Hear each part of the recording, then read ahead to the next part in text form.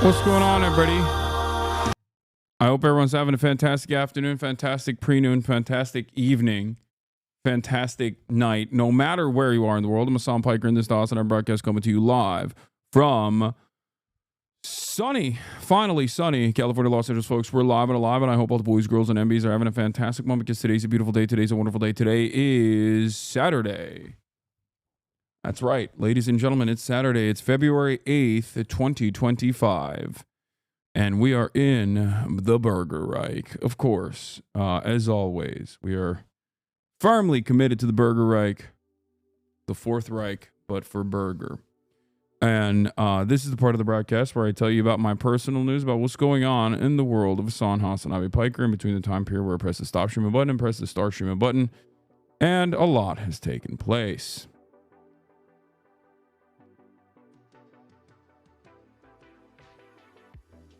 I just started my weight loss journey and you're a huge inspiration. Hell yeah, chatter. Yes, as you can tell, Kaya's place has moved. As you can tell, I've changed the background a little bit, the lighting a little bit. What's happening with those slutty Instagram pics lately? You look ghost white. Good.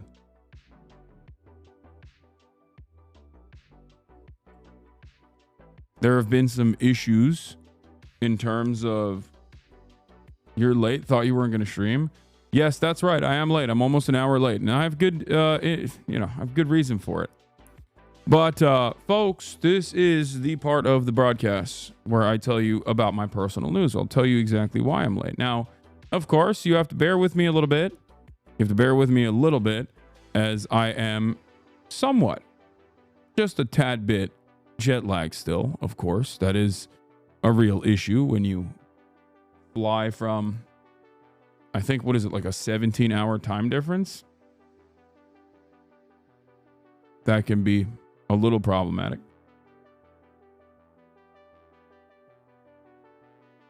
But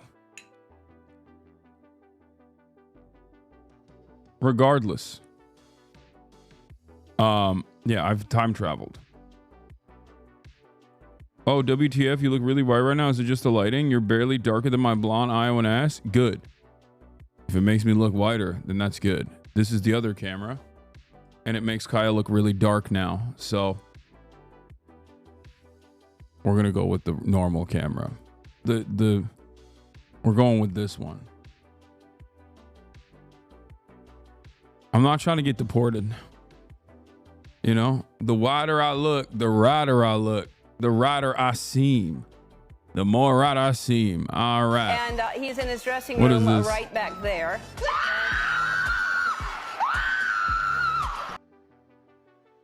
What the hell's going on here?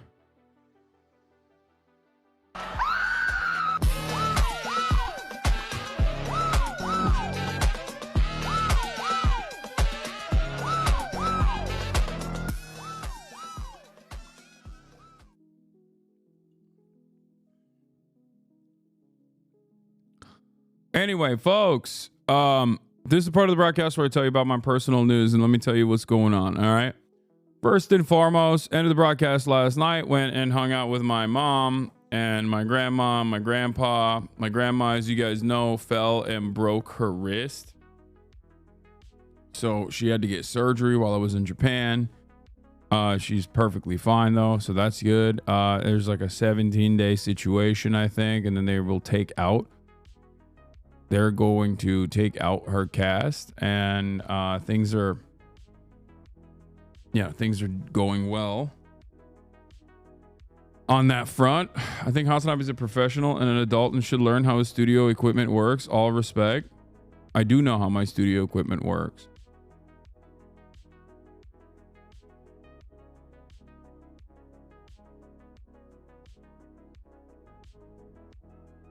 Everyone has issues with this lighting as well, it seems.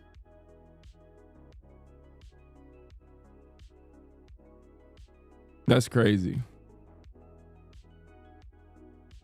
Chatters pretending they're middle managers is hilarious. Why is the neon sign not illuminated? Because when it is, it's annoying. It creates an annoying backlight and you can't even see it. Here, I'll show you.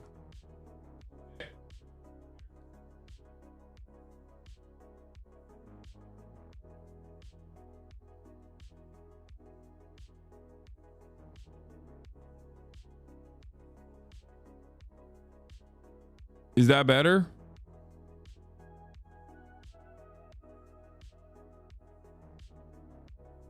It's better, right? All right, we'll keep it up. Fuck it. We'll keep it up. It is fire today. Thank you.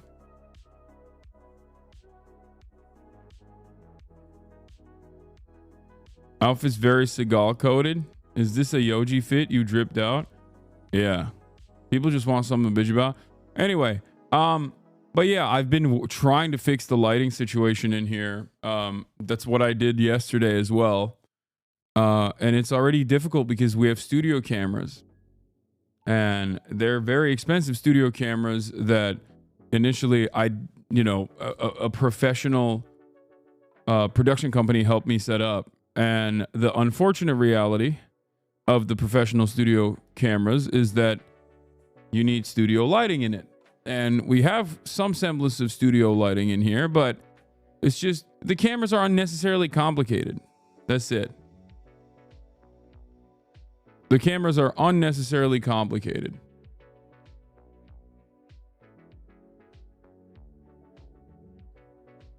That's it. Is that your Margiela jacket? No.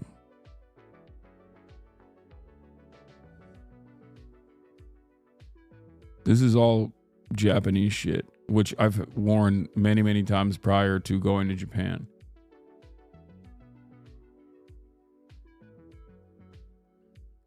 A bunch of it is Yoji.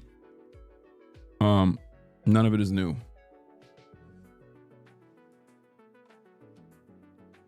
PSN is down. Is it because of IDF or Hamas? Please investigate this important issue right now. It could be both. Would you say designer, perhaps? Yeah, it is. It's a designer. The designer is Yoji Yamamoto, one of my favorite designers. He doesn't care about me anymore. I don't know who this person is. Who is this person in the chat talking about how he misses me? And I can't recall. It seems like he had a place of importance in my life at a certain point in my life, but I feel like he's been out of my life now. He's dead to me, per se. It feels like a whisper, you know? A whisper from the past. Oh man, it was funny. I talked to Austin last night, chat, and March. Austin was like, "Oh, did you feel bad that you stayed behind?" And I was like, "Bitch, no. I feel bad that I came back." Like he thought that I was like wasting my time staying in Japan and streaming from Japan an extra couple days after they had left, and he didn't realize it was like, I'm sad because I'm back. I'm actually sad. I'm actually sad because I'm back. Unironically. Did you already do a Japan haul? We can do a bit of a Japan haul today. Are you ever going to get Dr. Umar on the broadcast? I would love to get Dr. Umar on the broadcast. But in any case, yeah, we're still working on the cameras and stuff, but at least the background looks sick. So, you know. You got that. And I also fixed the focus. I fixed the focus on this main camera. That was the major issue for me.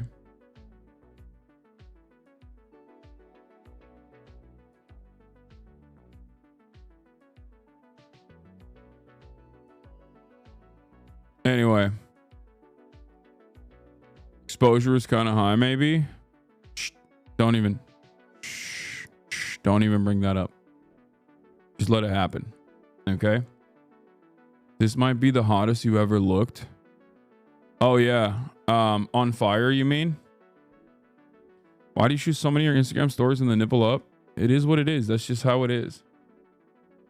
Everyone watched the I Did a thing, I think. It seems like you guys all watched the I Did a Thing video already. So that's cool. I guess I don't have to watch it. Just kidding. I'm of course going to be watching it. Yeah, the fits are on point. This was all this was yesterday's fit, all Japan haul, by the way. Okay, Yoji jacket, I think it was like, I forget what the turtleneck was, but I got some crazy thrift finds. And then the pants were a brand called Not Conventional. Again, it's like some cheap Japanese brand. It was awesome. And then today's fit is mostly just old stuff that I've had. Got the 2 kids in a trench coat fit. I love those pants, dude. They're so sick. You look like an Orthodox priest. Seems like you didn't take the stylist advice. How long ago?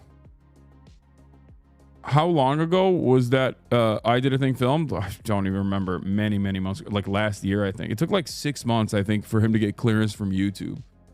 Like it took a while. YouTube would not give him clearance for some reason. Don't know why. But yeah, here, this is what chatters were complaining about. Nipple shot. Not following the no black advice. Dog, this looks 480p, Lamau. What are you talking about? What looks 480p? Like the stream does? Is that what you're saying? Is the stream 480p for you?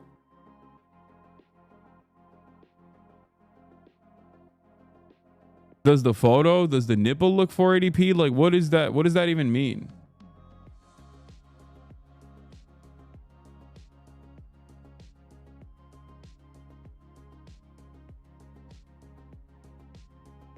The 480p nipple? 480p more like nippy. Is your chest hair white? Yeah, some of it is. But other than that, this is the fit for today. Anyway. But yeah, we'll do all nipple lobby broadcast. Yeah, Nippon and nipple. You really despise your no fab community, man? I do. I'm all fab, baby. No fab. But yeah, once again, I woke up. I went to bed after hanging out with my mom, my grandma, and all of them. Went to bed at around 11. Woke up at 3 a.m. again. Okay. Went back to sleep after watching more Mashal. Went back to sleep. Woke up at 8 a.m. or almost 9 a.m. Like everything got pushed back a little bit, and I worked out. Kaya got a workout into. That's why she's passed out right now. So that is the reason why I'm late. And then after I came back, I was working on tweaking the background, changing, as you can see, Kaya's bed. I put it over here. And then pushing the fridge back a little bit. Bernie Sanders, unfortunately, is gone from the background. And the reason for that is because he was taking up too much of the autofocus for some reason. So we had to make some minor changes that way. But yeah. But at least now you can see me. Oh, also I had to change the camera angle because the other camera angle, this one, unfortunately, is like one right now too dark unless I turn on the main lights, in which case it won't be too dark. But on this angle, you can't really see me.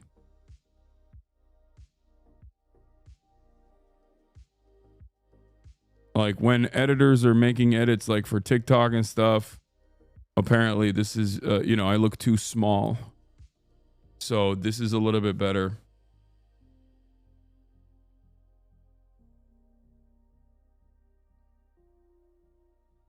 And you get to see Kaya and everything.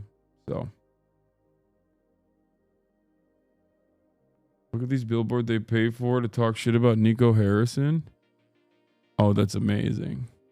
Calling him a traitor and shit. But yeah, that's it. That's all I got. Where'd you get the whitewash camera? I need one for my Zoom calls.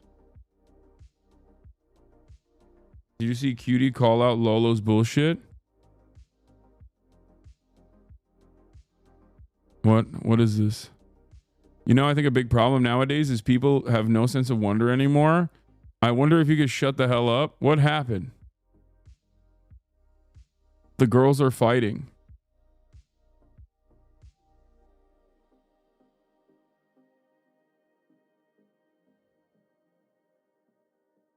Did you install Windows behind? Holy what? Why do people always say holy like this? It's kind of cringe. I don't know why. Anyway. Like holy.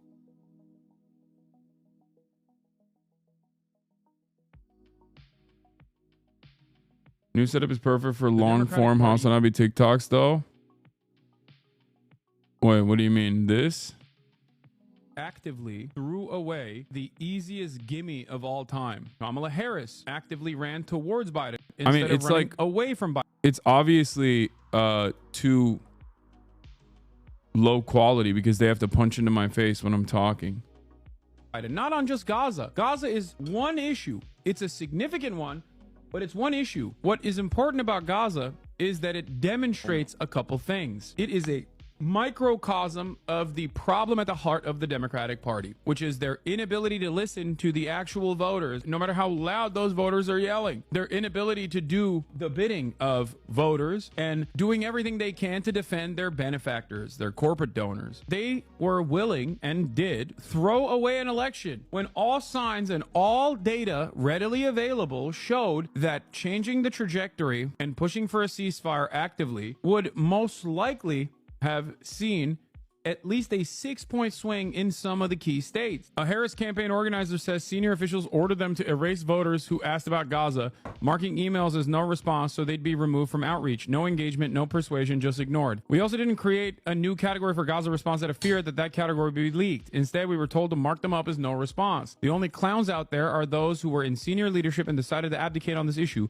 who silenced the Palestinian speaker of the DNC, who told us to ignore it every time a voter asked us about Gaza. This is a massive failure. Writing this off is throwing away tens of millions of dollars of work. When someone goes and knocks on a door and has a direct back and forth, or someone calls someone, a voter, a potential voter, and has this back and forth, and they mark that as like, oh, unresponsive, throw it away. You're literally throwing data away. And you're doing that because you're afraid that if that data leaks, everyone will know the sinister truth, that you are avoiding this issue like the plague because you have donors up your hole. I'm saying that people don't vote on harm reduction narratives. This has been a demonstrable failure now twice around. At a certain point, you can't hope that the educated electorate is going to come out and respond to harm reduction narratives. Ironically enough, in this circumstance, it's not like Kamala Harris was even advocating for harm reduction. On other aspects, maybe, but the harm reduction was packaged in a way where the Democrats were admitting that they were wrong and hypocritical. Like on the issue of the border, Democrats were advocating for a right-wing border bill that Republicans wrote. Why are people constantly telling me that I'm drinking cold brew concentrate without diluting it? You think I don't know? I know. I know I'm drinking cold brew concentrate without diluting it. Get this guy on the broadcast. That was basically Trump's agenda from 2020 that they successfully defeated on the issue of immigration. And that basically was an admission that they were wrong on immigration. Why the would anybody vote for you then? On the other hand, yeah, Trump wants to do mass deportations. Is that worse? Of course it is. Trump wanted to do mass deportations. Kamala Harris advocated for Donald Trump's policy from 2020. Which is worse? Of course, mass deportation is worse. But in the eyes of the voters, they're not going to look at that and go, well, this is harm reduction. They're going to look at that and go, you said the border wall was racist for 8 years. You called me a Nazi. Now you want to build the border wall? Turns out your ineptitude is the reason why we have a border crisis to begin with. And now you're admitting that. You can't win elections like this. There are plenty in this community, Michael from Pennsylvania, myself, we saw this from a mile away. I talked about how dangerous a gamble this was for Kamala Harris, running around with Liz. Not only without watering it down, but you are drinking the amount that is supposed to last for like a week. I'm not drinking the entire thing. Cheney over and over. Oh my God. Were you serious about doing a mini Japan haul? Yeah. Again, thinking that she's gonna. Let me live my life, chat. Let me live my life. Okay. Can I live my life? I'm a 33-year-old man. I think I know what's up. You know what I mean? I know what's happening. I know. Yeah. Also, the reason why I drink this concentrate is because I don't know why, but this brand's concentrate is not that heavy. when I water it down, it's too diluted and it doesn't taste as good. It doesn't taste like coffee at all. Now we know why he takes 30-second shits. Yeah. Wait until people find out. People slam a C4 and Rebel just to wake up for work. Yeah, if I did stuff like that on camera, people would go crazy. But in any case, yeah, this is a good TikTok. I love the HasanAbi Clips Industrial Complex popping off on TikTok, making these TikToks bang.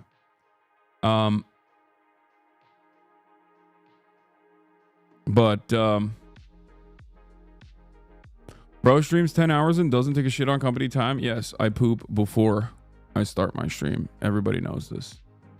I poop twice before I start my stream. What the dog doing? She drinking water.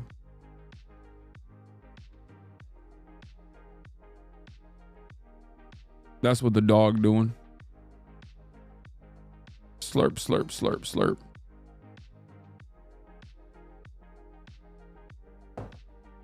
Is the rifle stable? It doesn't look very stable. No, it's not.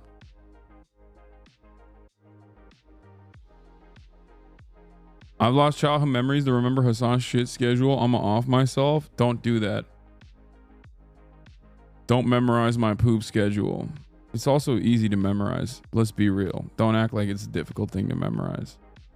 I poop twice in the morning. That's it. I'm live and alive. Place.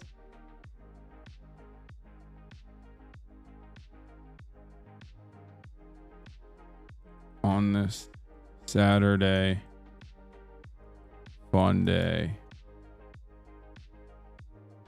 The gays request the shirtless stream. There's a petition with 10,000 sigs.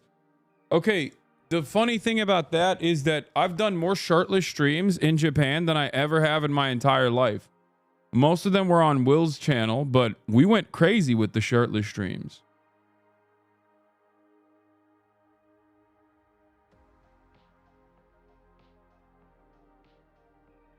We went, I did a shirtless sumo stream. I did a shirtless Fight Club stream.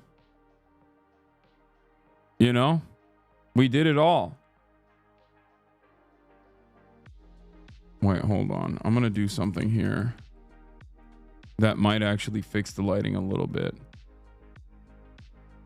Potentially. Let's see. Is that better?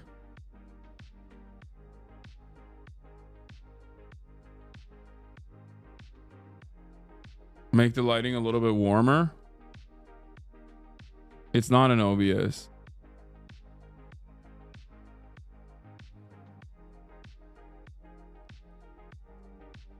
The window behind you is causing the blowout. Yeah, the problem with that is I can't shut the window off because there is already a shade on it. There's already literally a thing on the window. I was twerking in booty shorts. Yeah, I got slutty as hell when I was in Japan, honestly. So it's kind of crazy that you guys don't recognize that. Yeah, I need blackout curtains. I know. Did Chad already forget you were shirtless in Japan? Yeah, look at this. You look at the slap from that. He likes it. Oh. Dude, I was a slutty maid. Like, I was real slutty in Japan. I was real slutty in Japan. It was crazy. What does FUNDAY mean? So back in the day, I used to watch a lot of like fun content, and today we're going to get back to that. I searched for your channel on the Twitch app just now like I always do, and yours did not appear, just the waiting room channels. There might be a big conspiracy to destroy me. Stavros Halkias was on Hot Ones. We'll watch that. So there's a lot of fun stuff that we are going to watch. You can definitely slap some film under the reflective light. There are better solutions than curtains. Thanks, everybody. I didn't realize I had a community full of gaffers, Ayatse, set production, set design people in the chat. I know there are many options. And guess what? I'm not going to be doing them right now. But There will be news today. Obviously, we're going to get started on news. We're going to talk about like Doge block. We're going to talk about Israel complains about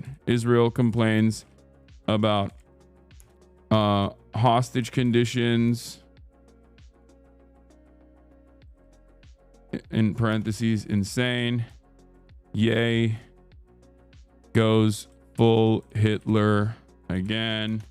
Didn't actually talk about that. Didn't actually get to talk about that yesterday because it was just like whatever.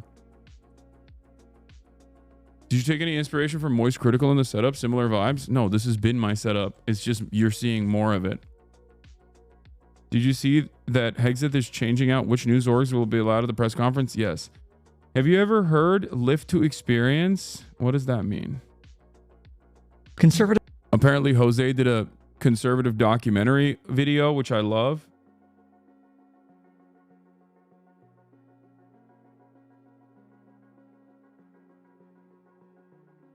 I'm snitching on Will. What did he say? Slamming into me. I'm gonna beat Marsha up, and then I'm gonna beat Kaya up. There's nothing you can do about it. No. Damn, the quality on this was not great, apparently, like in the Fight Club. Of not. Why was it so low? May I suggest raising the house and rotating it about 28 degrees anti-clockwise? Yeah. Thank you for your suggestion. Can we watch our boy get fit later? Sure. Yeah. Can we watch Chat find in love with the Hawktua dating app? Hawktua has a dating app? MAGA is infighting whether being gay is okay. Okay. Kai, okay.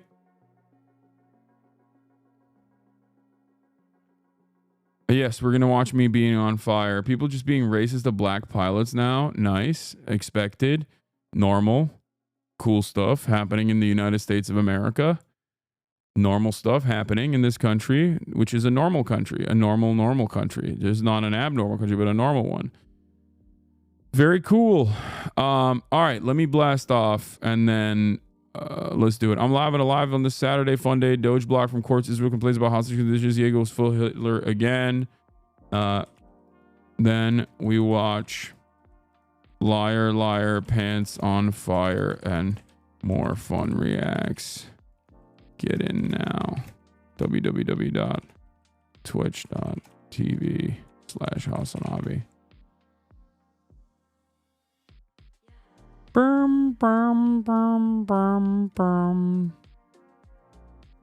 All right, we blasted off. Let the people know we are live. We are alive. MAGA is fighting over whether Scott Pressler's being gay is okay or not. How dare they come after the king? You better not come at. If you come after the king, you better not miss, dude. Scott Pressler is the king. Hey, Kaya, place. I thought she wanted to get some water. Come on, get up there. What the hell is this? Don't look at me like that. It's bad for your joints if you lay on the ground. Chatters are so annoying when they say like, why don't you let her on the ground? It's because it's bad for her joints. It's bad for her joints. Okay. Squeaks mogs you. What is this? Doing this because of Canada going to China for more influence. At HasanAbi. I can't think of another reason they have done drone text or Republicans. Bro, you're in the wrong chat. I'm not Hasan. We just look similar. Okay, that's kind of cool that he said that because, like, I take that as a compliment that he thinks we look alike, as in, like, I look as much as Chad-like as Squeaks does. You know what I mean? Like, he's such a handsome guy. He's such a goddamn Chad. He mogs me on a daily basis, but it is cool that he thinks that we look alike at least. You know what I mean? Like, respect. Fix your stream. I'm seeing double. Guys, stop with the stop it. Stop. You play too much. You play too much. Yes, I do. I look exactly like him. No, obviously there's a big difference. I think I'm like really, really, really good looking. I kind of. Oh damn! I didn't realize he was. I didn't realize he was gonna come out and say that. Like, it's true, but it's like it's one of those things where just because it's true, you shouldn't say it. You know what I mean? You probably shouldn't say it because it's true, right? Like, I didn't realize he openly would say that he mogs me. Fix the stream. You are red like the Quaaludes guy. What? No, I'm not. Fix your eyes. What the fuck? Mog him. You clear him, sweetie.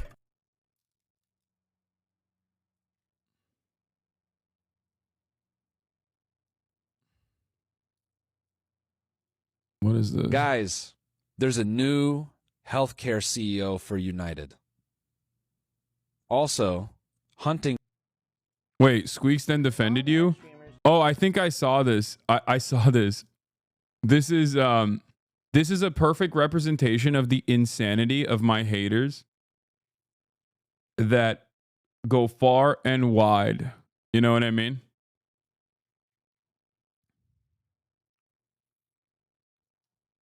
A perfect representation of the insanity of my haters. Well, look at this. Team up on Discord. Hasan is corrupt. Hasan. LSF mods are banning any mention of D. Oh, they're back to their sweeping ways. There was like a 1 day period where LSF allowed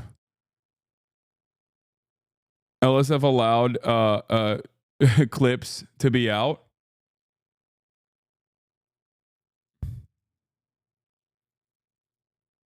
And now it's gone.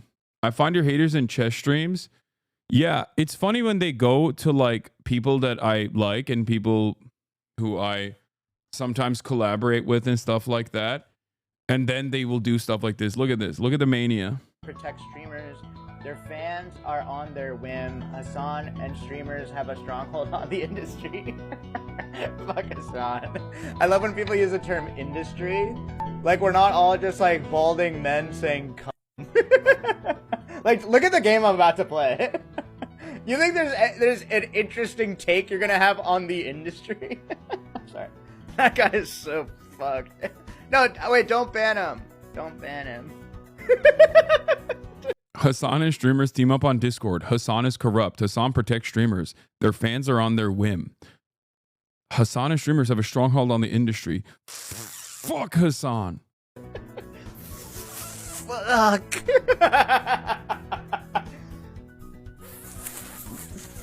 Fuck. That's how I read it. Fuck. Fuck. Bros have decided doing QAnon. Like, they're doing, unironically, they're doing QAnon, but for streaming. At least like your MAGA grandparents do QAnon for like consequential things. You know what I mean? Like at least people who are doing QAnon, accounts suspended or deactivated. Damn, that's right. It's because I do have that stronghold on the Twitch sphere.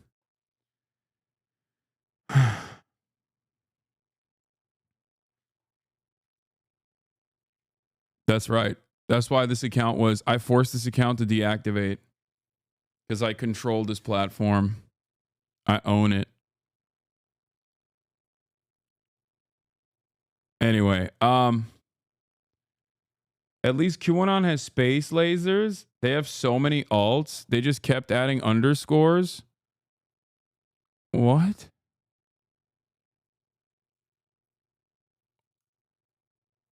Is this guy? I mean, this guy's not all right, it seems. Anyway, where were we? Oh, here. He's not fat. Bring him back. Dallas Mavs fans react to the reports that the team had issues with Luka Doncic's conditioning. Bring him back. He's not fat. Bring him back. He's not fat. Bring him back. He's not fat. Bring him back. Fire Nico. Sell the team. Go away. Luka is the culture. Judas Benedict, Brutus, Nico. Yo, Dirk handed Luka the torch. Nico blew it out. That's amazing.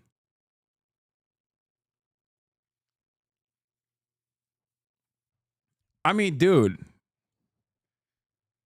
it is pretty sad.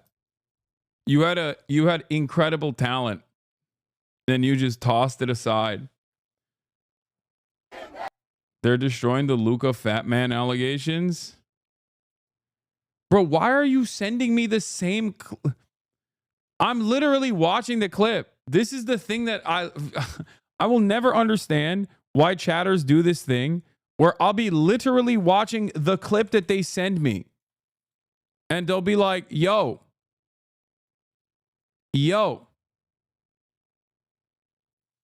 can you please watch this video? It is funny. It's like, I just watched it. Anyway. Yeah, fire Nico and Miriam. I think Miriam wants the team to go to Vegas, and that's why she did this move. Okay, so remember, hating Miriam Adelson is good. Okay, remember, a lot of people are hating on Nico, but the real reason you can't make a trade like this without the owner signing off on it. Okay, this is something that Miriam Adelson pushed for in my headcanon. Okay, do I have any evidence for it? Anybody that criticizes D gets banned off of LSF. Now they're just throwing all plausible deniability away. Yeah, that's not surprising. How can a Destiny fan post this with a straight face, let alone Destiny say it, when he's an actual sexual predator who's harassed Hasan for years, lol? Edit got banned for this, lol. Not beating the allegations of being lackeys for DGG. Yeah. They're going ham on this. They're not even hiding it anymore. They're like, hey, like they posted this video. Ethan Klein reveals Hasan told him not to talk about Destiny when they started Leftovers. Yeah, it wasn't just Destiny. There were a couple other people that he wanted to cover all the time as well to like clown on him, like Nick Fuentes. And I was like, I don't want to do that.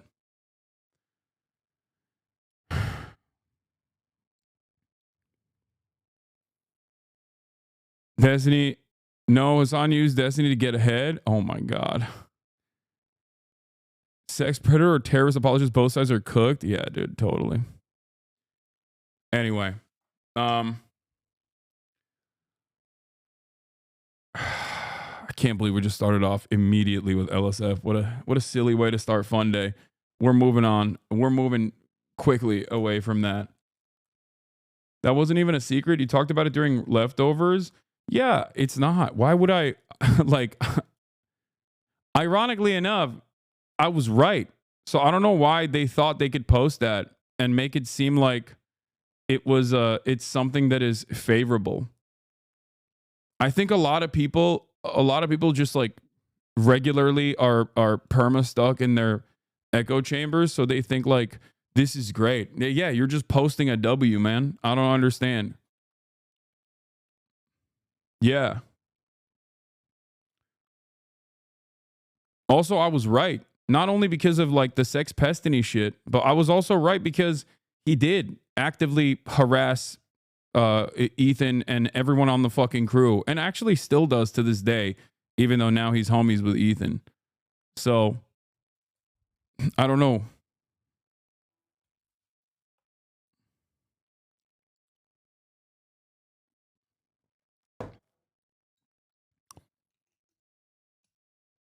Yeah. Hey, just letting you know, it's going to get brigaded by weirdos. And then it did. PSN down, what is your stance? They don't want you to play video games on PlayStation. Anyway. My MAGA QAnon dad who doesn't know I watch you came and asked me about you because he saw the Ethan video. That's so funny. I'm glad that it's getting visibility from the best, from the funniest circles. I think PSN is down because of USAID. That's what it is. I think USAID was funding PSN specifically because they wanted small boobies in Sony PlayStation games. so they could harm gamers. And basically, once USAID funding was cut, PSN obviously suffered. Now, however, now the boobies are going to get bigger in the video game. So that's something to look forward to if that's your cup of tea. Why is he not reacting to the WoW raid? That is much more important.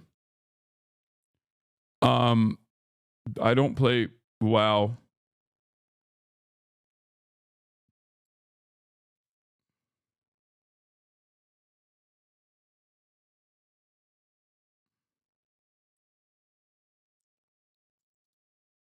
Sony just DMCA'd 60 FPS Bloodborne project, so the occult witches are hexing PSN.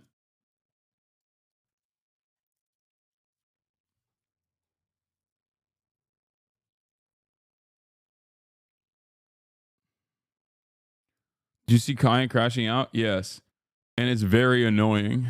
I wanted to start off with a question because you've been in, you know, unique situations and maybe you can help. If after you left Microsoft, you found out that Steve Ballmer traded Windows 11, like the new hot operating system, for Windows 10, the Hall of Fame, but older operating system. What would you do? I might have to hide from the press. I know a couple other people. Wait, why are they laughing before the joke? Because it's like the most obvious joke of all time. They're laughing because the former owner of the Dallas Mavericks, who sold it off to Miriam Adelson, is over here talking about how Miriam Adelson is destroying the franchise deliberately so that she can, I guess, have more money to give to Donald Trump at the behest of Israel. Yeah, and also move the franchise to Vegas. Somehow this ties back to Israel. I haven't figured out how. But I will. I will eventually figure it out, okay? Somehow. Yeah, Luka was too pro-Palestine. Kyrie is next.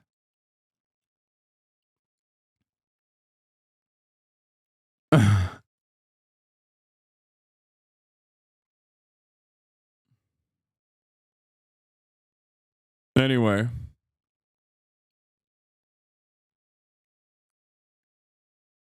Where was I? Luka is Hamas. Yes.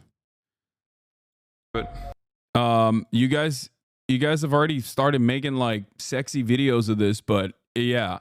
I a couple months ago on I Did a Thing, I collaborated with the Aussie boys when they were here and we shot a video. The video featured some of your favorite content creators. Okay? And myself. And in this video, we all lit ourselves on fire. And I was very scared of doing this for understandable reasons. Having said that, however, it actually was a really fun experience overall. And yeah, that's it. Here. It's a little bit embarrassing of a story, but I stole my best friend's Nintendo DS. To be fair, my Game Boy Color had been stolen in the past. So I think I had like... No, what do you mean, to be fair? If someone robs you, you don't rob someone else out of war. I was a kid. He's a communist. I was a kid. I was redistributing his property to myself.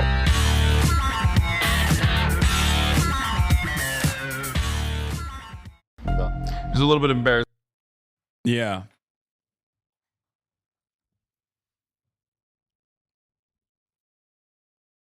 Why doesn't HasanAbi dress like that? It's such a good look. Because these are special clothing that are designed, well, they're cheaper, so you light them on fire. And it doesn't matter. These are not my clothes. We did this with stuntmen, and we'll do it. We'll watch the video in a little bit, okay? Timothy Chalamet, need your thoughts on this fit.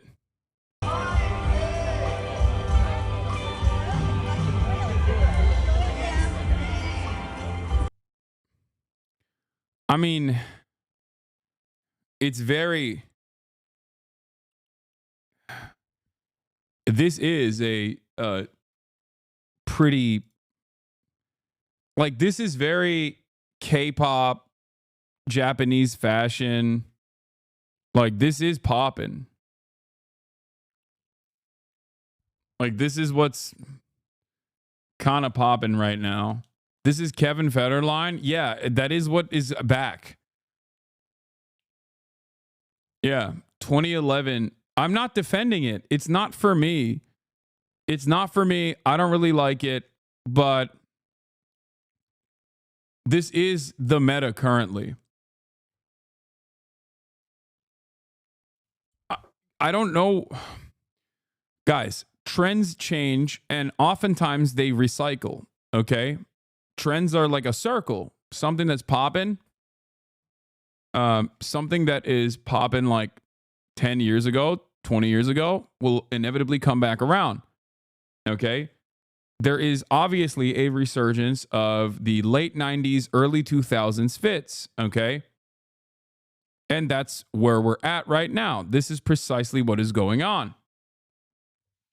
Now, there's obviously timeless looks that you can always wear, but that gets kind of boring, especially if you're constantly finding yourself on red carpets and constantly looking to, you know, get people writing about you. Okay? That's why these guys hire stylists to browse through whatever the new trend is and basically take that new trend and put it on a celebrity so that he'll get flicked up on the red carpet and people will say, look at how stylish he is. This is not for you. It's not for me either because I don't really like this look. But like bulky, very baggy pants, which I also like because they're very comfortable, and big bulky shoes is definitely the meta currently. This is also like kind of like ugly by design, I think.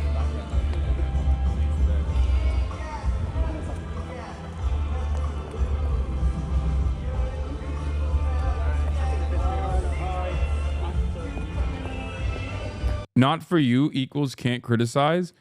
No, I can defend this fit on the virtue of I can defend this fit on like how stylish it is for the moment, how trendy it is, but I don't think it's a timeless fit at all. And this has been the trend for the past couple of years, and it's increasingly becoming more the trend, I guess. Basically, though, what ends up happening is, I mean, it's the Devil Wears Prada meta, okay? What ends up happening is you see it on the red carpets, or before you see it on the red carpets, you see it on the runway, okay? Runway dictates where fashion is going. First, you see it on the runway. Then you see it on the red carpets.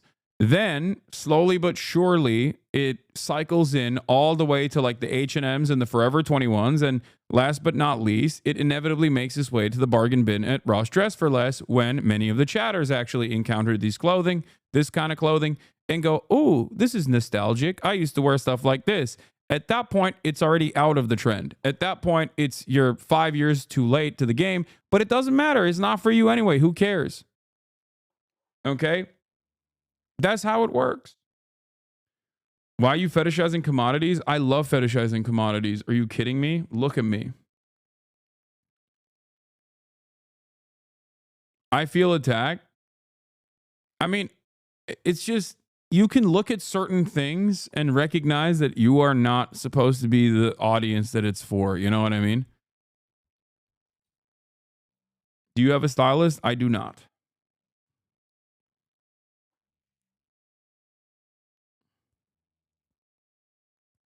You always cherry pick the worst comment and act like it's your chat.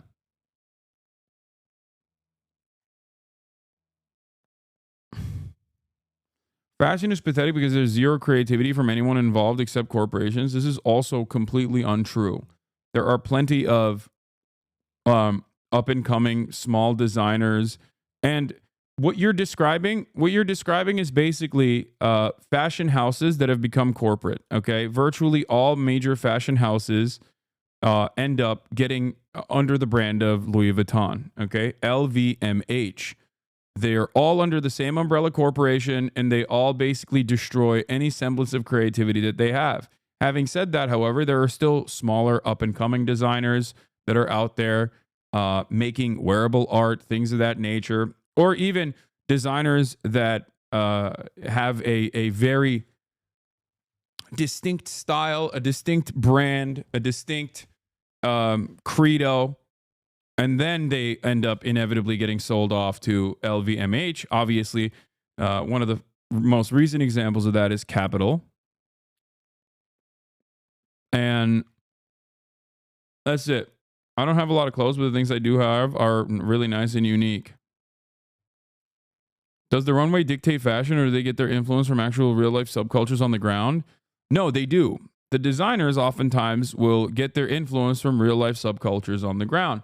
One of the best examples that has dictated the meta in fashion for like the last decade plus would be the skate culture and athleisure. Okay? It's kind of going away now, finally. But for the last decade, I would say, skate culture and athleisure has basically dominated all the runways, all the fashion houses.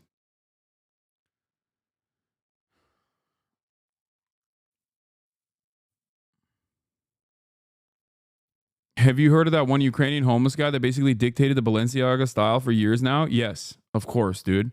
That's the most famous story. There will be no streetwear without skate culture. Exactly. Streetwear has been massively influential in fashion houses for the most part. And all the baggier fits that you see, all of that is coming basically from skate culture and streetwear in general. Anyway.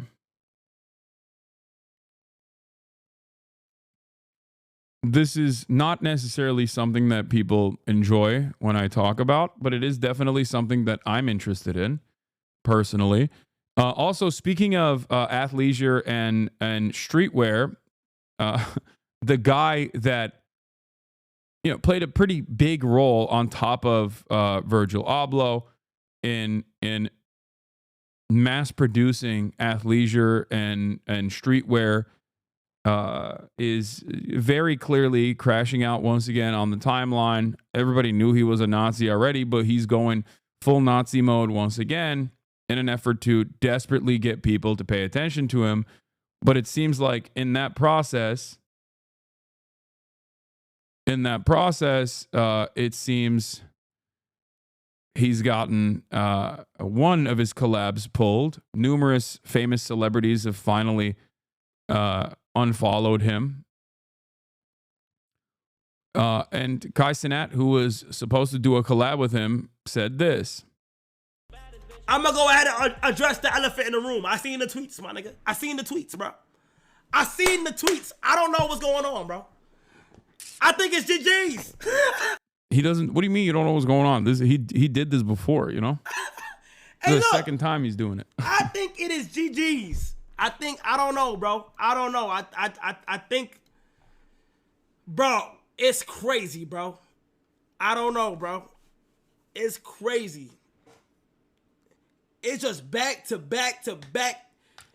I don't know. I think it's GG's. It's GG's, bro. Yeah. Yeah, I mean, of course it's GG's. And the thing is, I have a different approach to it. I do think that like his mental illness certainly played a major role in making him vulnerable and more susceptible to Nazi influence. Candace Owens played a big role in, I think, Kanye West's like neo-Nazi radicalization. Having said that, however, this is the second time. This is the second go at it. And I think at this point, it's very obvious. It's fairly obvious that it's not because of just like the mania that comes in and out of Kanye West's life, but also I think he's doing it for attention. Like it's just like a child that needs attention and cries and poops in his diapers. That's what he's doing. Like, he's just very clearly trying to sell some product. And if you can't do it because of your creative skills, what do? You go for the lowest common denominator. That's it. That's it. The lowest common denominator is saying shit that people will pay attention to negatively. Okay? 14-year-old kids do this exact same thing all the time. Like, literally this exact same thing, which is, you know, screaming the racially charged, racist-ass bullshit. That's it. He's like an angry baby. Okay?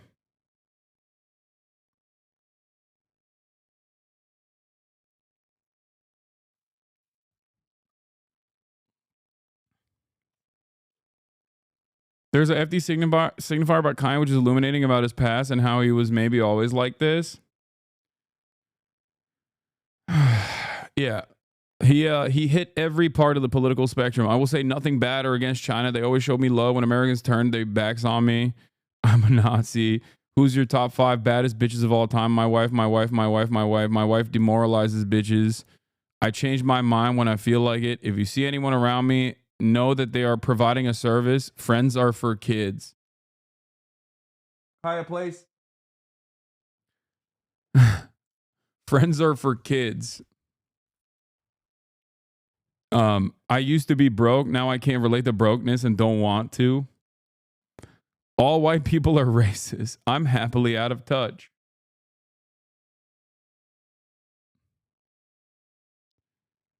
Gerard Carmichael is funnier than Dave Chappelle. I miss you, family, and I'm sorry if I ever said any gay jokes in front of you, not knowing you was gay. You are one of the most brilliant people. And yes, I said I miss you, knowing people will try to flip that. He's finally crossed the line. Wait, is Gerard Carmichael gay?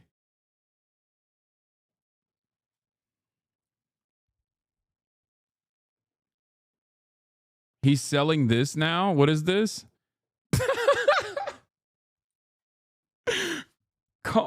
Okay, dude.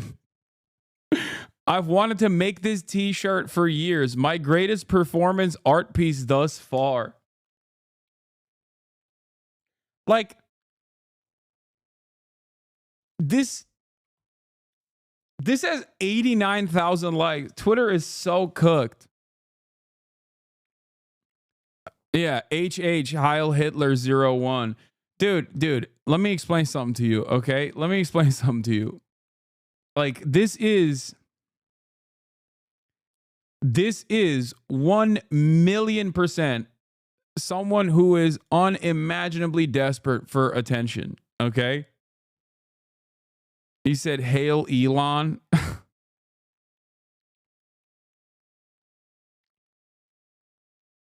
Kanye is not being a contrarian. If he was, he would be a communist. The ultimate contrarian under a capitalist system. Being a Nazi and spewing Nazi views just reinforces what capitalist fascist collaborators want to do.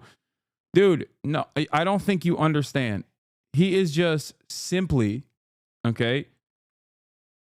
He is just simply doing what he thinks is the edgiest thing you can do. Okay? That's it. Man, this is his perspective on what he believes is edgy. That's it. It's a desperate ploy for attention from an old man who is nearing 50 years old, who, unfortunately, for many of his fans and himself, has not contributed to the culture in meaningful and relevant ways in quite a while at this point. And I think that bricked his brain. He already was like very obviously not all there, and surrounded by sycophants who lean into his worst motivations, who allow him to go crazy like this. He's just basically popping off, desperately trying to garner as much attention as he possibly can. And we're kind of giving it to him, but not in the way that he wants it to happen. You know, that's it. Can you explain how Candace Owens played a role in this? In Kanye West's most vulnerable moments, Candace Owens was literally constantly stuck to his ass cheeks, okay? A lot of people don't remember this. This was all the way back in like 2018, if I'm not mistaken. It was the first time he had a crash out. Van Lathan, I forget how to say his name, I'm sorry. Famously had that TMZ argument with him where he was saying like slavery is a mindset, where he was basically unwinding, where he first started doing the MAGA shit. That was when he was linked up with Candace Owens. And Candace Owens was nonstop pumping his brain with, like, at first, some Hotep stuff, and then later directly neo-Nazi shit. Okay? I've talked about this at the time. I remember talking about this at the time because I can't reveal my sources, but I also had some people that, especially when he went to Africa, when he did his Africa tour, I know some people that were there with him, and they explained to me how shocking it was and how much more shit that he's openly saying now he was saying 7 years ago. Okay? He was saying all this stuff behind closed doors, and then he's now voluntarily revealing this stuff now. Okay?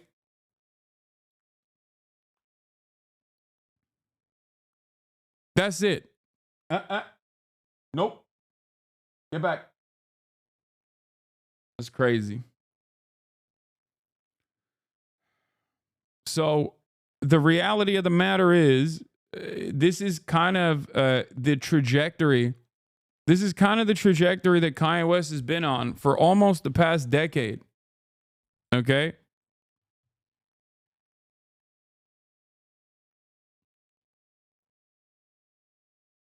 When does the fun start? I'm getting depressed. I mean, this is like drama related, drama adjacent stuff.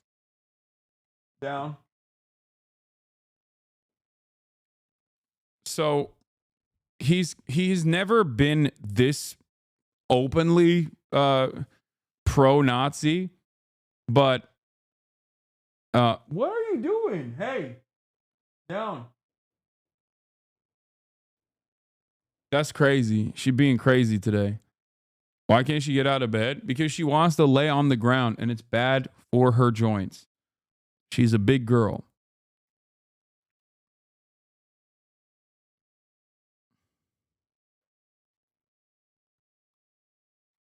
Anyway, I used to be woke too. I like that being woke now is just saying being anti-Nazi.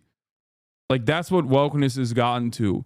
Cancel culture is now when you want to say that, like, a federal government employee shouldn't be on the timeline talking about, deporting every Indian. That's cancel culture. Okay. If you say, hey, this like 19, 20-year-old was tweeting about how we should deport every Indian and we should normalize Indian hate. Okay. 2 weeks before assuming the role of controlling the treasury, right? Like, maybe that's not the best possible person to hire for the job. That's cancel culture. And now woke is when you're like, say no to Nazis.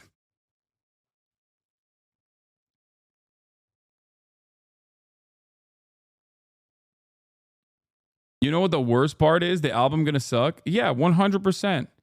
If he could rest on his laurels, he wouldn't be doing this shit anyway. That's it. You do this kind of stuff when... What do hacky ass comedians do when they don't have good material, when they feel like they're out of touch? What do? They hit the exact same button. They try to be as edgy as possible because that drives reactions. Okay? If you're desperate for attention, you can always hit that cancel culture vein. You can always say like edgy shit. Okay?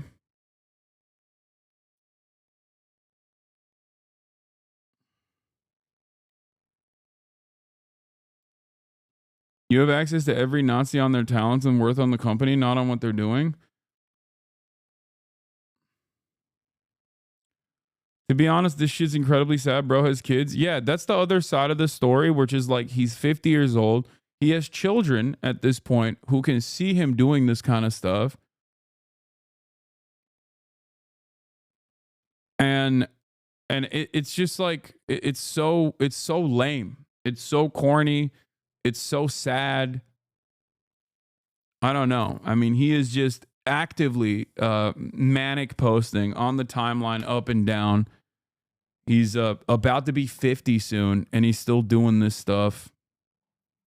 Yeah, there's not really much else I can say about it. Yesterday, the White Lives Matter tee sold the most. They'll buy all this Louis Vuitton owned by a French dude, but y'all mad. Okay. Yeah.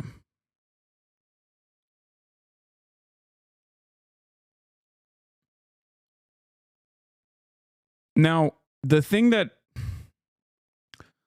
that's also, I guess, like, if I were to do some systemic analysis here, some systemic critique here, I think one of the major issues with this kind of hog behavior, is that it does have a tendency to normalize other people coming out this way, because there are plenty of people who want clout. There are plenty of people who want attention. So they go, oh, well, Kanye's doing it, I'm going to do it too. And then there's also plenty of people. Hey, everyone. There are also plenty of people who personally agree with this kind of attitude, and they see that as a perfect way to come out and actively try to make this more of a normal attitude to have. Okay?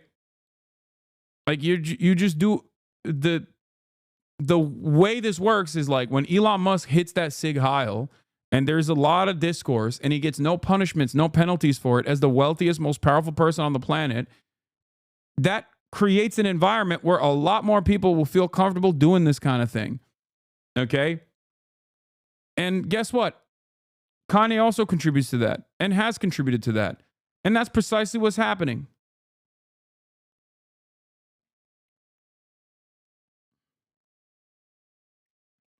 It's over.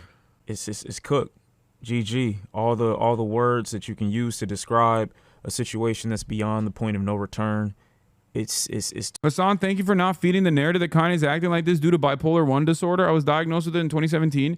No, the only thing that contributes to it is like, it obviously, when you're bipolar, yes, you are more vulnerable, more susceptible to outside influences like this, but it's still him doing it. You know what I mean? He's like, not everyone with bipolar disorder that goes out and becomes a Nazi. Okay? Like, people actively work to control their urges. And I think that Kanye West, especially given the media blackout that he engaged in his spiraling in the past, like, this is not the first time he's doing it. This is the second time he's doing it very publicly. Okay? And the stakes are constantly raised. So obviously there is a separate narcissistic tendency here where he obviously wants to garner attention by doing this. It's not because he's bipolar, although that feeds into him being vulnerable, I think, especially alongside his narcissism and his tendency to push away people that are like criticizing him or critical of him in his own orbit, that try to reach out to him and preserve his mental sanity. Okay? But it's clear that, like, especially considering the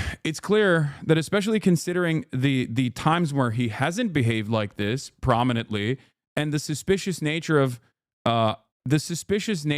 of how he came out recently again and started popping off like this again right before he decides to like release an album or sell some merchandise or whatever. It shows me that he's doing this for a very specific, very deliberate, very nefarious purpose, which is to garner more attention. Sean Vids, thank you for the raid. Hope you had a good stream. Congratulations on all the money that you raised on your PCRF fundraiser. You're the GOAT.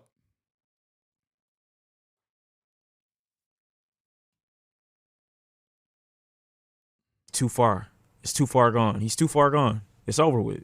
This is the official close of the Kanye chapter. See, the thing is, right, Kanye West, when he used to be contrarian, he would try to accompany it with some level of thought, you know.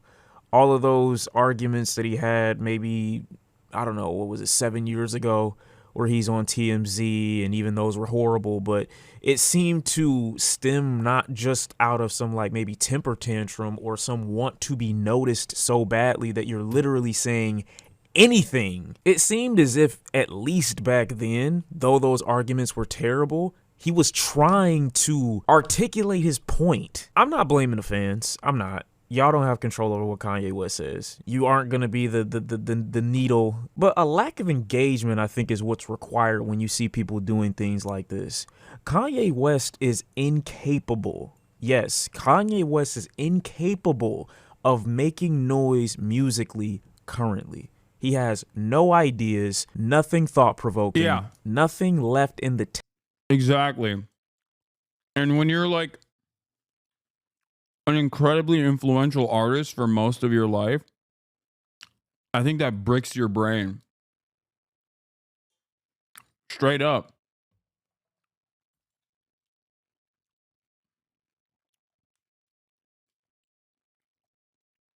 Straight up. So you try to hit the lowest common denominator nonsense that garners maximum amounts of attention. Okay? And that's where he is. That's currently where he is. Exactly. Like, the Nazi stuff is a weird situation because on the one hand, it's incredibly dangerous to normalize this kind of rhetoric. Okay? That's one. Number two, he does have this ideological leaning for sure. Okay? Make no mistake. But the reason why he's coming out like this is not because of mental illness, even though that is a contributing factor. Okay? The reason why he's coming out like this is because he wants attention and he doesn't know how to get it with his art. He doesn't have motion anymore. He can't dictate fashion trends. He can't dictate music trends. He's completely far removed from rap as a medium. His artistic expression is not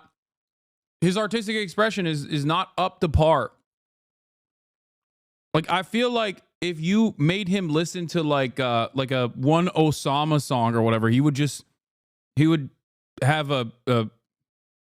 snap back to reality almost. Like, it would break his brain so hard. Like, a lot of where rap is going right now with, you know, underground artists and underground music. No, not Bin Laden, man. Osama's son. Like one Black Boy Max collaboration stream would just destroy his brain.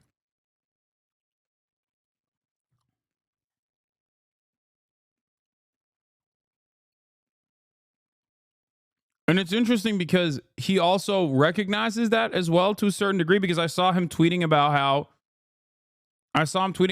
he just like doesn't listen to rap anymore because it's lame. He only listens to Wagner. He says his favorite rapper is Miles. Tank musically, because if he did, this level of expression wouldn't be coming out. How you know about Osama's son? Okay, dude. Just because I'm an old man who doesn't listen to any music whatsoever doesn't mean that I'm not like keeping up with things that are happening in the world, okay? Calm down. On Twitter, it will be coming out through song. Now, just because Kanye is a musician, it doesn't mean that the only medium in which he can express himself is through music. It just doesn't appear to be a coincidence that the music quality has significantly dropped over the last 5 years. He's no longer in that musical GOAT conversation. He's dropping trailer after trailer and snippet after snippet of this AI bullshit all over the social media, trying to garner attention and noise, and nobody's biting at the bait. Now my guy's just saying anything. And it's sad, you know. I'm not telling you to feel bad for Ye either. I don't believe this is one of those like mental breakdowns or one of those episodes. I genuinely think that he is so beyond the point. You mean Wagner or Varg Vikernes? Both. But Wagner, he tweeted about Wagner. He said like, oh, I only listen to classical compositions from Wagner. He's the best. because he wasn't, broken by the Jews or whatever. He's just doing Nazi dog whistles on every aspect, including his music. It's so stupid. Of just being creative and putting together a thought-provoking song that he's resorted to having to be acknowledged via Twitter by saying literally anything. It doesn't have to come from a thought. It doesn't have to come from a deep-seated emotion. It doesn't have to come from something that he's been sitting with for a while. Anything. It's basically Kanye's rage bait. That's it. He wants attention. He can't get it through music because for whatever reason, I'm not going to say he's not talented enough to produce records that would get people talking, but he hasn't done so over the last 5 years. People that aren't hardcore fans, his genius, quote unquote, has not been acknowledged to that extent musically. I'm not saying that people don't still like his merchandise, but the allure of Kanye West clothing doesn't seem to be as hype as it was 5-6 years ago. So when no one's talking about Kanye or bro wants some attention, those are not dog whistles, my guy. He's selling a shirt with a swastika on it. That's blatant. No. I'm saying like even, I know it's blatant. But I'm saying even when he's talking about like music, like every aspect of it is just like pro-Nazi. Everything he tweets about is like about how much he loves Adolf Hitler. Dude, I don't know how to explain this to you. It is because he is washed. That's it. He is so washed and so desperate for attention that he knows this is the last thing you can do. There is the only thing you can do that is worse than this if you actively come out in support of like pedophilia or something. Okay? That's it. That's the last move that he's got in the tank. Okay? The one thing he hasn't pulled on yet is saying he loves Adolf Hitler is basically second to last before you hit the full Monty. Okay? That's it. Then why would he have the same views 5 years ago? I think he was at least like somewhat cognizant and had more motion still because he was just recently coming out and saying he's like pro MAGA, pro Trump, whatever. Okay. So he didn't feel the need to just go balls to the wall. I guess technically he did hit a free Diddy. So he did do that as well. Yeah, he had like contracts with Adidas. Like he had the wherewithal to recognize. That like, on the one hand, he could probably get more attention with his music. He probably still believed that he could get more attention with his music. Okay. That was one aspect of it. On the other hand, I think, hold on. On the other hand, maybe he hadn't like fully flushed out his insane perspective. Right?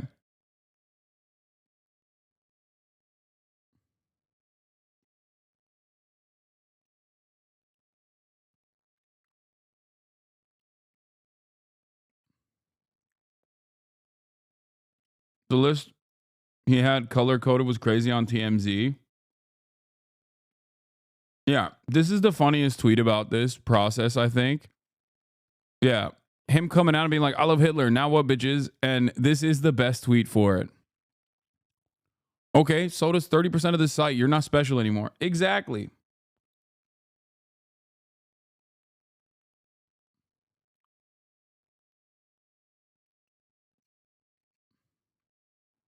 Like, it's not even hot. Yeah, now what, dude? I can't believe you said you love Nazis on the Nazi platform. Like here, this in and of itself shows that this doesn't garner the same level of attention anymore because it's not even special. Now, obviously, I look at that as a broader problem, a cultural problem, a societal problem that is really consequential and really significant, will genuinely lead to a lot of issues down the line. Okay. But having said that,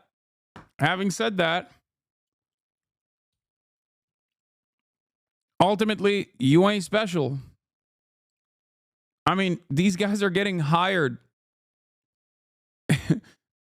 Guys with opinions like this are getting hired to the federal government right now. Okay. He pops out to the Grammys with his half-naked wife. Definitely feel free to correct me if I'm wrong, but I don't remember the last time Kanye West went to the Grammys. When an NBA player wants to be acknowledged, he performs well in his games. When a producer wants to be acknowledged, he shuts his whole ass up and makes some drums. When a chef wants to be acknowledged, he goes in the fucking kitchen. But when a creatively self-neutered Kanye West wants to get attention, he goes to Twitter. That makes...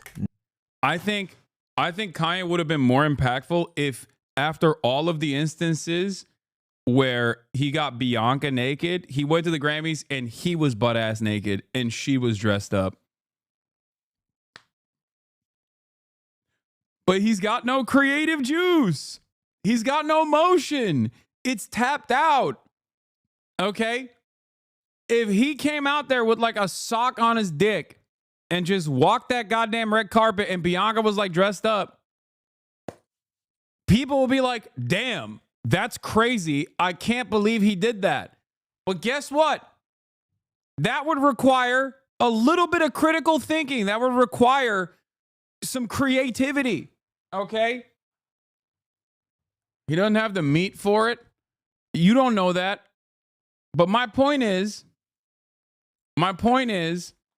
he's got no emotion. He's got no aura. He's got no new opinions. He's just looking for bottom of the barrel nonsense. Look at me. I'm dominating my wife that looks like Kim Kardashian.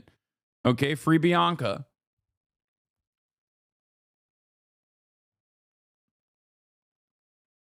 Yeah, I saw that TikTok where a lady was talking about if Bianca had bush, it would have been art. I agree. That's another great take. Like, I think if Bianca came out and had just like the meatiest bush of all time on that fit, all of a sudden, art. Okay. That's another take. You all of a sudden turn it around. You're now a trendsetter. Okay. People are talking about how is Bush coming back? Okay.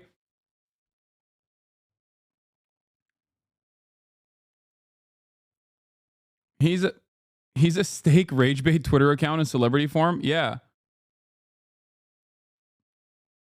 My point is, all of that requires some kind of forethought, you know? But he's got none of that anymore. He's not interested in making something unique or different. Okay? He is interested in rage baiting. That's it. That's it. And if that's all you can get, is all you're capable of doing, inevitably people are going to go, this is kind of mid. This is no longer interesting. Okay? This is no longer interesting. This is kind of mid. This is boring. And it is. It's desperate. It's lame. It's boring. No fucking sense. The guy who's produced some of the greatest records you've heard in your life, who's been acknowledged in the fashion industry, his creative juices are so sapped up that instead of creating better material, he'd rather resort to I love Hitler tweets. I think it's up to the people to do better and just not unironically engage with him. I've seen people on Twitter trying to argue back and forth with Kanye West in this moment. He doesn't give a fuck what you're talking about. He just cares that you're engaging. He just cares that people are seriously. This is also another telltale sign that someone is right wing. Okay. You see this shit? Y'all seeing this shit? Okay. The moment that you put on, I mean, it's not Oakley's, right? It's a different brand, but it's got the Oakley style. The moment that you put skin tight Oakley's on and it's just creating little meat flaps, all right? It's done. You got the wraparounds looking like those are the wife beater sevens, okay? Those are the domestic abuser sevens. You put them shits on, You've gone right wing. Okay, you got the meat creases, dude. It's over. You're tactically ascertaining whether or not you're about to commit a felony. Okay, you're about to have a kinetic moment with a teenager.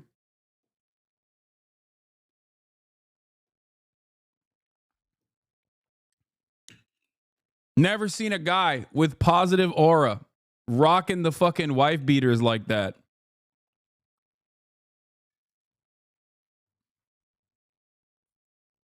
Trying to dismantle his points. There are no points. There's nothing you have to argue against. He doesn't care what's coming out of his mouth, and neither should you. Bang. But these should be reasons why you should rescind support.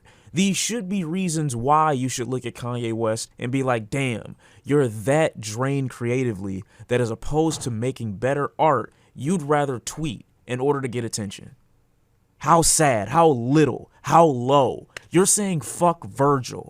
Dude, I can't even take you serious. Everything that I've had to say about Kanye West has not changed. I could apply the exact same things I said about Kanye in a video from 2, 3, 4 years ago and apply them right now, and it would still fit. Nobody needs a monologue or a video essay to tell them that the things that Kanye West was saying are unforgivable, irredeemable. You shouldn't say these no words. But Kanye exists currently just in opposition of what people think so that he can garner attention. That's it. The music has been scattered, unable to speak for itself or prove itself for years now. And I think it's up to his fans to genuinely just reach a breaking point. How far are you willing to go? How much are you willing to be pushed? What more do you need to see? What more does he need to say? The line in the sand has been... I think also maybe this is like him testing the waters a little bit too. Like, yeah, I think he really, really, really wants attention. That's number one. But also, I think he is desperate to see, like, I think his narcissism creates this unique predicament where he's like, what can I say and still maintain a fan base? I think that's probably the other side of this as well, which is like, I'm going to say the most unhinged shit to garner as much attention as possible. But I wonder if I can like say this stuff and still maintain a loyal fandom. I guess that's part of it too. Well, being Nazi is cool now? No, I don't think so. I don't agree with that. Okay. I don't agree with that at all.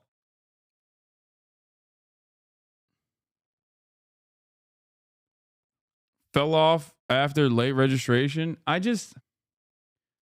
also think the music industry is interested in the answer to this question as well for monetary purposes. But like, he's not, I don't even think he's not putting out bangers. He's not getting rewarded. I think he ultimately would need to put out really good music. And if you have really good music, then you wouldn't need to do this anyway.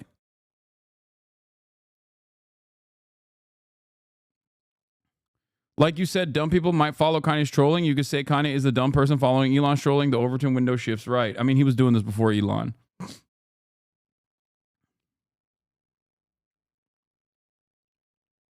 Maybe he's getting paid. No, he's not. He's not. He's getting rewarded if he sold 800K off a t-shirt though. You guys are... Dude, he sold 3,000 units. He's fucking Kanye West. Are you kidding me? That's nothing.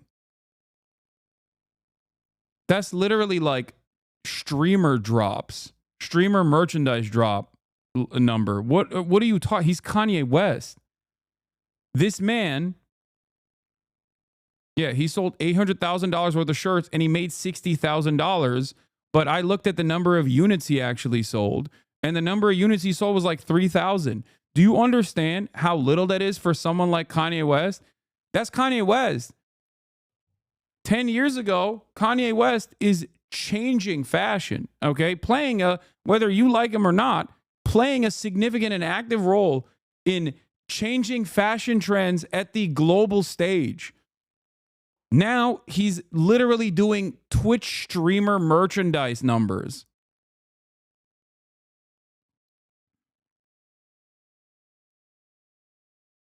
That's it. Like, that is low for Kanye. That's my point. Okay? Like, it's a decent number of units that you sold.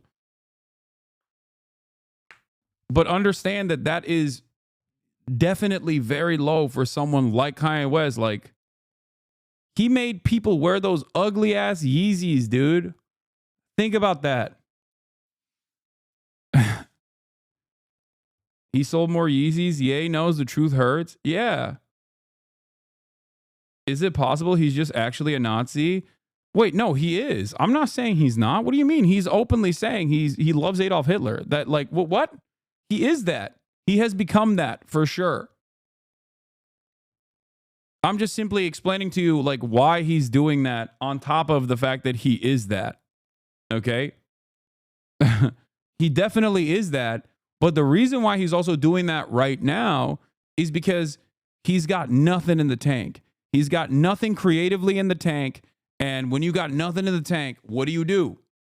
If your job revolves around the attention economy, okay? If your job revolves around garnering as much attention as possible so you can consider yourself to be an influential person. Like, he went from being an artist to being an influencer, okay? He leveled down. And not even like a cool influencer. He went from being an artist, a cherished, well-celebrated, well-respected artist, to being a kick streamer. It is the bottom of the barrel. Why do you think all these kick streamers do shit like this all the time? It's because they don't know anything else. They don't know any other way of getting attention. Okay? Like, he devolved. He's washed. That's it. Do you understand?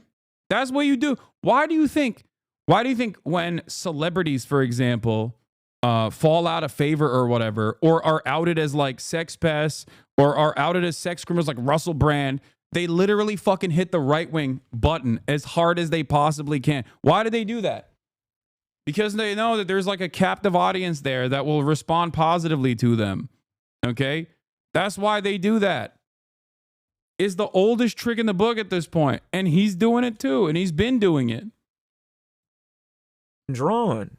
You either gonna be on one side or the other. And you can't tell me that Kanye West is putting out anything for you to dive onto his side of the sand for. That's the fucked up part about a lot of people that are fans. You don't even have anything to currently attach yourself to. Nothing recent that he's come out with that you would need to say, nah, I can never let him go. Ain't none of that he made graduations. Bitch, that was 2007. It's almost 20 years ago. Let it go. Hey, bro, you niggas gotta move on. I'm sorry. He's done miracles on me, not today. He's not lost. He's not going through a breakdown. He's a coward who's currently running away from his inability to create. It's so odd that he had such a fixation on Drake's downfall this summer when it seems he shares Drake's issue in this inability to acknowledge yourself as the problem. The issue is always external with these people. Are you that big-headed right now? Have people fed your ego to that level? I'm not going to call it a fall off, but you know, I don't know if it was Ice Cube or whoever said it, that you get like 3, 4, 5 years in your prime as like a rapper where you're popping and nobody can fuck with you. And to Kanye's credit, he's been relevant and popping for like way longer than that. And that level of visibility. Dude, this one chatter has just been desperately going, bro, Asmongold's talking about you. Asmongold's talking mad shit about you. Okay, man, what do you want me to do? Like, all right, cool. Ability and constant admiration. Who cares? I think has helped feed into this idea that he has of himself, where he's entitled to the people's support, where he's entitled to the people. Everyone's like, bro, you gotta get in there, dude. You gotta do some drama, dude. People's engagement and interest, and he doesn't have to work for it. Bro, Asmongold yesterday said USAID was paying Politico to do Gamergate articles. Okay? Fuck you mean? Like, what are you talking about, dude?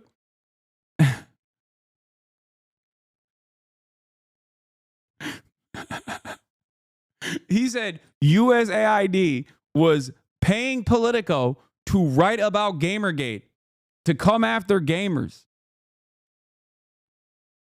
I'm sorry. I don't know what to tell you. If that's where you're getting your notes from, like, you're gonna be wrong. Okay. What has USAID ever done for Asmongold though? No, USAID has ruined his life. They attacked him by making titties smaller in video games. Okay. Also, half the time, Asmongold isn't even talking shit. He'll just literally hit a line where he'll say something that's critical and then immediately turn around and be like, but I actually agree with Hasan. And chatters will come in here specifically to be like, dude, Asmongold's talking mad shit. He's so fucking mad at you, dude. It's time. You got to fucking respond to him. You got to come after him. You got to destroy him in the marketplace of ideas right now. And it's like, it's only because you just want drama. I don't care. I don't care what Asmongold has to say. Okay. Unless it's about USAID doing Gamergate, in which case that's very funny and also incredible political commentary. Okay.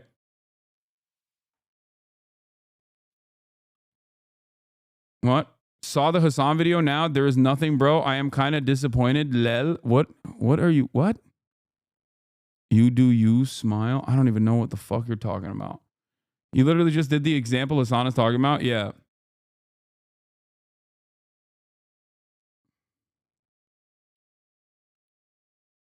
Yeah. He said USAID wronged him personally and they must suffer. And journalists wronged him personally with Gamergate and that they must suffer. That's an amazing take, I think. That is, in my opinion, that is peak political commentary. It's like actually unironically way more interesting in terms of political commentary than anything else a million Brett Stevens could come up with. Okay, give that man a New York Times op-ed slot right now, right this moment. I need to hear more about how USAID is doing Gamergate. And to a certain degree, they've proven that he doesn't need to work for it. They've shown that regardless of whatever it is that you do, regardless of whatever it is that you say, I'm going to listen to that next album. I'm going to listen to that next body of work. I'm going to tune into your next musical endeavor. I'm going to buy your merchandise. I don't care what you say on Twitter. I'm still going to support. And don't get me wrong. I know there are fans. There are diehards. There are people that are lost in his sauce. I get it. But Kanye West has not dropped a piece of merchandise that you would need to buy since like 2020. How many of y'all still use your stem? Where do you take it? You don't feel like a loser? That's the MP3 version of an Apple Watch. You're a loser. I just don't think it's too much to ask or to demand as a fan. I can't listen to an artist that does this. And it's not like this is they don't take their trash to the front on Monday, or he didn't wash his hands that one time he left the bathroom. Still disgusting, by the way. I see a lot of you niggas. Is not being a Nazi apologist too much to ask? That's kind of about all I feel.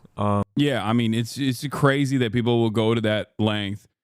Anthony Fantano says Kanye West is a disgusting loser.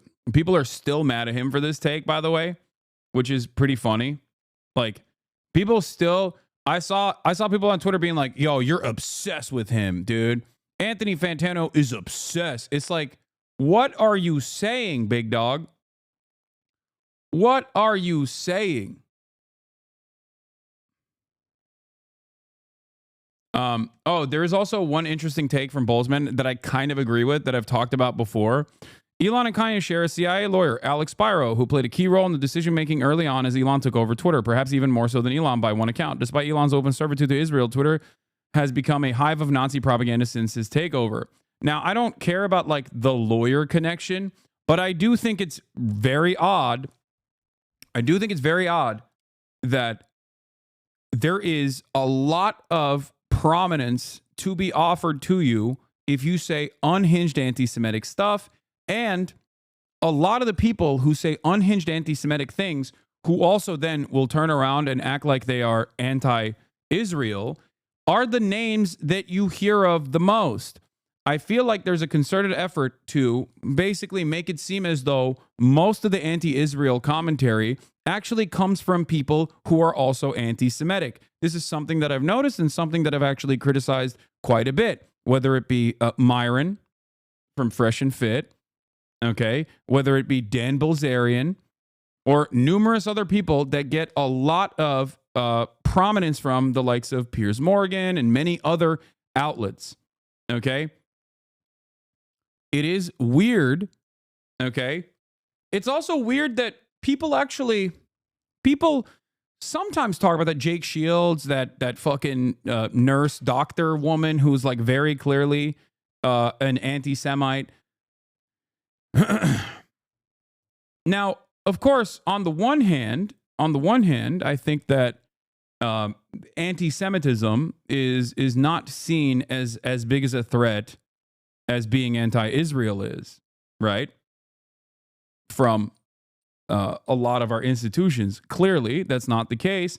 Clearly, if that was the case, then the ADL would be coming after the likes of, Donald Trump or Elon Musk way more aggressively. Okay? Don't you think? But the ADL will regularly go after people who are obviously overtly anti-Semitic. Every now and then, like Kanye. This one is a classic example, okay? This is just a way to beef up your bona fides, to say like, oh no, I'm in this to still attack anti-Semitism. If you were in the combating anti-Semitism game, you'd probably be saying a lot more about the likes of Elon Musk hitting a fucking Sig Heil, for example, instead of defending him because he is pro-Israel. So for me, I think that basically a lot of the most prominent anti-Israeli accounts are being openly anti-Semitic on the timeline. It cannot be an accident. It works in two different ways. On the one hand, when anti-Semitism grows and festers in the Western world, then Israel can continue to say, look at how anti-Semitic the world is. We have to have a Jewish ethno-state. Okay, we must have a Jewish ethno-state. Otherwise, no Jews around the world are ever going to be truly secure and safe. Okay, that's part of the reason why Benjamin Netanyahu actively will collaborate with anti-Semitic fascist movements all around the world. The other side of this also is that you can then partner and pair up anti-Semitism and anti-Israel takes by saying, look, all the most prominent anti-Israel accounts, all the most prominent anti-Israel people are rabid anti-Semites. Okay?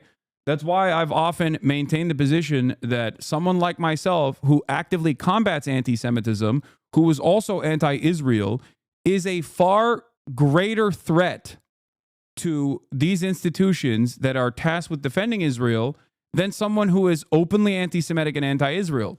Because when you're openly anti-Semitic and anti-Israel, then you can just go, yeah, this guy fucking hates Jews. Like, look at him. It's very clear. That's why he hates Israel. Okay? But when it's someone like myself, it's going to be really hard. It's going to be really hard for you to actively try to maintain this position that my criticism of Israel is not coming from the fact that I have an understandable moral position on the invention and maintenance of an apartheid regime that is built around religious and ethnic supremacy in an identical fashion to previous fascist movements, that is doing a genocide. I think that is unacceptable. Okay? All of a sudden, that becomes a much larger problem. Okay?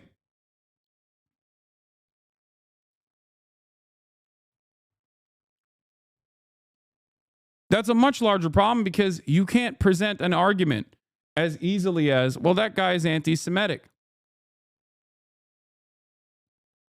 And I mean, there it is. He tweeted out Heil Hitler again. Okay?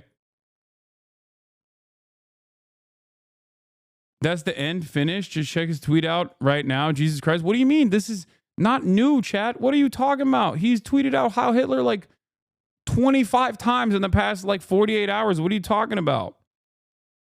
He's spamming it.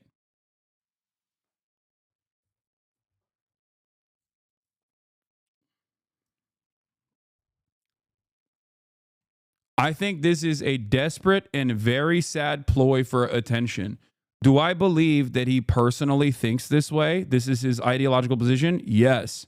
Do I believe that his mental health complications made him more susceptible to this kind of ideology from a charismatic figure in his corner, Clandis Owens? Okay, absolutely. Having said that, however, the major contributor to him doing this is his desperate ploy for garnering attention. He can't do it by making music. Okay? He is trying to still be as relevant as he can. He can't do this by making music, so he's trying to do it by, consistently glazing Adolf Hitler.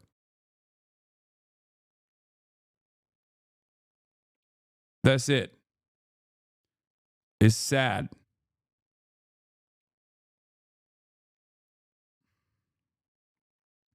But yeah, I have noticed that so many prominent anti-Israel accounts, especially on Twitter, are also rabid anti-Semites.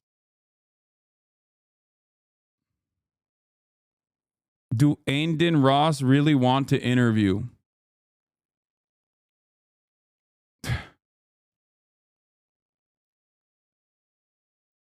Yeah.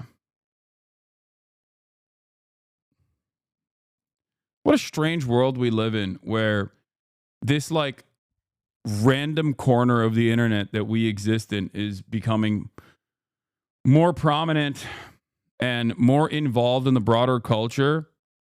And it's happening in the worst ways possible. You know what I mean? We are in the bad timeline.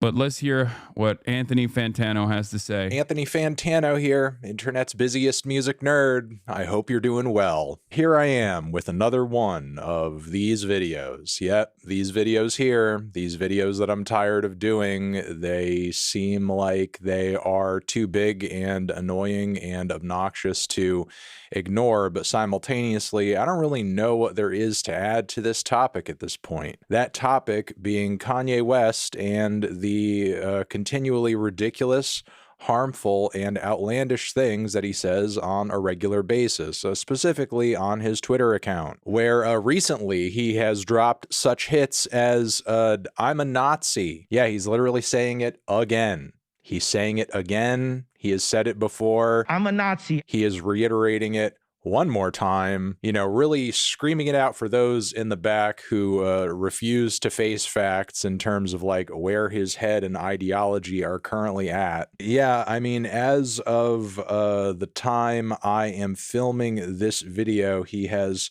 really been tweeting for hours, saying things like, I channeled Andrew Tate on a few of those tweets, as well as my favorite tweet tonight was about woke fat bitches. He also posted an often shared old black and white photo of him where he's like, wearing this t-shirt that has a swastika on it with a cross through it. And he himself says, I used to be woke too. Again, making it clear that whatever sort of mindset he was in when he was wearing that shirt, no longer in it. At one point, he even stated that he has a dominion over his wife, Bianca, who has been catching a lot of heat and criticisms as of late due to her recent public appearances with Ye, where she is just completely and utterly naked. Hitler was so fresh, and y'all call me Yadolf Hitler, and your bitch still wants to fuck. I mean, who truly knows what is in this man's heart and how far this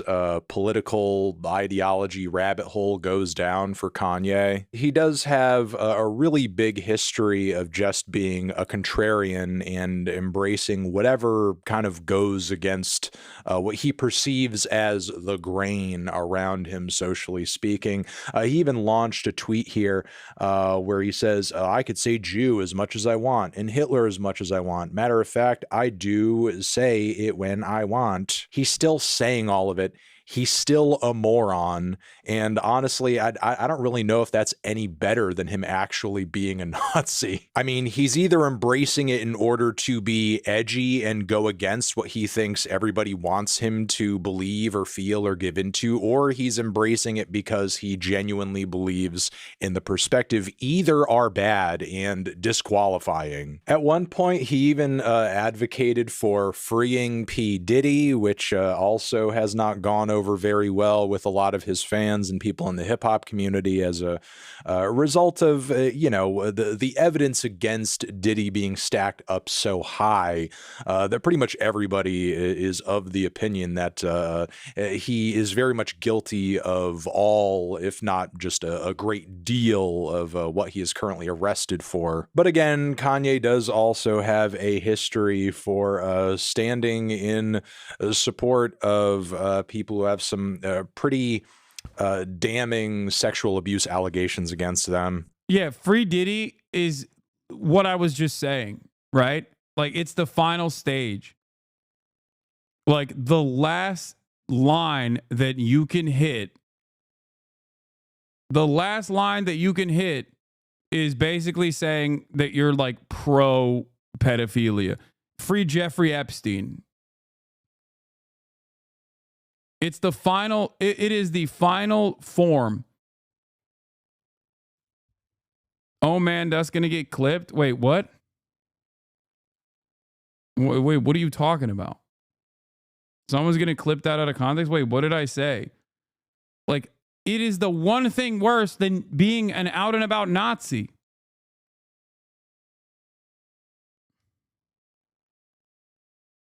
Like, that's... What is the only thing that is a like more ridiculous thing that you could say other than saying that you love Adolf Hitler? Saying that you are pro pedophilia. Okay? That's it. That's it.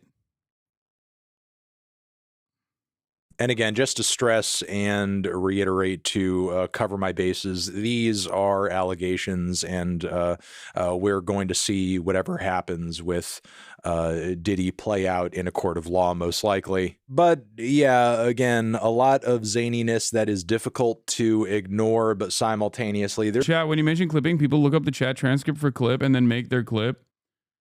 Yeah, what are you going to do? I mean, it is obvious that people have completely decided to no longer try to understand context whatsoever and are very deliberately doing smear campaigns. You know? It's crazy because I'll address something that was clipped out of context, offer the context, and then the reaction will literally be to clip me out of context again. Like, remove the context that I'm addressing. This is part of the reason why many people don't want to actually address these issues face to face and will resort to, will demand that you watch shit. Okay? So they can continue driving the narrative in whichever direction they want to their audience. Then and consistently poison the well. That's it.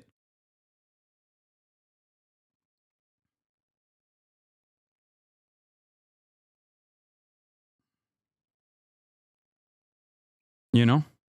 There's not really a whole lot to say about it, truly and honestly. It's right here in black and white. It doesn't run that deep. It is what it is, and it's totally embarrassing for both Kanye and Kanye fans, and even just anybody who has to observe him acting this way alike. Again, whether it's because he feels this way, or he wants to be edgy, or he just is trying to drum up interest in his forthcoming album cycle. It's all bad. There's no reason or justification for any of this. I mean, it's gotten so awful that previous collaborators like JPEG Mafia have had to tweet in order to distance himself from it. And currently right now on Twitter, there is a headline that says, Kanye West's autism diagnosis separating behavior from diagnosis. Like, why do we need to have this discourse as if being autistic is a prerequisite for having a Nazi crash out on Twitter? Clearly, there is much more than being on the spectrum going on with this man. And the only silver lining to this cloud right now is that it does seem like on some level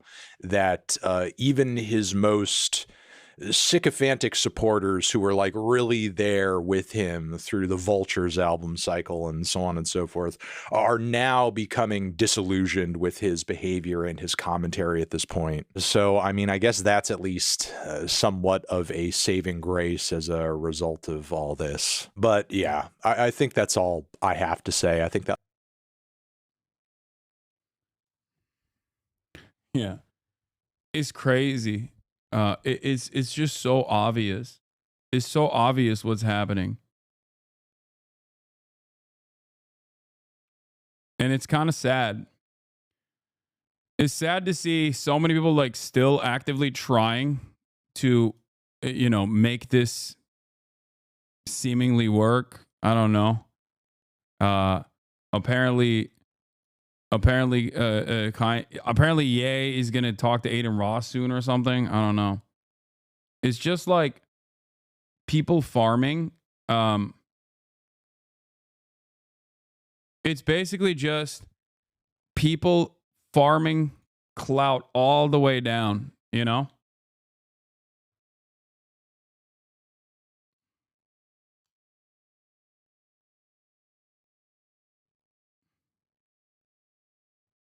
I don't think there's any hope of him changing until maybe when his children are older. Yeah, I mean, you just gotta give it up. You know, you just gotta let it go, man. I don't know. You have to let it go. I don't know why people are so deeply invested in this. I don't understand it. Elon, there were no deep state subversives in there. Just nice people sending food and medicine to hungry, sick folks. Blow it up anyway. Okay, dude, this is. Isn't Aiden Jewish? Yes. But, okay, Aiden is Jewish. So what? He's literally had Nick Fuentes and Sneeko, both are obviously openly anti-Semitic, on his broadcast numerous times where they convinced him that the Holocaust was fake, dude. Like, what are you talking about? He doesn't give a shit. He doesn't give a shit about anything. He just cares about clout. Scoring a massive interview with Kanye West is infinitely more important. If he's going to farm clout off of Nick Fuentes and Sneeko, he's going to farm clout off of Kanye. Are you kidding me? I think for a lot of people, they don't think about the impact of this either. Like, they don't think about the consequences of this sort of thing. They don't think about like what this does in terms of normalizing being a Nazi in political discourse. Like, what kind of ramifications can come from that? People are just not thinking clearly about this at all.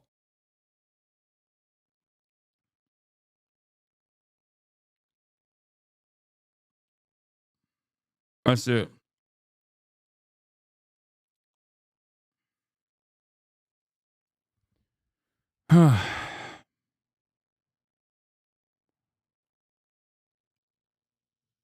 Kanye is massively influential to young people, hopefully less so in time. I don't think he has that kind of motion any longer.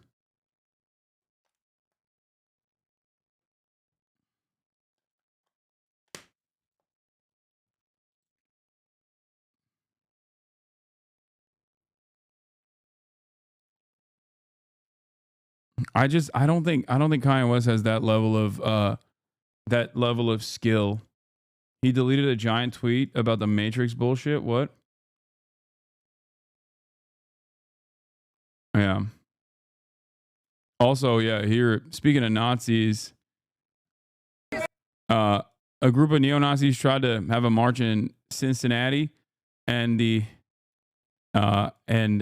locals had some fun with it. Yeah, burn that bitch up. Burn that bitch up, man. Burn that bitch up. Let that bitch burn. Yeah. What I'm talking about? I'm out. Still the ISIS off 15 shit. Purple, man. Get them boys the fuck out of here. Get the fuck out of here. Fuck y'all flag. Hitler been dead. Y'all living in the 40s. Hitler been dead. Y'all living in the 40s. Yeah, it's awesome. I'm sure the Nazi shitheads had to go and cry to the police that their items were stolen. You know? Classic.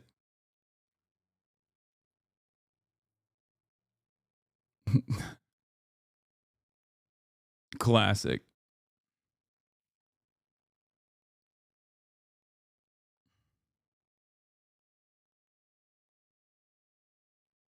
Serious question. Where did they get those flags? What company's making Nazi flags? I actually don't know. I don't know. I don't know where the fuck they get it from. Someone's making them, though.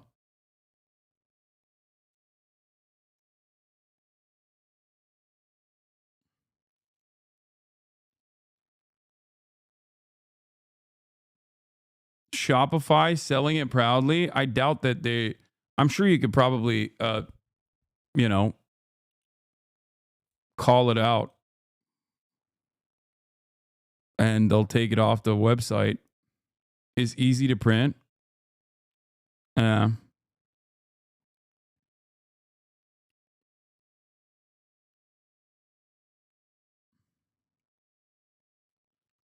you order any? You can order any prints online, I guess.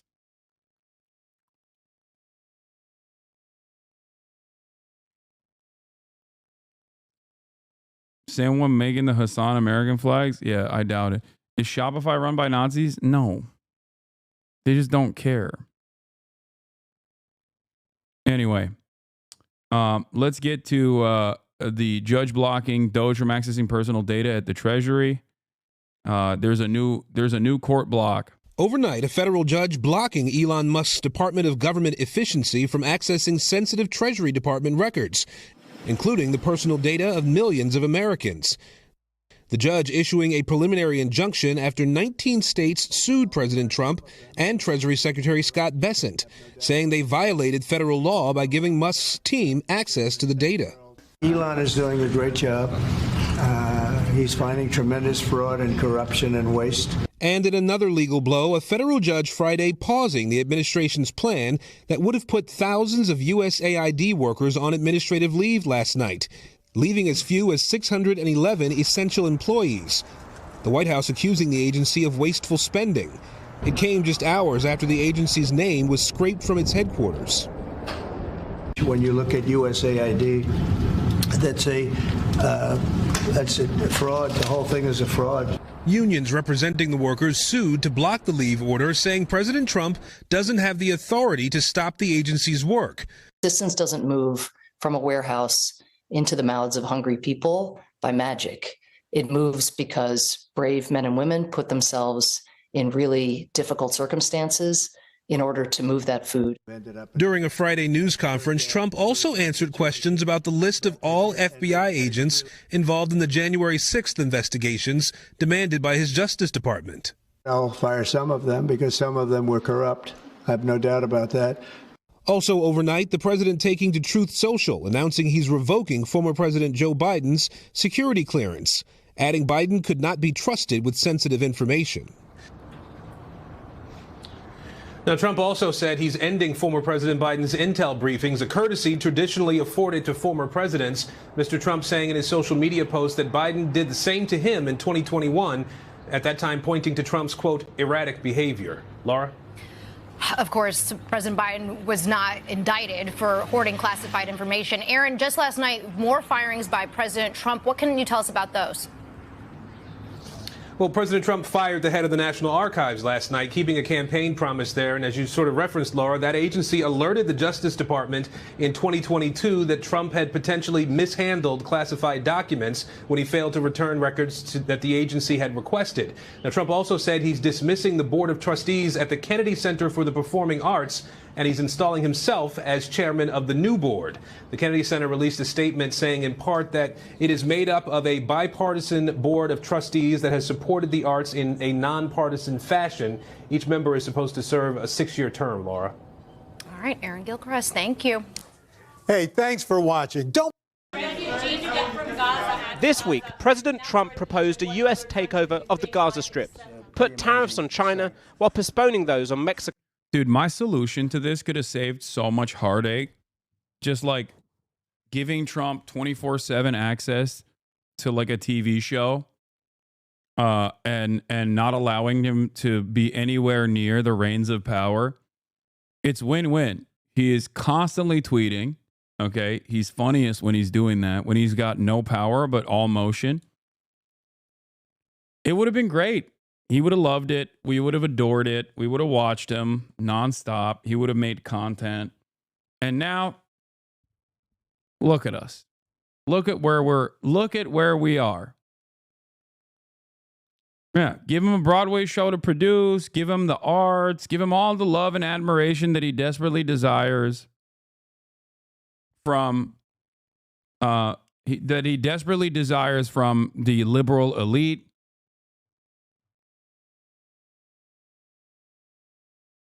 That's all he wants. Mexico and Canada, and ban transgender athletes from women's sports. God bless you, Mr. President. This is straight out of the playbook from his first term, what his former advisor Steve Bannon calls... I strongly believe in the flood the zone theory, which is just overwhelm the opposition. You pick all the different verticals you're going to, and you just drop the hammer. It's executive orders, executive action, all of this. And so away from the press conferences, the real changes from this White House are happening behind the scenes. In particular, the work of Elon Musk, with concerns about his seemingly unfettered power inside the halls of government. Musk's Department of Government Efficiency, or Doge, was created by executive order on Trump's first day in office, designed to modernize the government as well as cut costs. So far, Musk and his staff have embedded themselves at the Office of Personnel Management, the HR of the federal government, the General Services Administration, which manages government buildings, and USAID, the agency which distributes humanitarian aid. Doge has also gained access to the databases at the Treasury and Health and Human Services. And President Trump has said that the department... You have no riz on what happened, bro? What do you mean? No riz with Elon? It's true. Departments of Education and Defense are next on the list. Who are you, sir? Do you have business here? Democratic politicians tried to enter the Department of Education yesterday ahead of any infiltration from the so-called Muscovites, but they were stopped by a security guard. With Democrats in the minority in Congress, it seems the courts are the best opposition. A federal judge has halted attempts to shut down USAID, while another has stopped Doge from accessing the financial data of Americans in the Treasury Department. That came after Democratic attorneys filed a lawsuit against the White House. President Trump does not have the power to give our private information. Can you explain to me how one person stopped 100 elected officials from entering a building? Democrats have an inability to respond to authority in a negative way. If someone presents themselves as a position of authority, regardless of any kind of legal protections whatsoever that actually give them serious regulatory power, Democrats will literally just go, oh, oops, I guess we can't do this. That would be illegal, which it is not. What they're doing is illegal.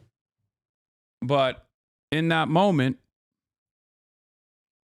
they can't do anything. They're like, oh, well, there's cops inside. They'll arrest us. No, they won't. And even if they did, what do you think is going to happen?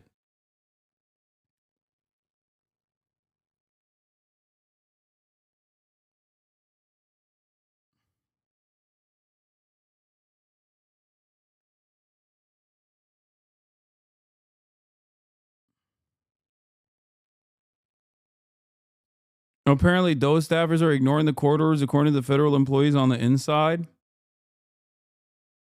Yeah, the only time Democrats actually don't care about the authority of a court is if it's a court that is prosecuting Israel. Okay? That's it. That's the only time where they'll chirp and say this court has no power. If that court is the ICC or the ICJ. Information away to whomever he wants. And he does not have the power to cut federal spending that Congress approved, much less to do so by giving the richest man in the world the keys to all Americans' most sensitive information. The courts move slowly, and while critics say the unelected Musk is bypassing Congress entirely and acting unconstitutionally, it could take months for the wheels of justice to catch up with the fast-moving Musk. Just like with his takeover of Twitter, now X, Musk is unafraid to come in and clean out everything, bar the kitchen sink. And President Trump is happy to let him. Mr. President, I wonder what you make of the criticism from Democrats that these staff reductions, the cuts that Elon Musk and Doge are doing are an unlawful power grab. Is there anything you've told Elon Musk he cannot touch? Well, we haven't discussed that much. I'll tell him to go here, go there. He does it. He's got a very capable group of people. The big question for Democrats... He's got the best racists. I love those little racists. They're calling them the Groypers. Very funny group of people. They said, normalize Indian hate. I tell them, I will normalize it.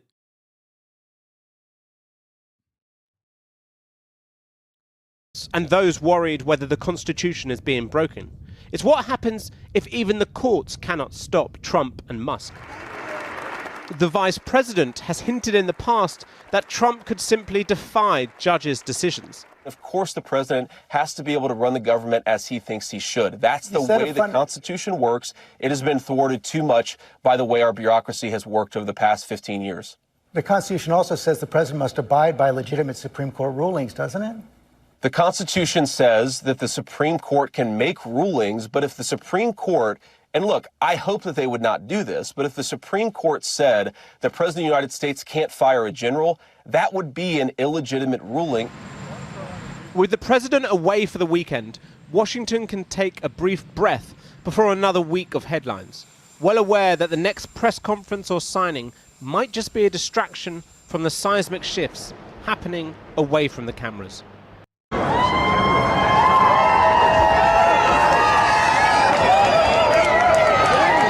love it. Here, take this to the bank.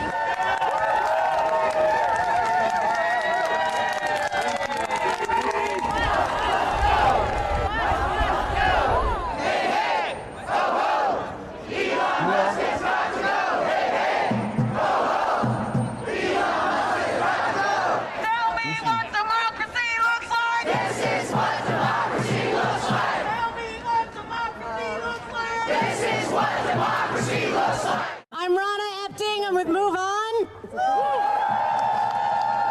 And on behalf of our millions of members that are incredibly upset about Elon messing around with this building back here, I want to thank you for joining us. But I've got some questions. Did Elon Musk win any electoral college votes this last November? Did Elon Musk have the authority to operate a secret government that has access to our Social Security numbers and our Medicaid checks? That's right. No one elected Elon Musk. Do something. Hello, everybody. We have convened here in the right place, the Treasury Department. We have got to tell Elon Musk, nobody elected your ass.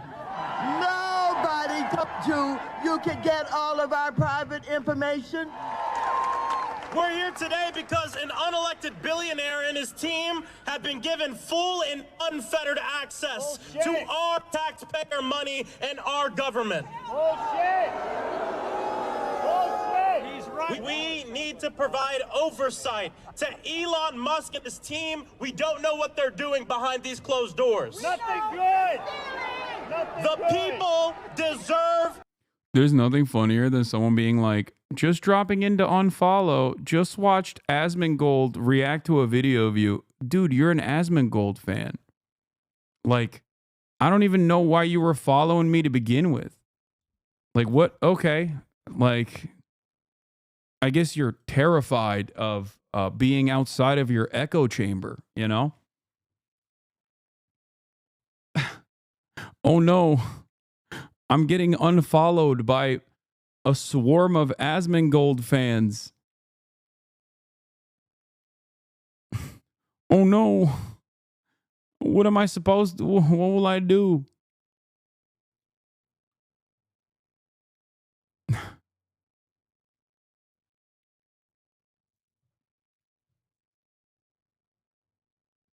Half the time people also follow because the only restriction they have in terms of talking in this community, talking in this chat, is the 10-minute follow restriction. Yeah. Wait a minute. I didn't know that you were I didn't know that you were pro-Palestinian and also a socialist. This is a bridge too far. I'm unfollowing you. Transparency. Every day that we show up in D.C., we show up for you. We know who we work for. We know that we work for the American people. And what we're not going to do is stand around while they pull this bullshit that they trying to pull right now.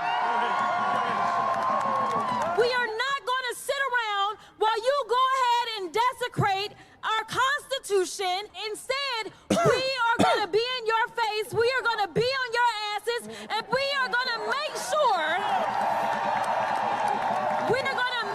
Why do you support Islamic fundamentalist groups? I don't, unless you're talking about their actions against the apartheid genocidal state of Israel.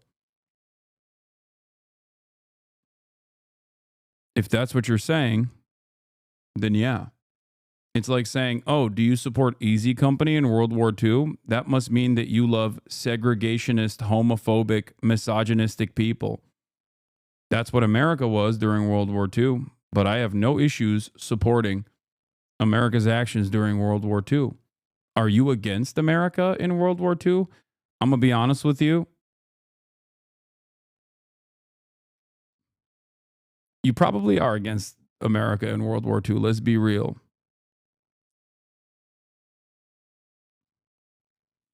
Why are you pro-Nazi, chatter? Why are you anti-Allied forces?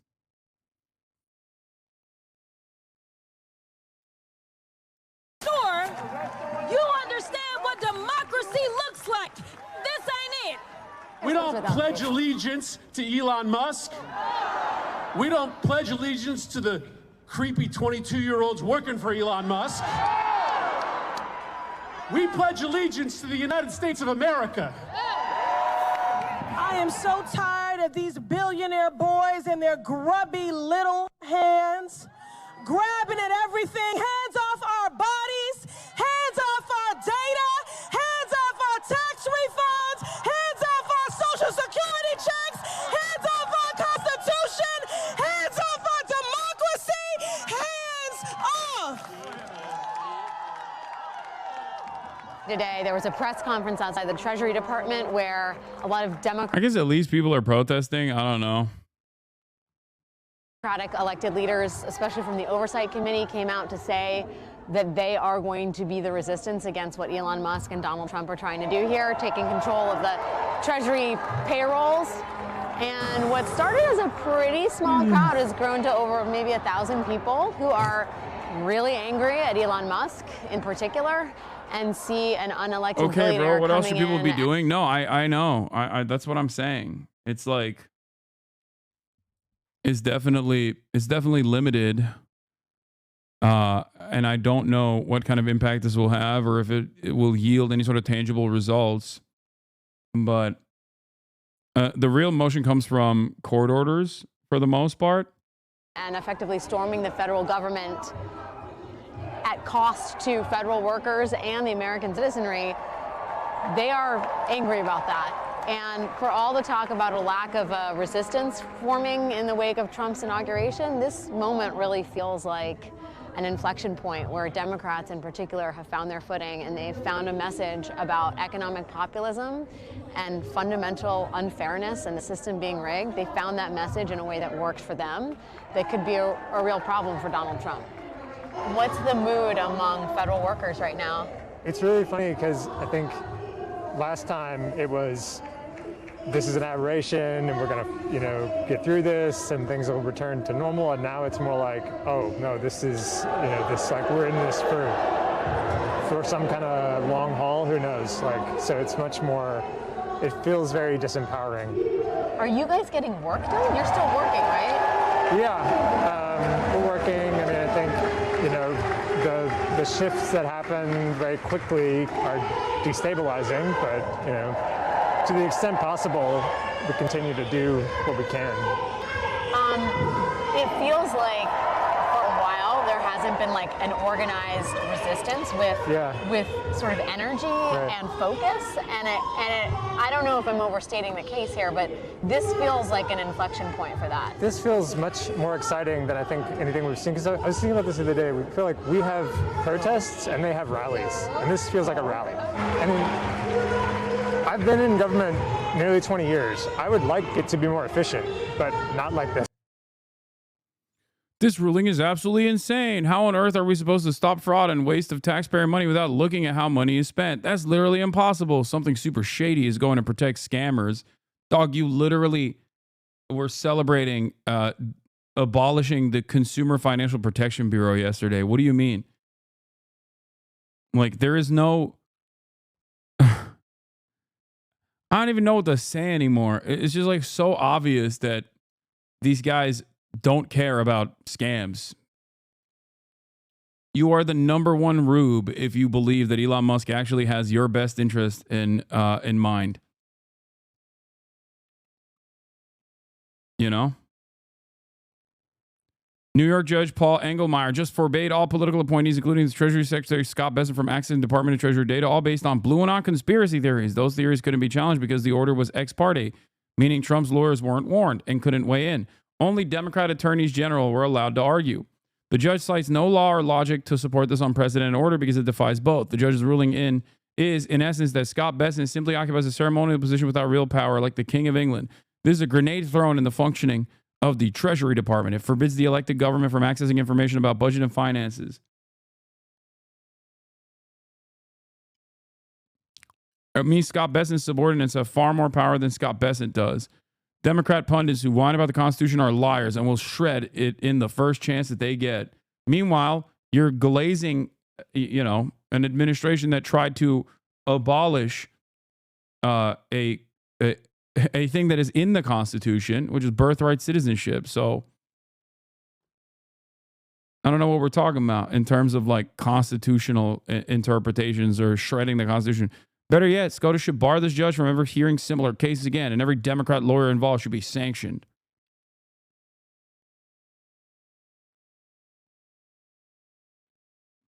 Blue checks confused by Elon not acting in their best interest. Oh yeah, I saw these arguments. What's wrong with the CFPB? They actually got consumer wins. CFPB announces the return of $1.8 billion in illegal junk fees to 4.3 million Americans harmed in a massive credit repair scheme. What is the deal with the CFPB? I'm genuinely curious at Elon Musk. As a normal guy, can you please respond and tell me? I assumed it was created for our protection. I've used the CFPB after my bank was giving me the runaround, and I had a bunch of fraud charges that they wouldn't refund me after telling me they found them as fraudulent. Within a week, I had my money back. So explain to me how this doesn't benefit us as American citizens. This one just really baffles me, and I'd love an actual explanation. Yeah, not on board with this one, unless you bring some pretty damning evidence as to why. Do consumers not need to be protected? Wow. Wow, guys. I'm beginning to feel like this billionaire... I'm beginning to feel like this billionaire doesn't have the average Joe's best interest in heart. Perhaps they will understand eventually that when Elon Musk says he's combating fraud, He's just calling whatever he doesn't like fraud. Just like when Donald Trump says they're going after violent criminal migrants, they don't actually go after violent criminal migrants.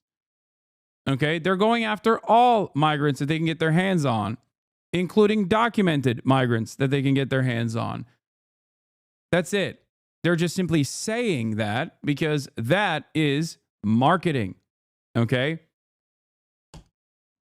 The problem is a lot of people hear someone that they agree with. Okay? They hear someone that they agree with, that they think is defeating their ideological opponents, and they immediately drop all critical thinking, and they just assume, oh yeah, well, this guy's saying that he's going after violent criminals, so I'm inclined to believe him. He must actually be going after violent criminals. And the second problem is when they're met with the reality that they're not just going after violent criminals, they still just end up doubling down.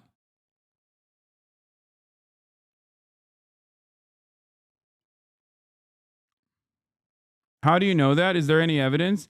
Yes, ProPublica actually came out with a report that out of the 8,200 migrants that have been deported so far, more than 50% of them actually have no criminal background whatsoever. And there are plenty of those who have a criminal charge that is marginal, inconsequential, would not ever lead to something as massive as deportation. Okay? Like trespass. Like a trespass charge or a moving violation.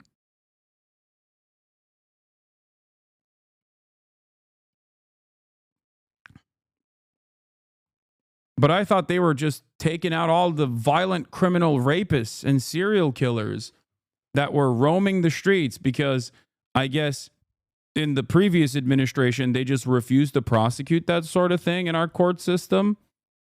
Like that's what you have to suspend your belief. Okay? You basically have to assume that the Biden administration, the Biden administration, was simply forcing the court's hands and law enforcement officers in general to no longer prosecute crimes as long as it was an undocumented migrant committing this. Okay? This is an insane position to operate on. And yet, it is a commonly held perspective.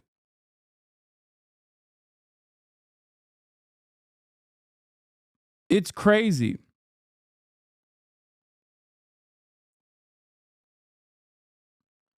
Right-wingers are purposely two-faced about this. They say violent crime. Then if you show facts, they say, well, all border crossers are criminals. They know this and they don't care. Yeah, some of them.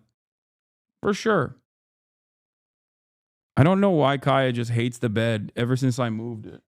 Like, she hates it more than before.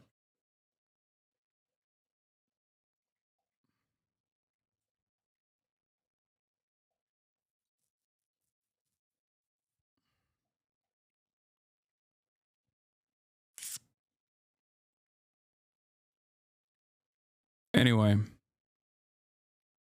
Kaya with the plausible deniability, half on, half off. Yeah. So Elon Musk says he's looking for waste and fraud, but the Consumer Financial Protection Bureau costs less than $1 billion a year and has returned $20 billion and counting to consumers in roughly a decade.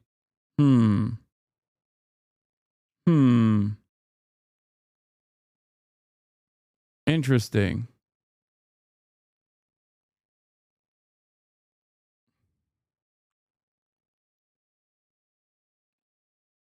It seems like the people that are going to benefit from this are fraudsters, people who want to defraud the American public.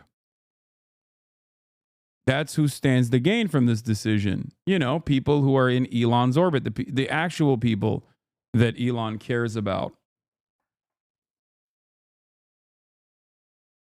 And not the regular average Joe. Huh. Yeah. Not like just wanton destruction. So. Are people fearful right now?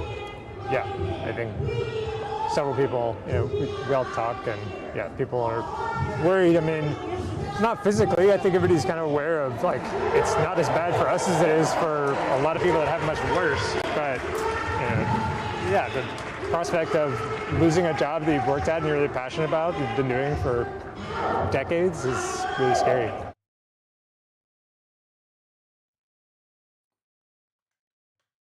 Yeah.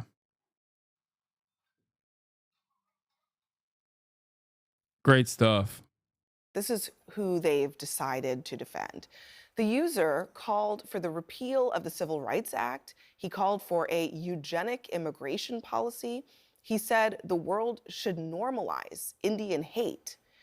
Democratic Congressman Ro Khanna, who is Indian American and is here tonight, like Vance's wife, is also Indian American. He asked the vice president just a simple question on X.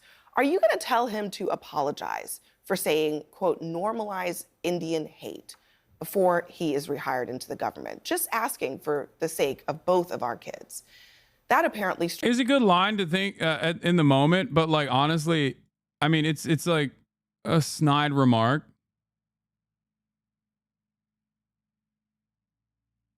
Overall, but you know, ultimately there is not really much else behind this other than just like hitting him with a good own. Struck a nerve. Does Vance deserve any less? He deserves way worse statements, I think. Vance responded telling Khanna to grow up, adding, quote, racist trolls on the internet, while offensive, don't threaten my kids. But he says a culture that denies grace to people who make mistakes does. Vance went even further in another post, accusing Khanna of emotional blackmail of the Doge staffer, adding, quote, you disgust me. Well, the congressman is here, so I want to start with you because I, for one, was flabbergasted by that exchange. How did you take it? I was surprised that he reacted in the way he did. Look, I praised Usha Vance actually just a week and a half ago. I said, as an Indian American, I'm proud of her ascent as a second lady. And I've known Usha, I've known the vice president. And all I was saying is you have someone who's 25 years old who has made deeply offensive comments about Indian Americans, who has talked about repealing the Civil Rights Act, who has talked about his disapproval of interracial marriage. You're going to rehire him. Is he going to apologize? Is he going to have any accountability? No one is saying cancel him. But you can't just rehire him and say, okay, everything is fine, and he's going to represent the United States government. Why not cancel him? Just This is the final stage of like using cancel culture as a shield, by the way. This is the final stage.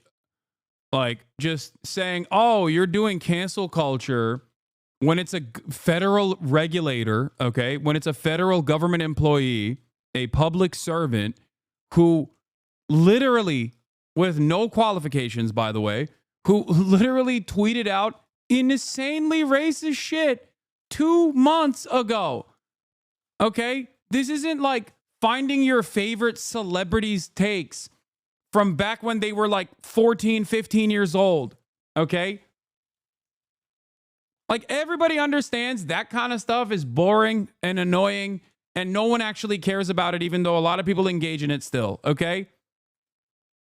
This is not that. It's crazy.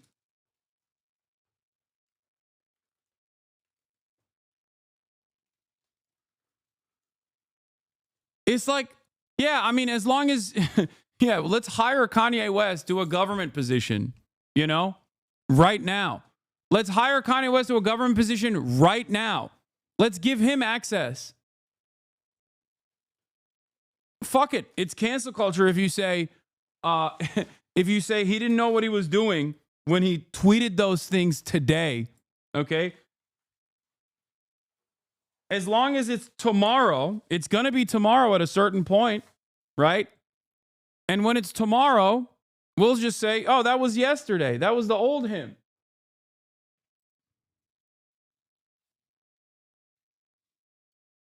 Give him the nuclear launch codes. Asking, because we're living in an era where we're being told that if you talk about diversity, you should be canceled out of the government, but you can post racist posts as of a month and a half ago and welcome in. Yeah, in a world where DEI and critical race theory and affirmative action are under attack, I feel like we're protecting white supremacists and racists and attacking black and brown people who want to be part of the fabric of the country. And I'm curious how the vice president would explain to his Indian children why he stood up for somebody who said normalize Indian hate. Like, what would he say? And that issue may not come up today. He also called the guy a racist troll. He acknowledged that this person who he wants back in the government is racist. They obviously fired him in the first place, right? Why did they fire him? Well, and I think there's two things that I see happening here. The first one is that this is the signal to his voters that we are going to let these things slide, that you can't be canceled anymore. For all of us, however, the other vast majority of Americans, we're standing by the fact that we are going to hold people accountable to that.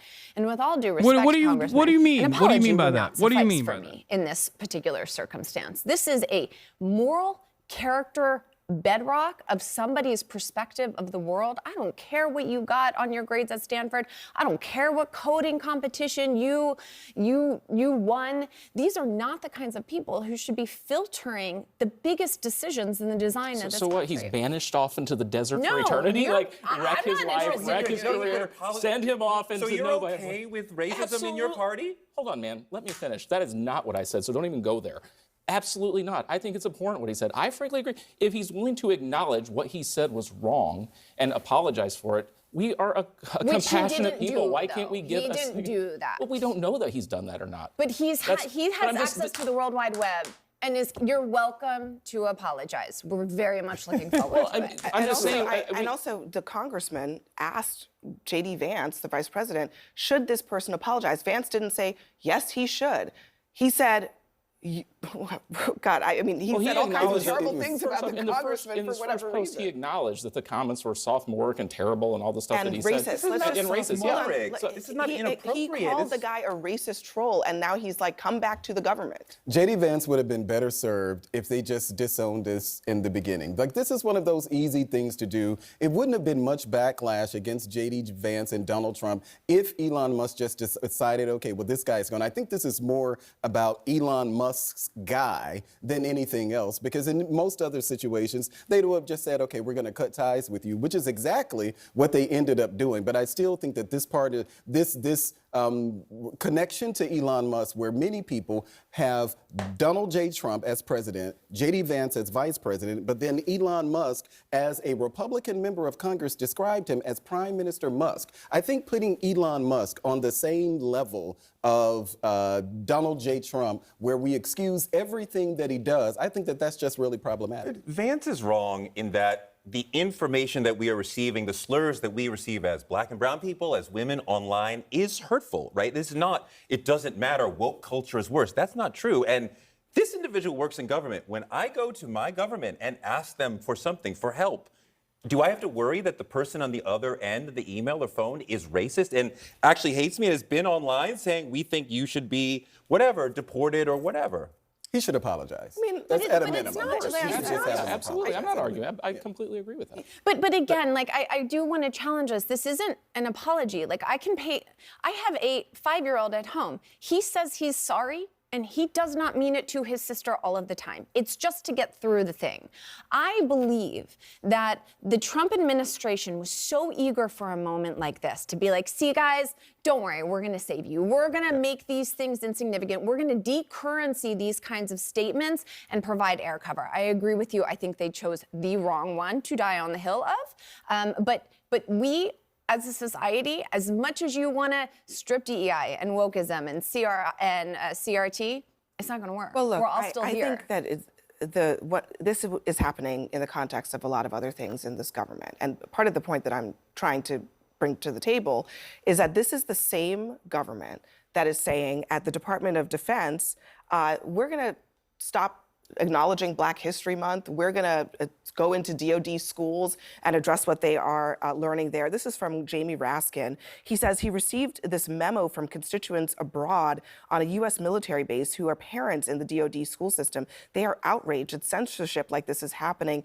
against military families. One asked a school official why they removed photos on the wall of Susan B. Anthony and Dr. King, but not Leonardo da Vinci, and was told, quote, he was a real historical figure. This is also happening in the same government. So I don't know, how are we supposed to interpret this with our eyes and our ears? Well, I'm not familiar with that and what's going on. Obviously, I would believe that it's wrong. It should not be happening in our government, and I would love to know more about what happened. We're talking here, we're talking about two different things. If it's about DEI and qualifications for jobs versus giving somebody a second chance, that's what the difference here. Those are not different things, okay? Because if we talk about qualifications for a job, and you're also telling me that you are willing to hire somebody who... Why do these guys still try to maintain like any sort of aesthetic grounds that they care about any of this?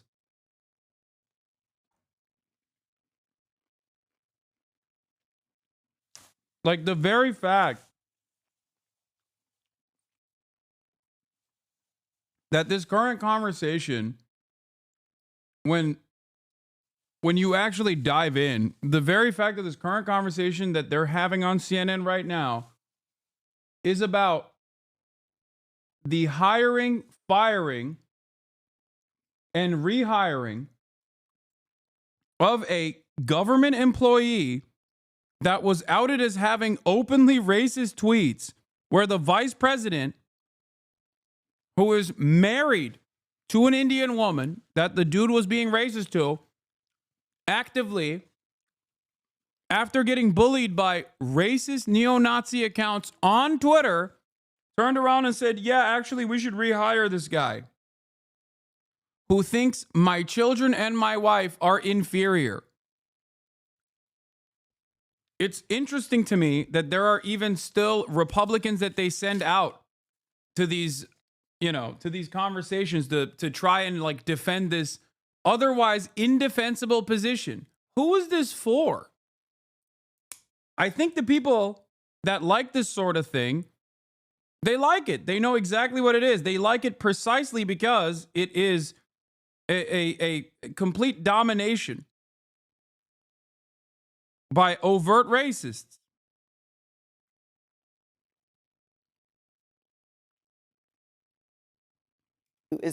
Who is a self-described racist, then how is that person qualified for a job serving the American people in the government? Look, what explains the vice president? Here's what I didn't understand. I mean, he was so emotional about this and such an outburst.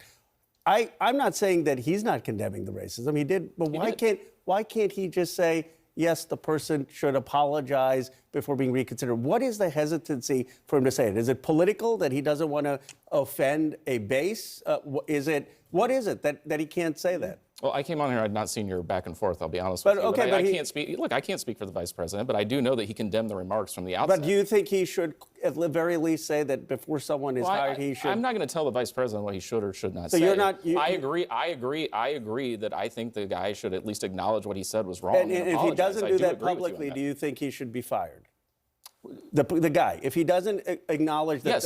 Yes, I'm very clear. I think he needs to acknowledge that he should not be hired back. And do you think it would be a big mistake in terms of the signal that Donald Trump and J.D. Vance are sending? No, I'm not getting into the signals and stuff. I'm telling you what I think should happen. I can give you the signals. No. Again, we are saying that we are here to protect racists and white supremacists and the manosphere. That's what we're here to protect. But what signal do you think it sends?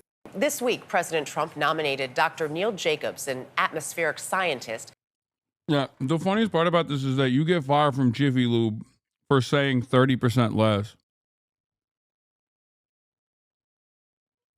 with an earshot of a customer.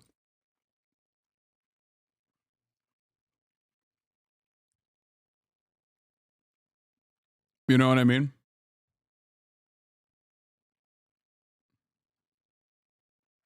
That's crazy. To lead the National Oceanic and Atmospheric Administration, better known as NOAA. In Trump's first term, Jacobs was the agency's acting leader during what turned into a political storm.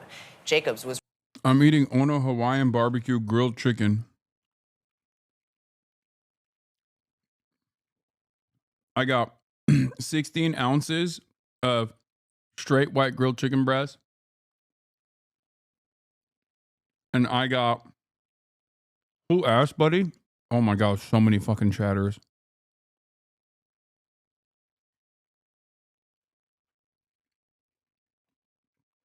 I wanted to switch it up and get some grilled chicken teriyaki this time, not Middle Eastern style. Yeah, but who cooked it? I don't know. Some dude that works at Ono Hawaiian Barbecue.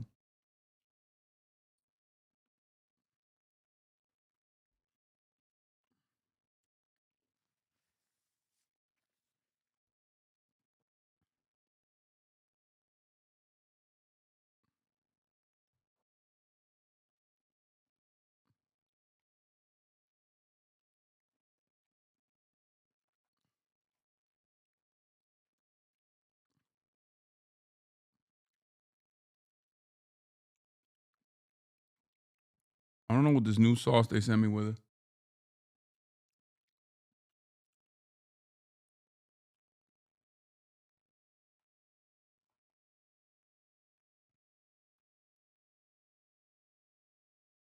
Did you get the katsu sauce? It's fire. I don't know. Little bro don't know the meme.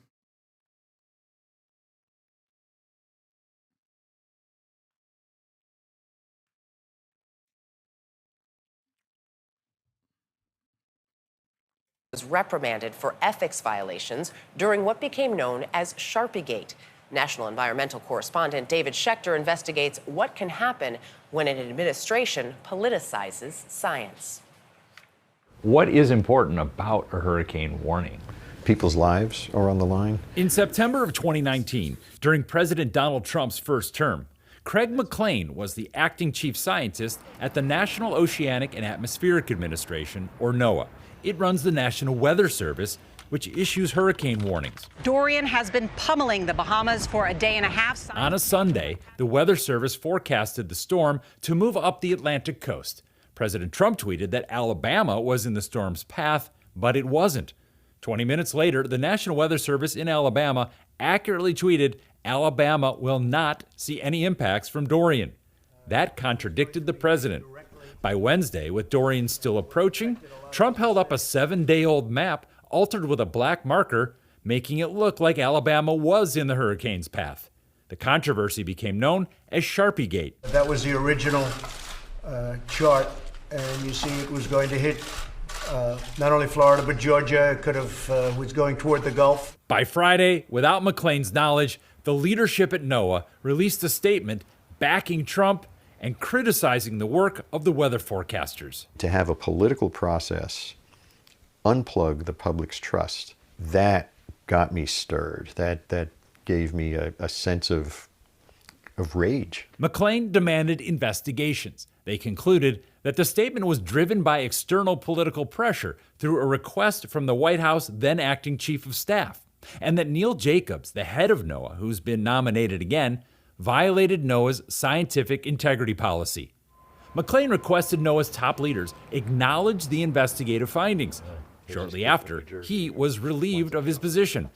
Jacobs has not responded to our request for a comment, and a spokesperson for NOAA says it does not comment on This is the most annoying monarch shit.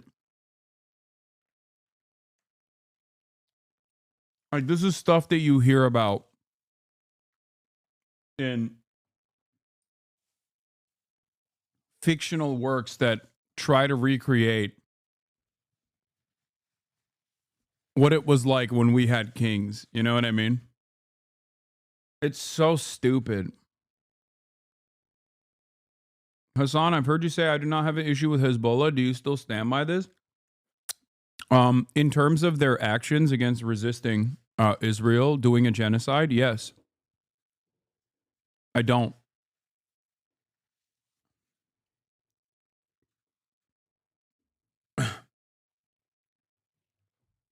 It's so funny because so many of the chatters that come in here and say stuff like that literally love Donald Trump. Donald Trump, if left to his own devices, would unironically do Islamic Caliphate shit. Not Hezbollah, but ISIS shit, right? But because he's, doing it Christian style, you consider that to be good and based. It's ridiculous. Like, what's going on?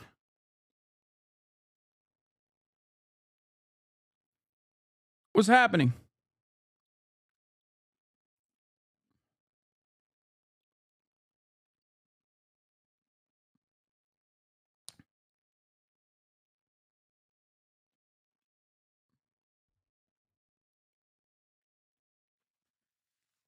Christian style? Calm your lamb chops?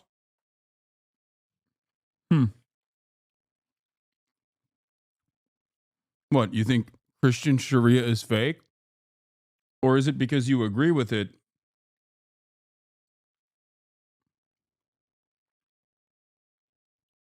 So you don't actually think it's like bad. You advocate for it when your favorite politician is advocating for it. Yeah.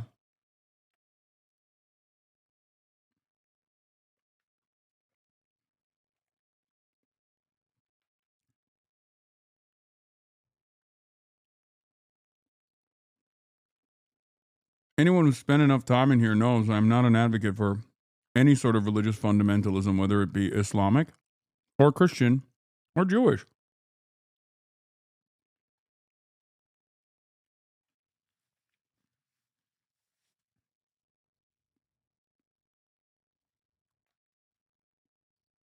I support anyone that'll give me fiber internet. Okay, well, boy, do I got to tell you something about Hezbollah. They have fiber internet. There is a 98.8% chance that chatter understood 0% of your answer. Okay, probably fair. But it's not necessarily for that chatter alone. I'm sure there's other people who are confused by my approach to certain foreign policy decisions.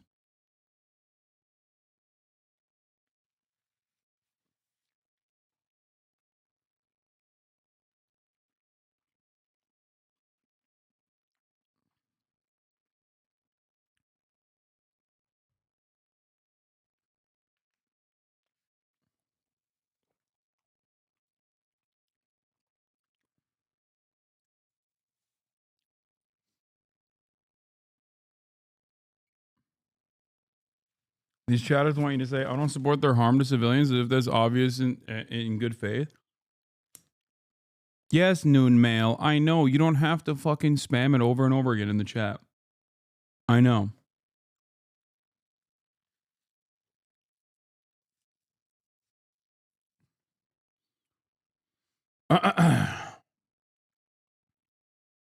Nominations. The blanket that was given to me by my team. McClain stayed on with NOAA in another position and eventually retired. But big picture, NOAA's science is about more than hurricane warnings. It underpins how corporations and insurance companies predict the ever-growing risks of climate disasters and helps farmers choose the best time to plant as weather patterns shift. But Project 2025, which has served as a roadmap for the new administration, calls on Trump to break up NOAA, accusing it of being one of the main drivers of the climate change alarm industry. We reached out to the Trump White House, but it did not respond to our questions.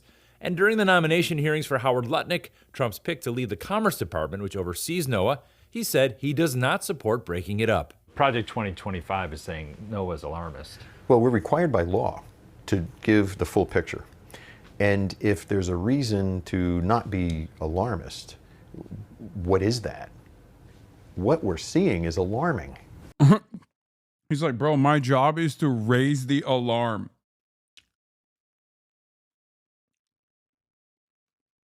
That's what I need to do. It is literally my job to raise the fucking alarm when there is climate catastrophe happening. What do you mean?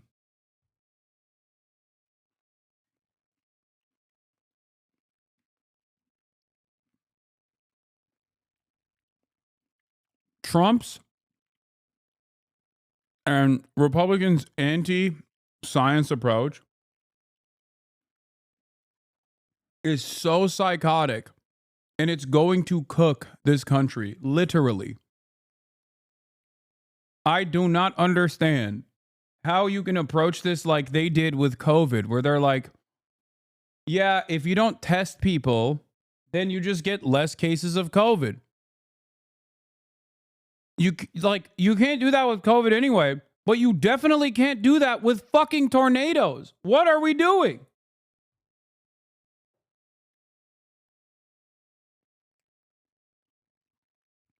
COVID, at the very least, is somewhat invisible. Its impact is real, but it's like, you know, germs, people don't understand diseases. A tornado is very much visible when it fucks your house. At a certain point, someone's gonna be like, why didn't the National Weather Service warn me that there was a goddamn tornado?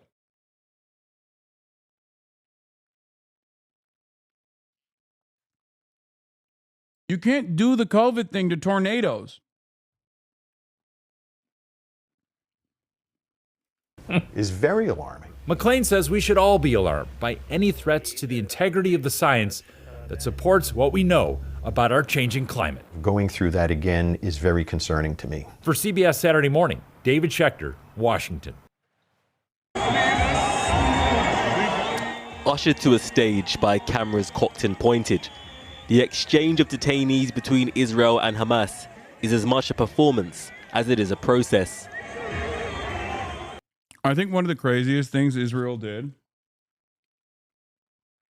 and they do this all the time for every other thing, projection, was to talk about the horrific conditions that Israeli captives were held in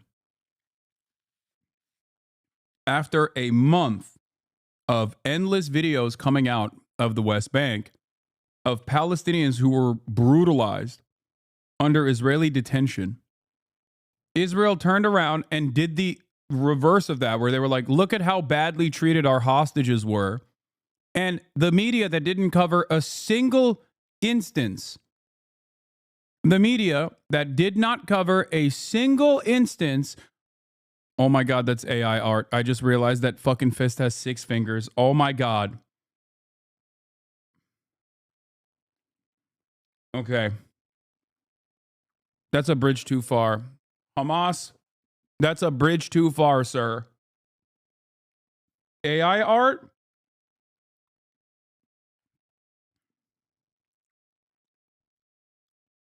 You couldn't commission that? I'm condemning Hamas for the usage of AI art.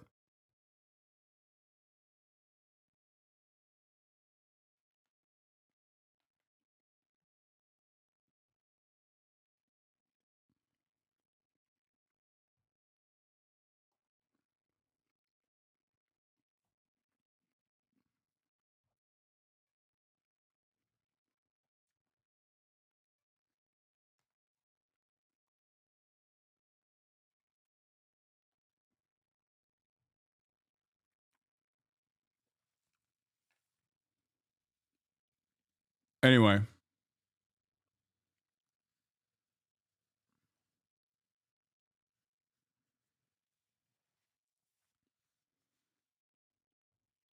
The point I was making before I was assaulted with this AI art. The point I was making is that after months, and this happened in the first ceasefire and the first hostage swap as well, but after months of Israel releasing detained Palestinians in horrible conditions, okay, genuinely tortured, every single one of them, and not a single peep from Western media, Israel decides to turn around and say, yo, look at our hostages. Look at how terrible their conditions are. And everyone is now fucking writing about it. It's so gross and so unimaginably one-sided and so clearly ridiculous.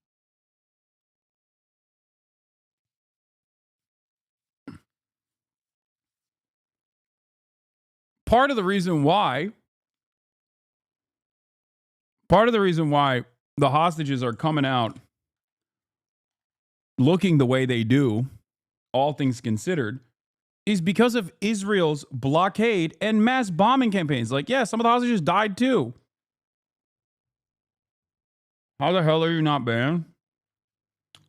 Aren't you guys supposed to be anti-censorship?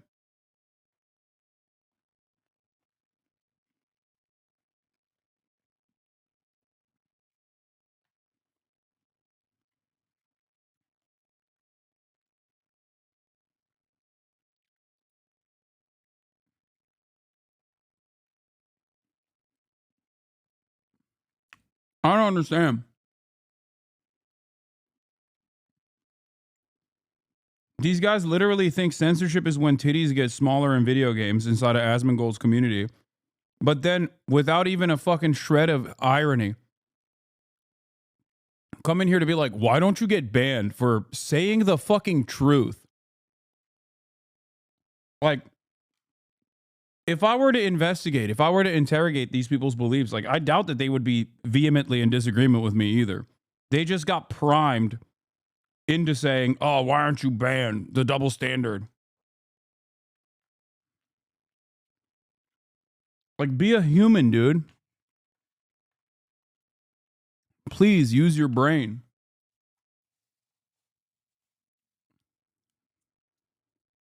It's crazy. These guys act like they hate liberals, and then they turn around and behave exactly like liberals do. And they're like, oh, this guy's saying something about Israel, an issue that I don't know anything about.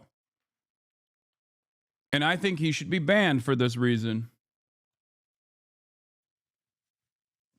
Yeah, don't worry. I heard Hamas and Palestinian Islamic Jihad are anti-Gamergate, okay? Don't worry. I heard that they are also interested in having big titties in video games. Now you can actually support them. They're anti-social justice warrior, too. Here, let me reframe it from your narrow moral system.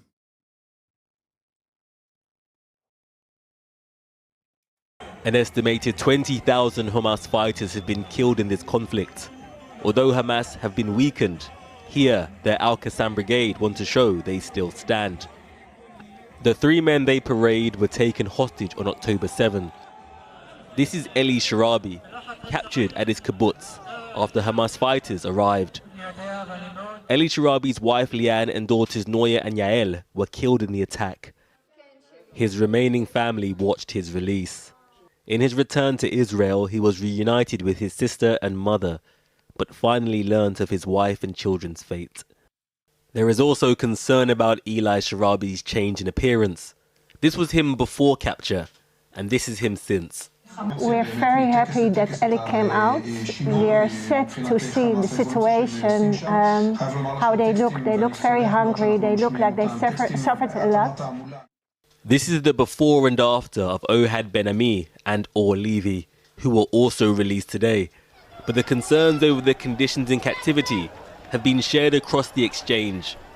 Yeah, it's crazy that, like, Israel is like, I can't believe that our blockade that is responsible for not enough food getting in to the Gaza Strip and our endless bombing campaigns that absolutely contributed to these guys starving out there is actually directly the responsibility of Hamas. It's like, dude, for months, every time we saw hostages released, the conditions of the hostages that were released were very different than the conditions that were the conditions of the Palestinian hostages that Israel had released. Okay? One side was getting actively tortured while they have all of the power. The other side was getting actively bombed. And in spite of those bombing campaigns, the hostages looked definitely not as bad as this last batch of hostages look. Okay? It's crazy that Israel did a man-made famine and then turned around and said, wow, I can't believe our hostages starved. Like, what are you talking about? You did it. What do you think?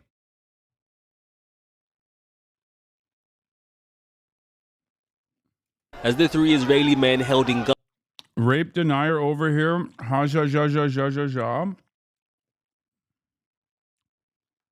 If you can find an instance where I've engaged in rape denial, I'll give you $100. Because I have not. The clips that you're referring to, ironically, are me arguing with a chatter who's saying no rapes occurred. And it's me literally saying, no, I think rapes did occur. There's a likelihood that rapes occurred. Find the clip, chatter. You finally have a job? Yeah. Extend that clip 30 seconds prior and 30 seconds after, and then show me how I'm denying rapes. Idiot. It's so easy to manipulate people. It's crazy.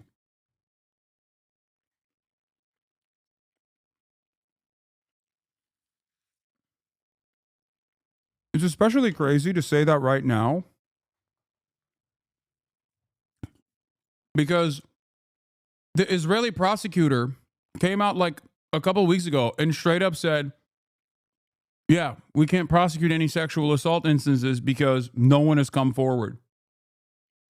You did? You said there's no verified videos? Oh, shit. There's verified videos of rape? You should warn the Israeli prosecutor that there's verified videos of rape happening. Because that's really interesting that you're saying that. Because, again, last month, she came out and said, we can't prosecute any sexual assault acts because there's no verifiable evidence and no victims have come forward. And we've scoured long and hard.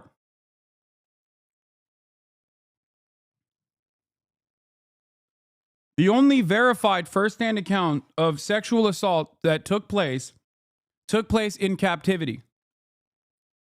That is according to the UN investigation that every single person loves pointing to, without realizing that it's not an investigation and simply a rehashing of all of the things Israel has claimed. And secondly, that very same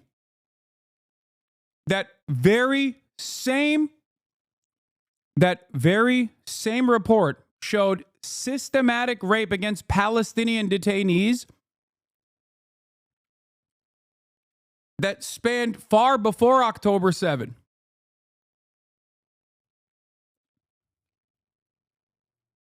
Including 2 children detainees.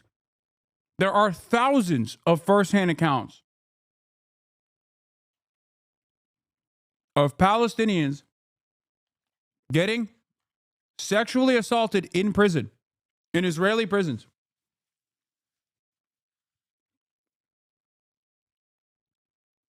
Thousands. As a matter of fact, it got to be such a serious problem that there were Israeli prison guards in the concentration camp Sde Teiman that were prosecuted by the Israeli government. Israelis turned around and did a pro-rape January 6, where they successfully stopped these prison guards, these concentration camp guards, from being prosecuted by the Israeli government. Just because you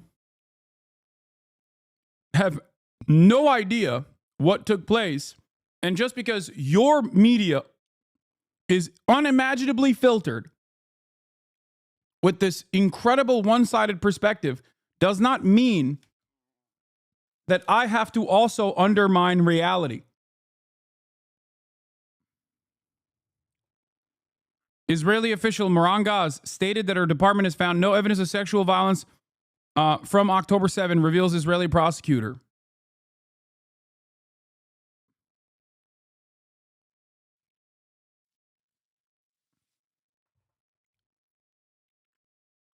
This is the problem with any kind of coverage surrounding Israel. Okay? These guys at Sde Teiman, the Israeli concentration camp guards at Sde Teiman, raped the Palestinian prisoner to death on camera. Okay? They raped a Palestinian prisoner to death on camera. And the rapists were let free. And one of the top rapists actually became a television personality. And you're over here being like, well, you're a rape denier. It is fucking ridiculous. There is so much documented evidence that directly points the blame to one side and virtually no evidence whatsoever beyond suspicion, reasonable suspicion, mind you. Okay? Reasonable suspicion, but no hard evidence whatsoever on the other front, with one exception. Okay? After 16 months, and you're still in here yelling at a guy who was much more open-minded to this perspective because of how war is waged and how sexual assault and sexual violence is a commonplace occurrence in instances of war. Oh, anyway, cheers.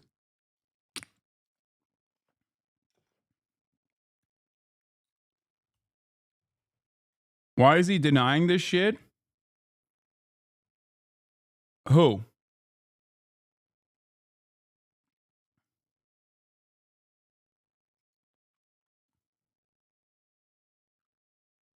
Yeah, not only that, but Israel also blocked the UN probe into Hamas sexual crimes from October 7 to avoid inquiry into abuse of Palestinians. That's from Haaretz. They literally blocked a separate investigation. So the UN commission that actually wrote a report on all of the violence that took place on October 7 straight up just rehashed all of the previous information that was released.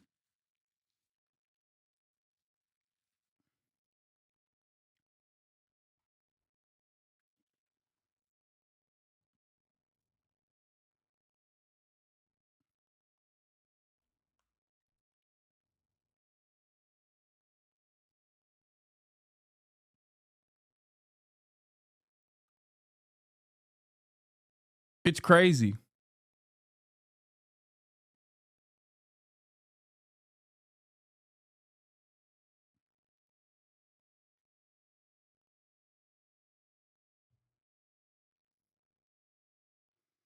What is this? The chat care more about Kai than anything he's saying. I feel like your chat can never disagree with you because you ban anyone who does or pull them up and scare them into saying what you want. That's really interesting that you're saying that because I'm pulling up multiple people who are openly disagreeing with me. What am I supposed to do when someone disagrees with me? What's the best process for you? Just ban them and move on quietly?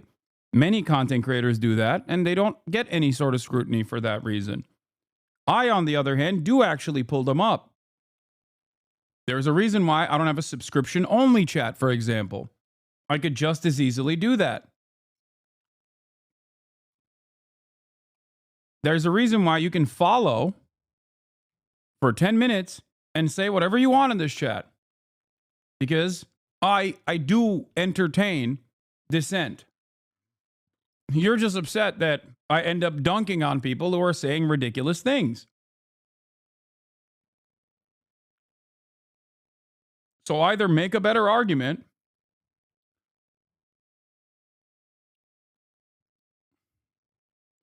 or stop complaining.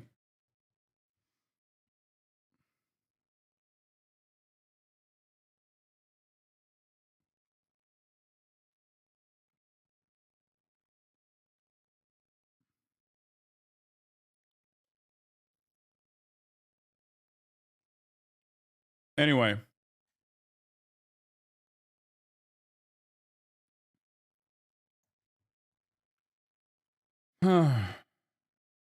Don't you get tired of these dumbass chatters? The full quote of the prosecutor was this: unfortunately, we have no victims. They were either murdered or some of those who were raped chose not to come forward to share what happened. You know, I know he said that. I repeated that as well. What are you talking about?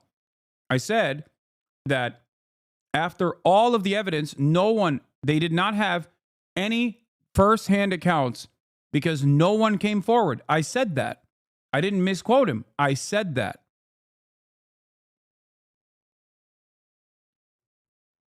I did say that.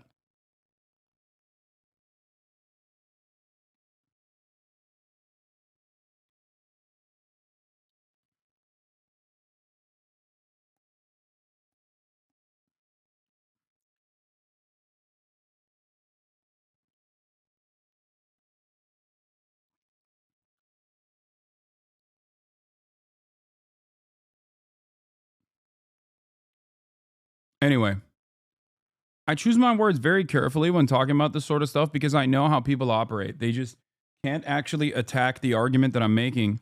So they have to literally claim that I'm making this argument from an indecent point of view, like some secret anti-Semitism that's been left dormant in my brain or something, in spite of my 10 plus public years of advocacy against anti-Semitism. So they just have to like constantly massage my words in a way that suits their agenda.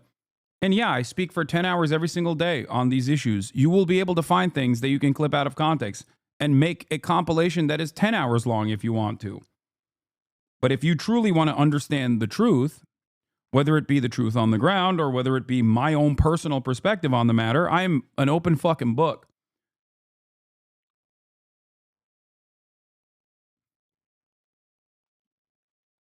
Yes, I know Kyle's on the ground. I don't give a shit. Stop.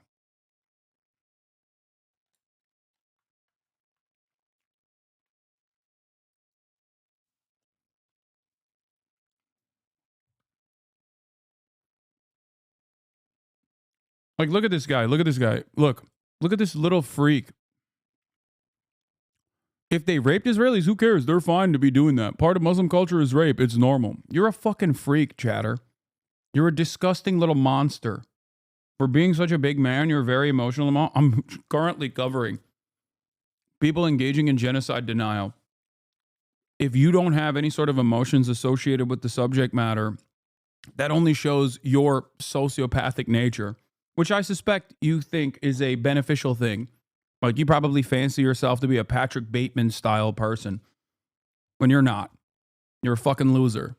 And everybody knows you're a fucking loser. That's why you have to spend all this time arguing online, trying to present yourself as someone who is actually not owned at all, not even remotely deranged. No, you're just overtly emotional, brother. Yeah, I mean, I do tend to get a little emotional when talking about issues like an ongoing active genocide in the hands of an apartheid state. I think that that's like an understandable position to have.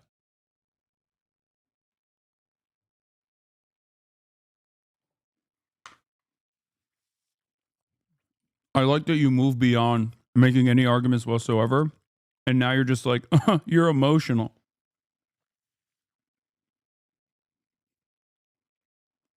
Yes, dude, I have empathy. We should try it sometime. Maybe you'll be able to maintain a friendship for once. What was the deal with that Sheryl Sandberg interview with a gal who said she was a rape victim? I'm not familiar. I think there was one person who changed their, who changed what happened to them and went back and forth. I don't know if it was a person who saw a rape happen or claimed that they saw a rape happen, or if it was someone that said that they were a victim of it themselves. But as far as I know, and I might be totally wrong on this, but as far as I know, there was only one instance, and I have not seen the person explaining it. If you send me the information, I can look into it. But in a lot of instances, it's just secondhand claims coming, and then those claims are immediately disparaged by Israeli authorities, by the way. Like that one guy who was like, oh, I saw rapes happen. The famous case of that one dude who was also in Screams Without Words, the article, the New York Times article. And it came out that they were just lying. Like, none of the timeline matched up. None of the information that they gave actually held true.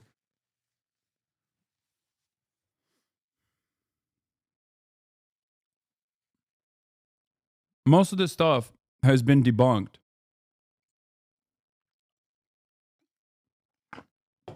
One of the worst aspects of this is that if rapes did occur, which again, considering that criminal elements also penetrated the Gaza boundary after the wall was broken, there is a likelihood that this could have happened, right? I still maintain this position.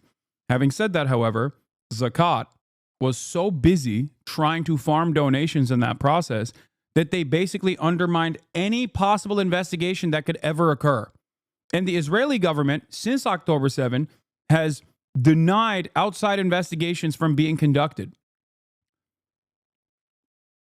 The notion that the people in charge in that moment, in that emotional moment, understandably, would basically ruin any kind of opportunity to have justice for the victims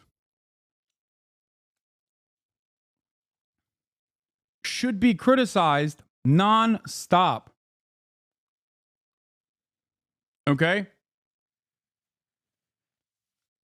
But if we are going to talk about the actual facts, why is it being framed like we aren't believing women coming out with their stories? It's just propaganda. That's the reason.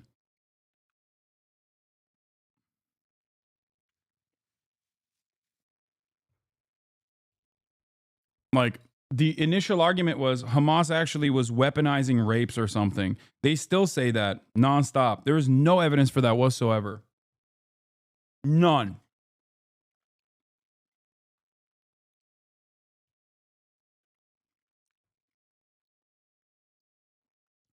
There is, however, evidence, plenty of evidence for systematic sexual assault happening inside of the Israeli prison system against Palestinians. Another thing that many defenders of Israel routinely lie about.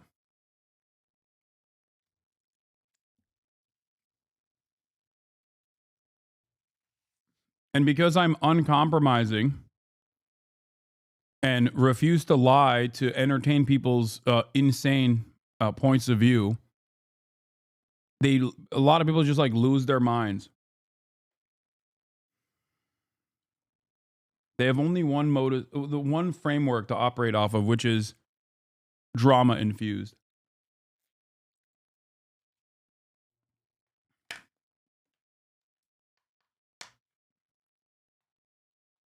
It's gross.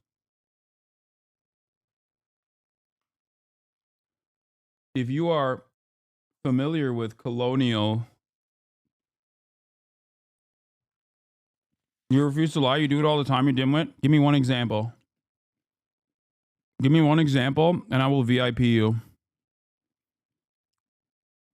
So you basically keep lying through the service of Hamas, huh? You sad, sad little man. Give me one singular example of where I've lied, and I will get on my hands and knees on the Israeli-Palestinian conflict.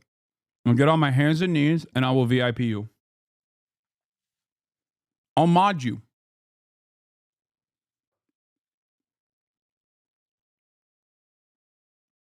Go ahead.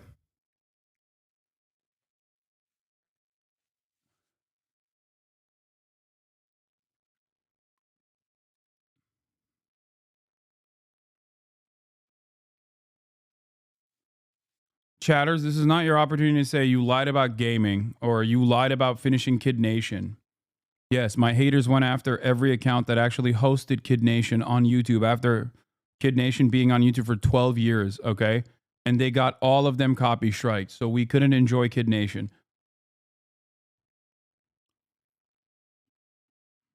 I'm waiting. Chatter, I am waiting. Why is it that people have such strong opinions and yet people have such strong opinions and yet when I say, hey man, I'll even reward you if you can find this, they just shut the fuck up?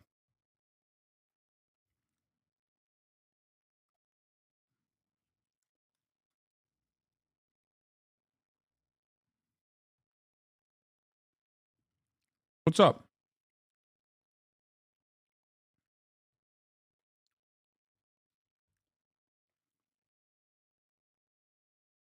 I just don't understand it. Is this not what people want? Desperately trying to D's Discord for backup? Yeah, I mean, go there. Go wherever you want to get this information. It's just that it doesn't exist. It's not real.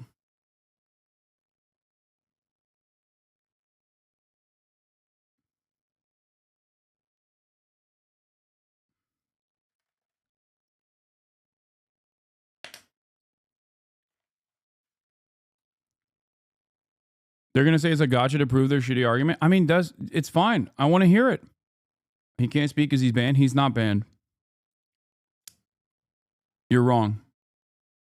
Gaza returned to Israel 183 Palestinians headed in the opposite direction. The majority on board these buses had been detained by Israel since October 7, but others had... It's interesting because, you know, apparently I do it all the time. I do it frequently. And yet he just couldn't find it. That's what I mean. It's like, if it's all the time, you should be able to easily rattle off examples.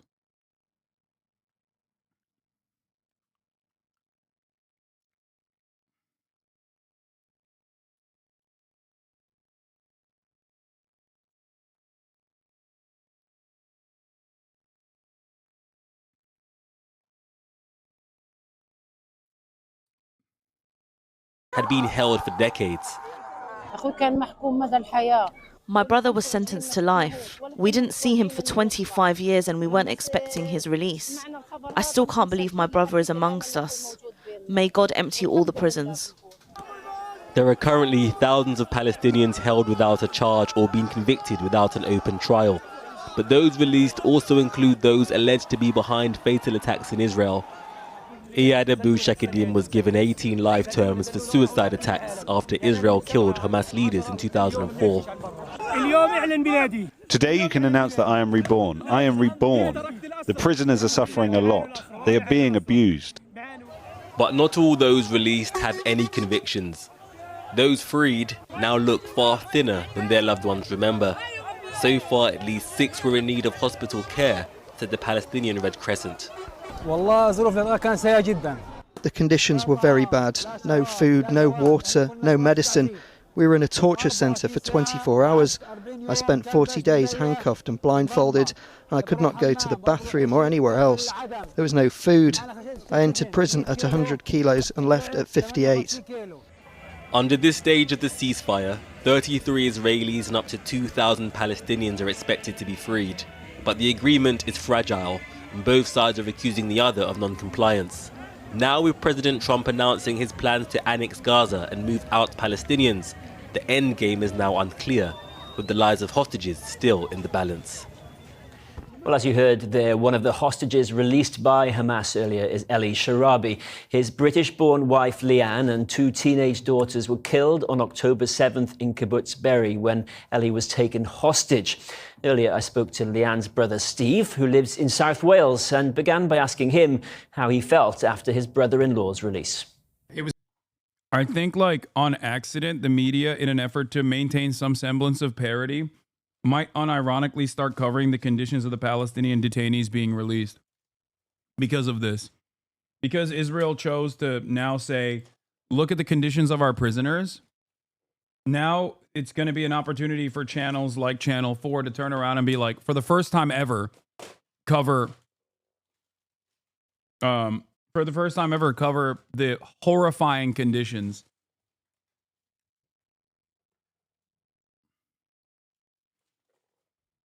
that the Palestinian detainees were kept in, victim to brutal assaults, brutal torture, sometimes rape.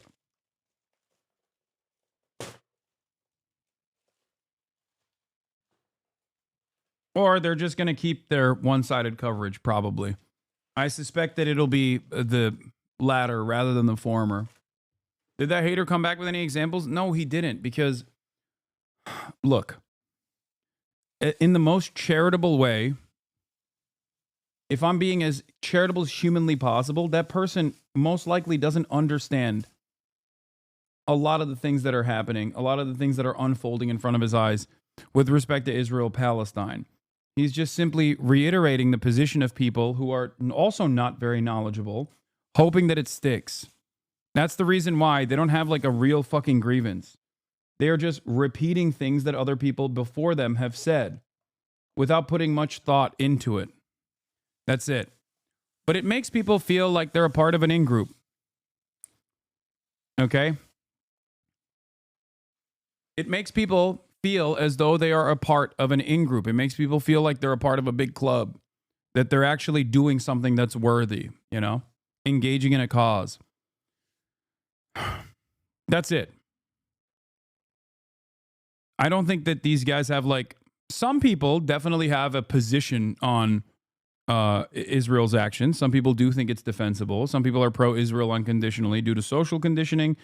Others are pro-Israel unconditionally, I don't know, because they hate Muslims or whatever, right? Having said that, most of the people that are coming in here to be like, Hasan, you've denied rapes, they have no genuine opinion on this matter. They have no idea. They just saw a clip. And not only did they see a clip, but they saw a clip that was obviously clipped out of context because it was in the process of me debating that rapes had occurred. But they also are oblivious to the facts on the matter, facts on the ground. They just don't care. They're not in here because they have a well-established position on Israel or Palestine. They're in here because they like the drama. They don't like me. They like the drama, so they engage in shit stirring.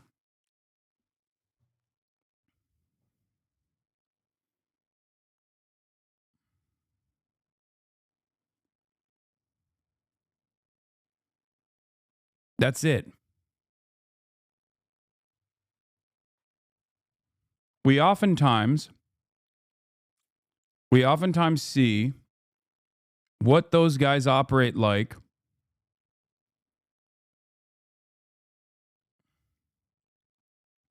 This is the guy that you said you were lying. Look at his earlier. Welcome back. You've been doing some remodeling. Your hair still looks weird, cheap bastard. You certainly have the right ass for twerking.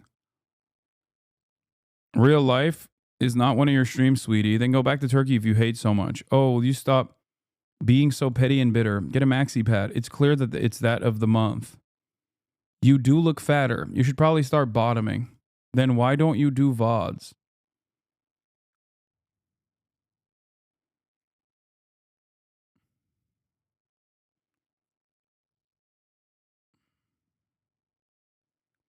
Hasan, you look hot no matter what. Don't be so insecure. Don't make promises you can't keep. Just start an OnlyFans. Let us enjoy those Turkish delights.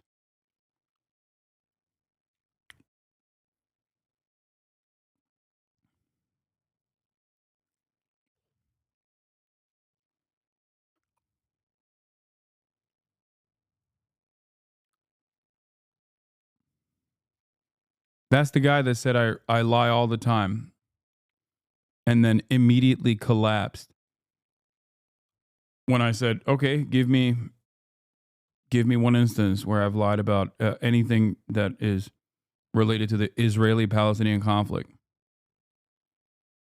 I talked about it before. Like, I used to sort of be a hater, like never to this degree. I honestly just thought you were kind of a dick, but nothing beyond that. Turns out you were kind of cool and have helped me and my perspective on the whole world a whole lot. Yeah. All you need is some semblance of charitability. This is what I always say. Look, I might not be everyone's cup of tea, but if you come in here, even if you're a hater, but if you listen to my perspective, you will most likely realize that you have been misguided. You've been duped.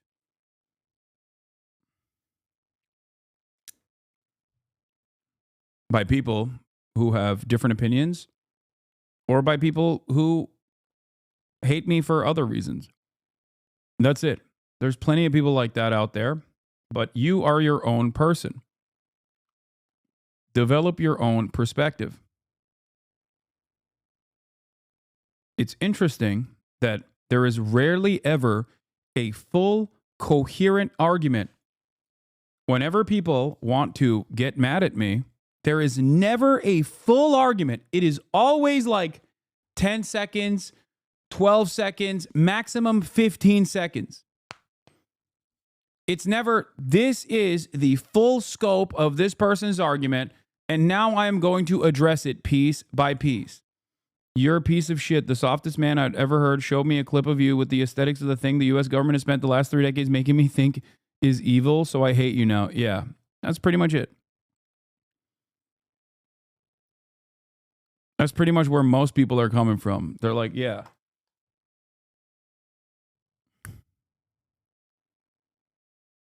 Yeah, dude, but it's wild. So much of your content is just defending yourself like this is not fun. I know. I'm sorry. It's not fun.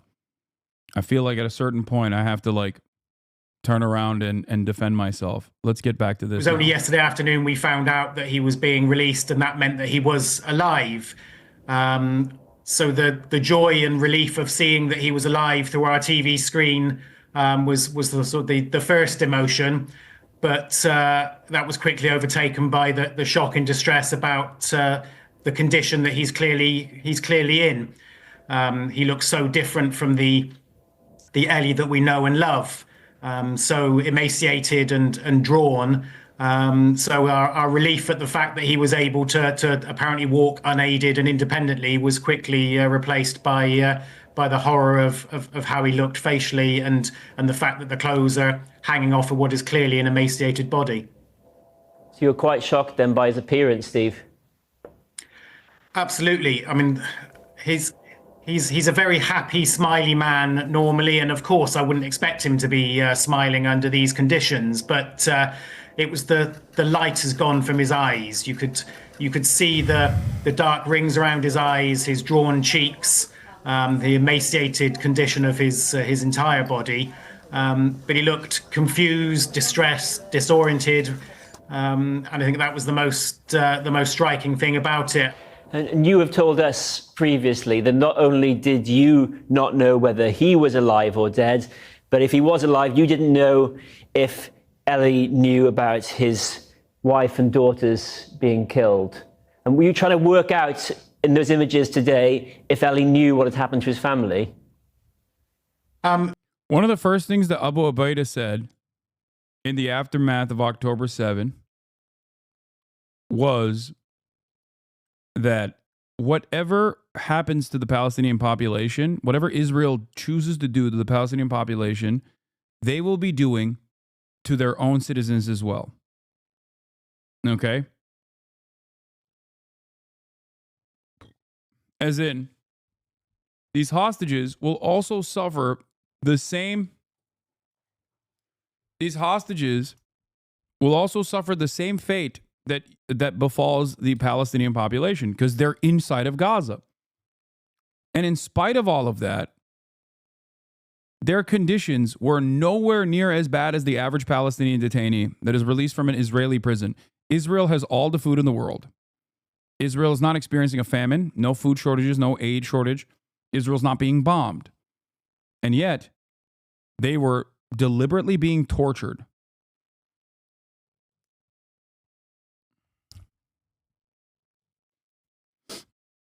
In spite of those conditions, most of the Israelis that have been released were released in good care. I don't even know how they were able to do this. It is mind-boggling to me, in spite of those conditions, that all things considered, they were in relatively good care, especially when compared to the Palestinian detainees that were released after being tortured, molested. Ridiculous. I think he looked so distressed and disoriented. It's difficult to know what, if anything, was going through his mind at that stage. What I do know is that he is a family man at the very heart of everything he does, and so I have absolutely no doubt that if he didn't know that Leanne and the good care, just your wife and kids are dead.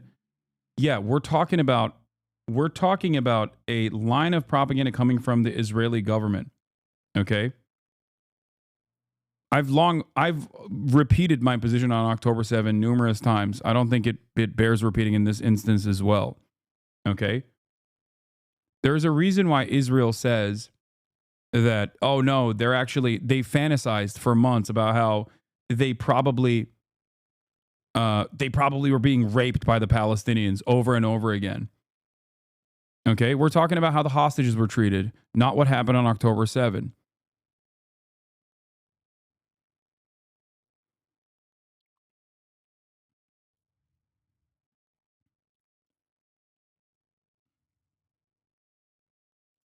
the girls had been killed, the very first question he will have asked when he got into that Red Cross vehicle will have been, are Leanne and the girls okay? Are they waiting for me?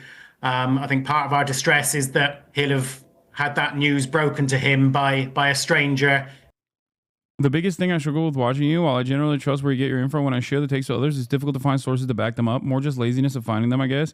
would still be nice to have a repo sources for reference. Go to the YouTube. When I'm pulling data, I'm either pulling data directly in front of us from a journalist breaking a story, or I'm pulling data from Top Dome. If I'm pulling data from Top Dome, then editors will slap on the exact articles on YouTube. So YouTube always has the resources. Okay? There's a reason why usually people don't actually clip me off of my YouTube, but instead clip me directly from my Twitch stream. It's virtually impossible for me to pop on in the midst of conversation the exact resource that I'm relying on. Okay? But yes, you can check my sources on YouTube. Okay? Like here, we talked about the Israeli prison rape situation. Okay? We talked about the Israeli prison rape situation. There are numerous articles written on this matter from, there's B'Tselem, which is the Israeli human rights organization that has covered the atrocities inside of the Israeli prison structure. I wish you get sexually assaulted and unalived after, just like all the victims. What? What did he get? What did he say? What?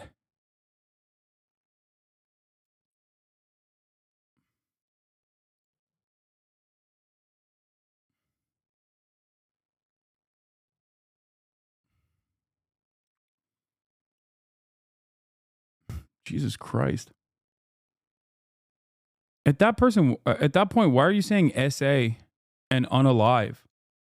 Just say raped and then killed. Like, why are you using TikTok language while you're demanding I get raped and then kill myself? Like, if you're going to do a death threat, don't be a pussy about it. If you're going to fantasize about someone raping me and then me killing myself in the process, why the fuck are you using sanitized TikTok language? You're doing a death threat, you brain-rotted fucking loser. Just say it with your chest. That's so weird. I hope you get SA'd and unalived. Like, what the fuck?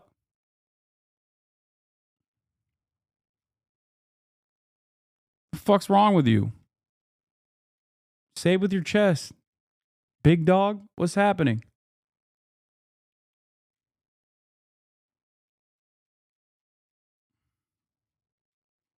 A woke death threat, that's crazy? Yeah.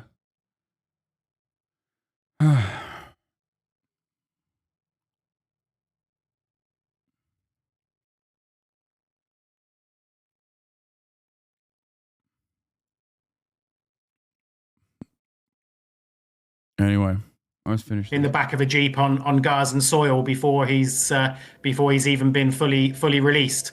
And he has now been reunited with his own mother and sister.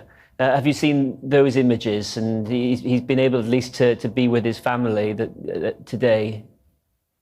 Yes, I've seen the same pictures. I think that everyone else has seen. It's very strictly controlled what goes on in the hospital wing, and rightly so. Even when he's in the arms of his mother and his sister, you can see the. I have never in all of my coverage seen an extensive, long, well-sourced, direct conversation with an immediate family member of a Palestinian that was released from Israeli prisons. There are far larger numbers of Palestinians in Israeli prisons. There are a far larger number of Palestinians released from Israeli prisons. And yet, I've never really seen this level of care and consideration for anyone on the Palestinian front. Now, you might think, well, you might think, well, Hasan, why are you asking? Why are you demanding for this? It's because Palestinians broadly are not seen as human beings by mainstream media. They are seen as collateral damage. Okay? Are you going to cover the fact that they're not allowed to express joy when they're released? Yes, I already have.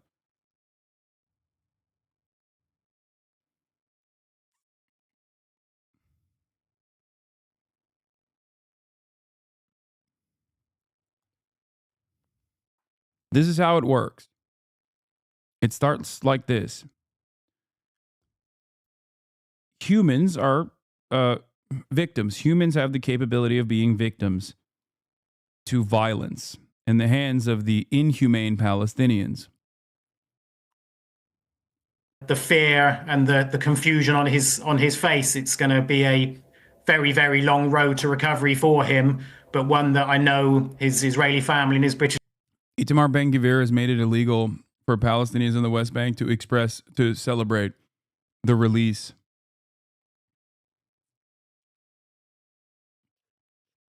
Palestinians to express the release of their family members, express joy at the release of their family members.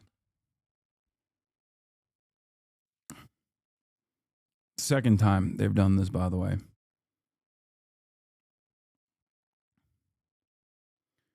If you've never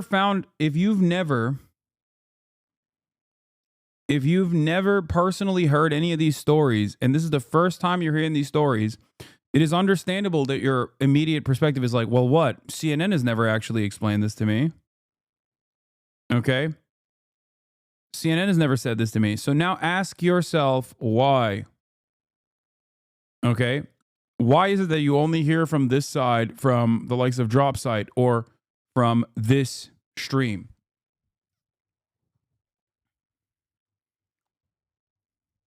Instead of assuming that I'm lying because CNN hasn't reported on it, and I am, think about why CNN has not reported on it.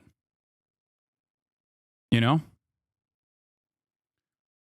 You will then very quickly arrive at why so many of these slop tubers actively come after me, and it is because I do report on this. Okay? This is one of the few places where this kind of information is reported. That is the reason why so many people go, oh, this guy's actually preaching disturbing things. He's a radical terrorism lover. Okay? Doing this to a detainee is terrorism. But when it's Israel doing it, nobody thinks about it as such. Okay?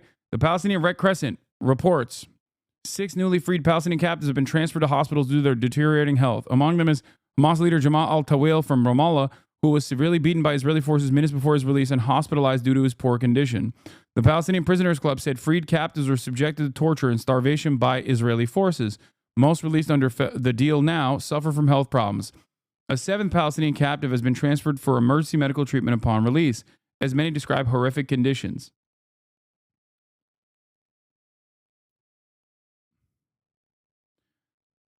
Hamas issued a statement accusing Israel of adopting a policy of slow killing of Palestinians held in Israeli jails. The fact that 7 prisoners were transferred to hospitals immediately after their release reflects the systematic assaults and mistreatment of our prisoners by the Israeli prison authorities, it said.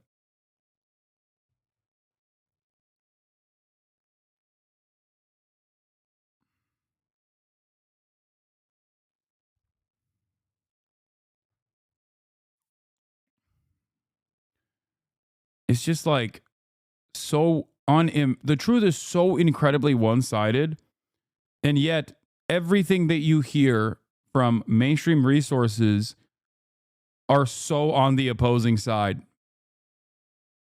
They're on the side opposing the truth. That's it.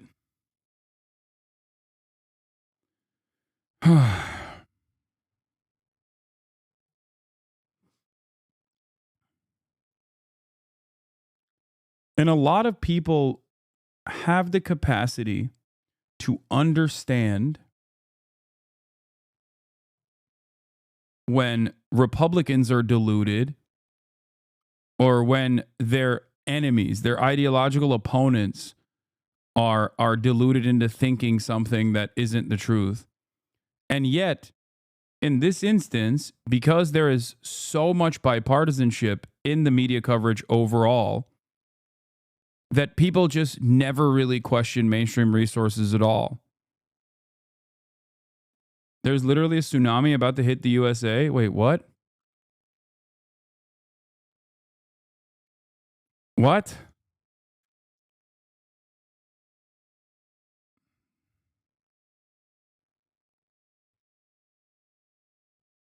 What happened? A 6.7 magnitude earthquake hit the Cayman Islands. Okay. I feel like maybe not the USA, but there's a tsunami warning probably for Cuba, maybe Honduras, but not.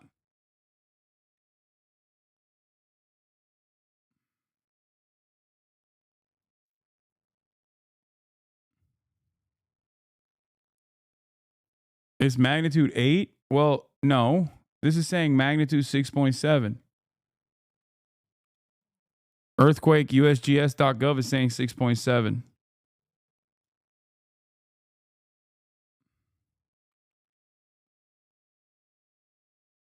Tsunami warning centers issue tsunami alert for coastlines along the Caribbean Sea.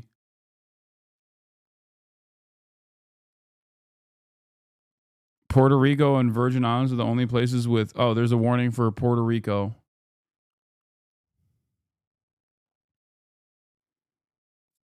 I think it was initially reported as a 8. 8 magnitude earthquake, Cayman Islands region, tsunami threat for the entire Caribbean. Earthquake, Cayman Islands region, tsunami threat for the entire Caribbean, just upgraded to advisory. It was initially reported as 8, and it was revised.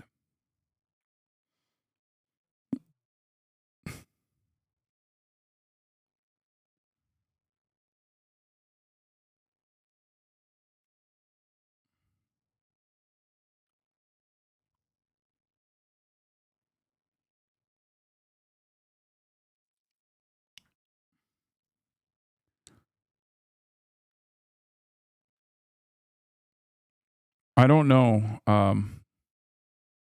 what will come of this, but they just revised it again to 7.6. Hours before his son's release, Israeli forces Here are assaulted the 7 Palestinians that were released that were immediately released to the hospital. Fahri Barghouti. Still in pain, these moments offer a sweet relief. A father and son reuniting for the first time outside the prison that once held them. Shadi was an 11-month-old when his father was arrested in 1978. Their next meeting was inside an Israeli jail, more than 25 years later. They spent years together in prison. Now they can be home at last.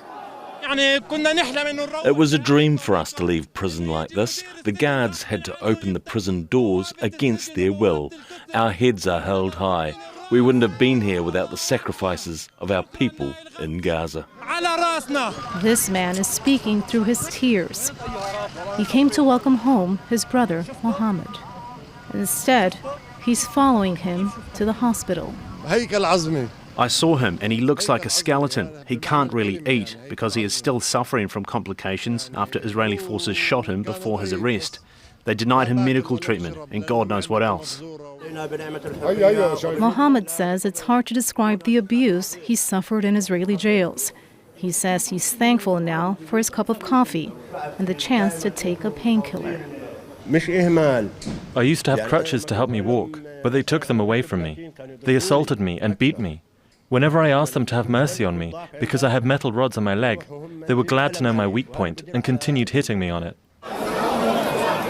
Some of the Palestinian prisoners released in the occupied West Bank on Saturday were immediately taken to nearby hospitals. Many say what they went through in Israeli custody will take a long time to heal. But at least now they have the support of their friends and family to help them get through it. Katia Lopez-Odoyan, Al Jazeera.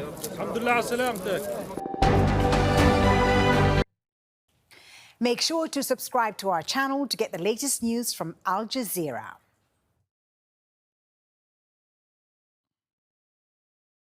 In response to those anti-Israel protests on college campuses, the Justice Department announcing the formation of a multi-agency task force aimed to combat anti-Semitism in the U.S.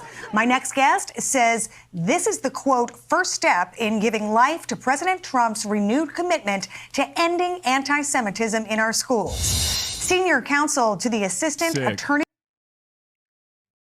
Yeah, that's what Trump is doing. Mr. Push BB's seat into his table.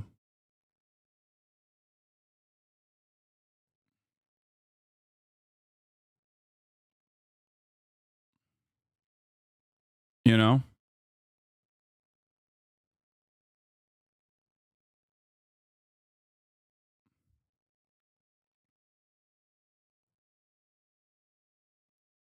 Uncle of a friend got released after 23 years today. Got some shawarma as soon as he left.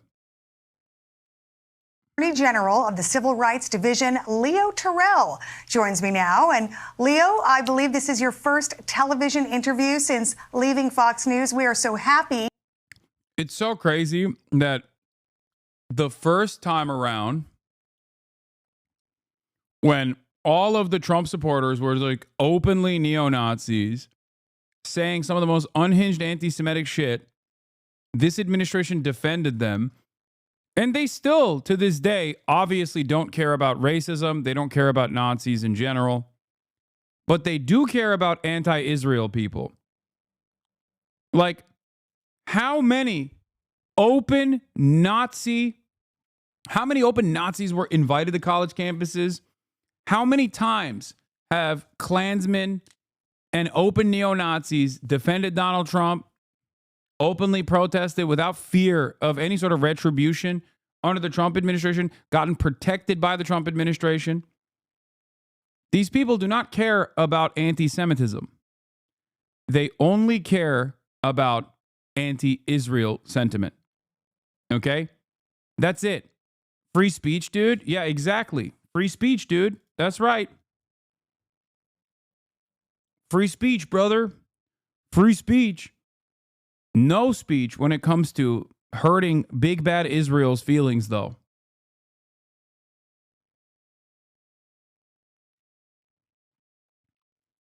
Elon Musk throws up a Sig Heil, a fat Sig Heil, but he's pro-Israel, so it's all right.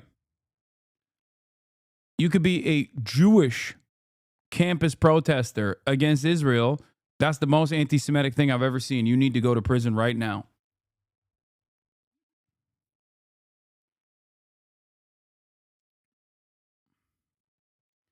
And it's crazy because your parents kind of agree with this shit too, most likely. They have no way of comprehending this. To have you on the program today. Thanks for coming. Well, thank you very much. And I left the great company, Fox News, and for a job from the greatest, in my opinion, in my lifetime, the greatest president, to give me a chance to serve this country. And I'm working for a great attorney general, Pam Bondi, in basically eliminating this dual system of justice and providing justice in this country again.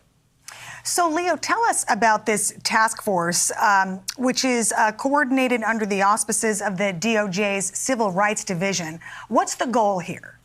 Very simple, Anita, and thank you for that question. First of all, everyone in this country saw what happened the last 3 or 4 years. Jewish Americans were ignored by the federal government, ignored by local officials. Jewish American students couldn't go to school without being harassed. It happened across this country. Pam Bondi has created a task force to combat anti-Semitism, and I'm privileged to head that task force. What that means, Anita, is that we're going to use every tool in the toolbox, civil, criminal, activities to stop the harassment of Jewish students. That means we're going to take criminal action. We're going to cut off funding. We're going to do everything, and we're formulating that right now. Yeah, to your point, we all remember what we saw on college campuses across the country, from Columbia University to UCLA. I believe we have the video where Jewish students were literally barred from going to class by pro-Palestinian protesters, in some cases pro-Hamas protesters. No one, there you go, look at that. Yeah. No one seemed to be doing anything about it, and we heard very little from the last administration on why this was so wrong. So how is this going to change now? Well, you heard crickets from the last administration, and in those protests, I was embarrassed to see my law school, UCLA, allow this type of harassment going on. And Columbia University, how it's going to stop is very simple. We're going to cut off their funding. We're going to take criminal activity against those protesters. We're going to alert these blue cities that allow this. You have to get actively involved. This is the mission that Pam Bondi have given me to proceed with. And we have the education department, Anita, Health and Human Services involved. This is a joint task force to stop this. And I would tell the Jewish community, help is on the way because Pam Bondi wants to make sure everyone is treated fairly in this new Department of Justice, and that's what we're going to accomplish. Yeah, the Jewish community is still very concerned about the way Jewish students, Jewish people in general, have been treated in this country over the last year. I want to bring your attention and put up on the screen some statistics from a brand new study. Dude, no free speech. We are making protests illegal. We're making protests illegal. They literally sent cops. By the way, when this guy says, oh, the Biden administration didn't prosecute these people, like 3,100 arrests, more arrests on college campuses of students than arrests at January 6th.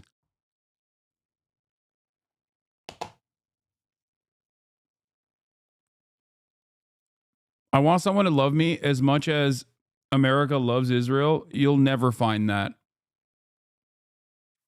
I hate to say it, but that kind of love does not exist. It's like loving your own arm.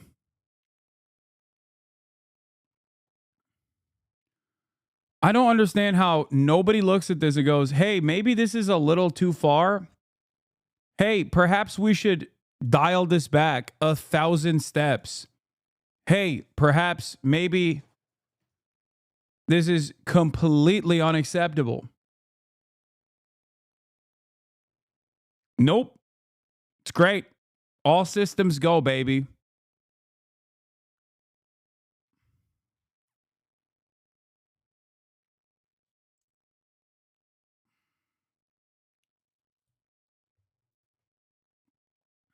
The guy who's leading the task force is a regular retweeter of the Stop Anti-Semitism account. Yeah, it's awesome. I'm going to jail.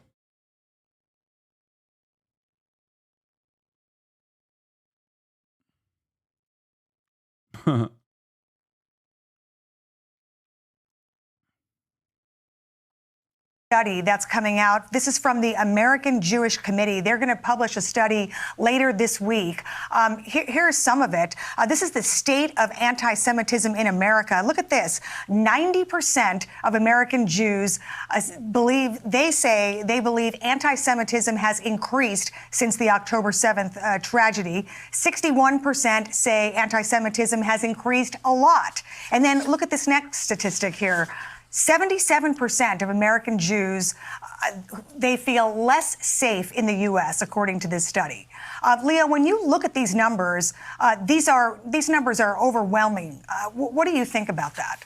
I find them offensive. And I'll tell you right now, those numbers are supported, Anita, by FBI numbers that I've seen. That October 7th massacre is the situation that prompted these increased numbers. But I can't stress it enough. This is going to stop immediately because the Department of Justice, again, Pam Bondi, have said everything we have to use to stop this and deter this conduct is going to happen, and it's going to happen now. Yeah, I wonder what's making American Jews feel less safe.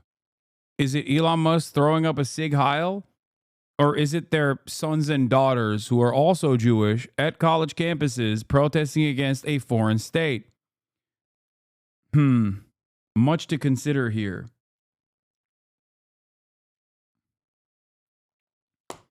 I'm sure there are plenty of older American Jews who will say college campus protests are significantly more dangerous or whatever. I'm sure. But the reality is obviously very different. People who protest against Israel are not threatening your lives. Okay? People who are overtly and openly anti-Semitic, and protesting against Israel is not anti-Semitic, but people who are overtly and openly anti-Semitic, those people are threatening you. And I tell you right now that it's a joint task force by all agencies in the government to stop anti-Semitism. And Leo, while I have you here, I just want to ask you very quickly. President Trump says he plans to create a White House faith office while directing Attorney General Pam Bondi to lead a task force aimed to eliminate what he called anti-Christian bias within the federal government. In the last 20 seconds, what can you tell us about that? Let me tell you right now, everyone in this country knows that one of the greatest things about this country is the fundamental right of free expression and free religion, freedom of religion. And what has happened the last 3 or 4 years, Christians and Catholics have... Yeah, that's why. That's why if you are Muslim, you can't be that way. Not allowed.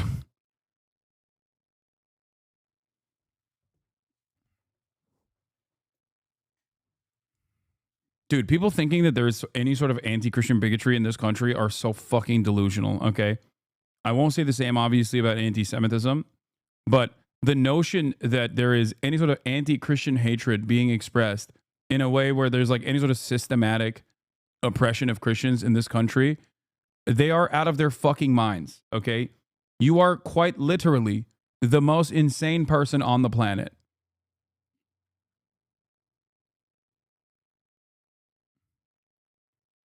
Been basically... These guys think that like there's a war on Christmas happening. We are at the whims of people who are hallucinating an alternative reality. Oh my Lord. Attacked by this government.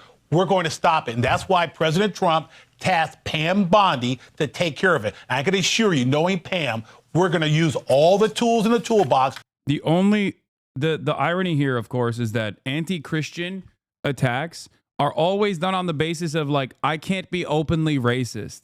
Okay? In a nation that is predominantly Christian, the only thing that these guys have as far as like anti-Christian hatred is that people have freedoms. Okay? That's it. And those freedoms are being denied as well. It's not like people still maintain those freedoms, like abortion, for example. All right? They literally think gay people existing in society is a direct attack against Christians. That's what they mean when they say anti-Christian hatred. That's what they're talking about. There's never any real anti-Christian hatred happening in this country. It's a Christian nation. Okay? To address this bias against Christians, Catholics, all religions, Anita. Everyone should be treated fairly and equally, and that's one of the reasons why I'm proud to work in the Department of Justice. All right. Leo Terrell, in his first appearance, as he is in his new job with the Department of Justice and the Civil Rights Division. Leo, great to see you. Thank you so much. Thank you, Anita. Thanks for having me. You got it. Mike? We are counting down to the big game in New Orleans. Hey, GameSpy down for you too? Man, I don't know. Stop asking me. Oh.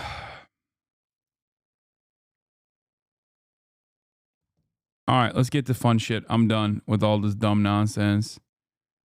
Okay? We're going to do fun shit. This is the video that I'm in. Liar, liar. You get set on fire by the boys. Nah, bro, put together the Avengers of Unemployment for this video.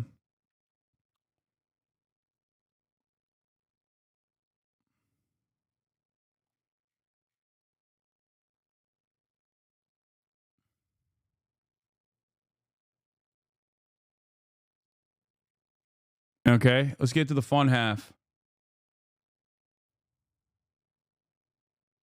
The following video, hold on. The following video features stunts performed either by professionals or under the supervision of professionals. No one was injured in this video. Do not attempt to recreate or reenact any stunt or activity performed in this video. How you going? Today, we're playing Liar Liar, Pants on Fire.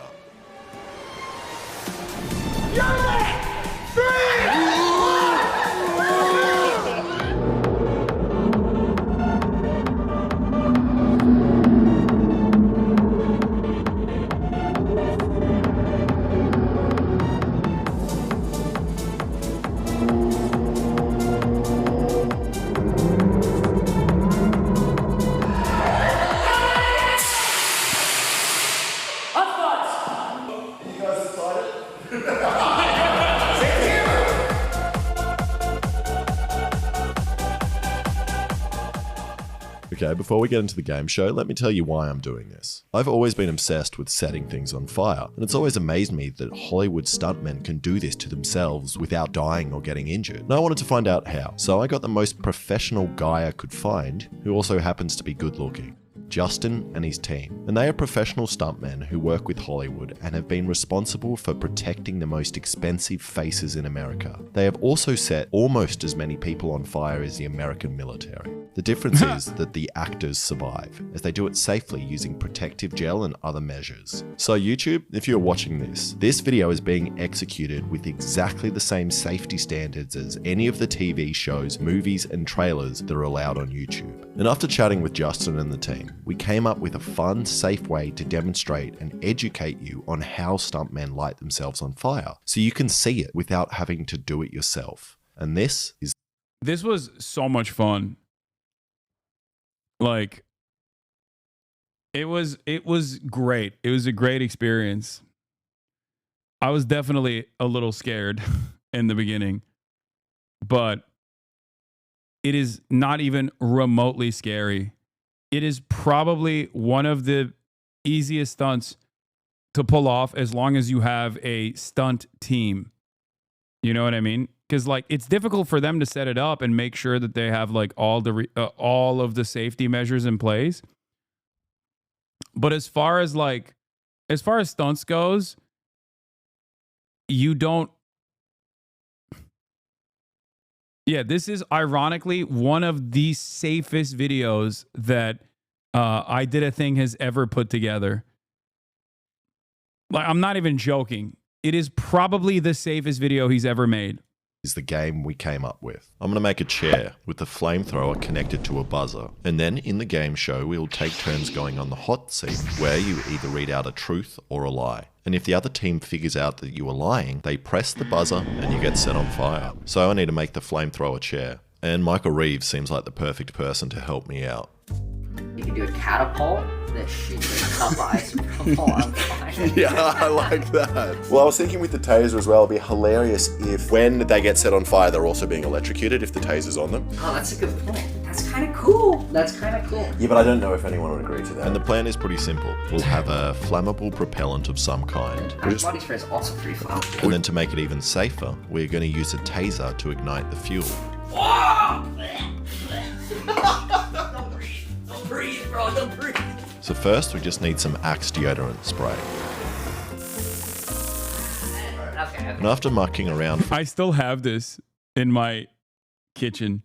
Like, I still use this Axe deodorant spray every now and then. For a while, we managed to make the perfect game show buzzer flamethrower.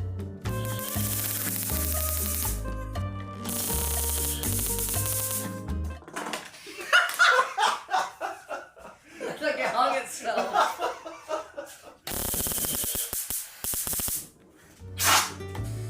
When the boys agreed to do this, they didn't even know that we had a safety team. So they were pleasantly surprised when they showed up and saw Justin and the crew. And they started by getting us all gooed up in wet clothing, covered in a secret recipe of 11 different spices mixed with goo. And that's to stop us dying or getting injured. Then we had multiple other layers to keep the heat away from us. And we also have a safety team. Why is it in your kitchen? I don't know. You just left it there. I don't really use it because it's fucking Axe. Isn't Axe BDS? Wait, what? Is it? Also, this video was months ago. Also, easiest thing to boycott. It sucks. No, I like...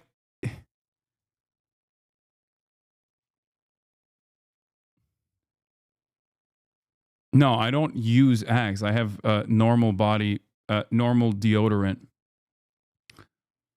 But sometimes if I'm in a pinch because it's downstairs, I just go psst.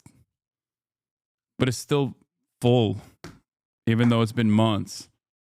of intimidating men and the fire marshal. We then did hours and hours of training and safety briefings to make sure we were going to do it right. And the reason I'm showing you this process is to educate you on how a stunt like this is done safely and how none of us were injured in the process. But without experts, this would be impossible and is extremely dangerous and something you should never attempt to do. And I joke around a lot in my videos, but do not attempt anything you see in this video. These guys are trained professionals. However, the one bad thing about the safety guys is that they are too safe and weren't fans of the device Michael and I made. So this is what I made to light the guys could fire. And Scott and I both agree this is probably not the best idea for the day. I don't know that we're going to get approval from the fire marshal. Scott?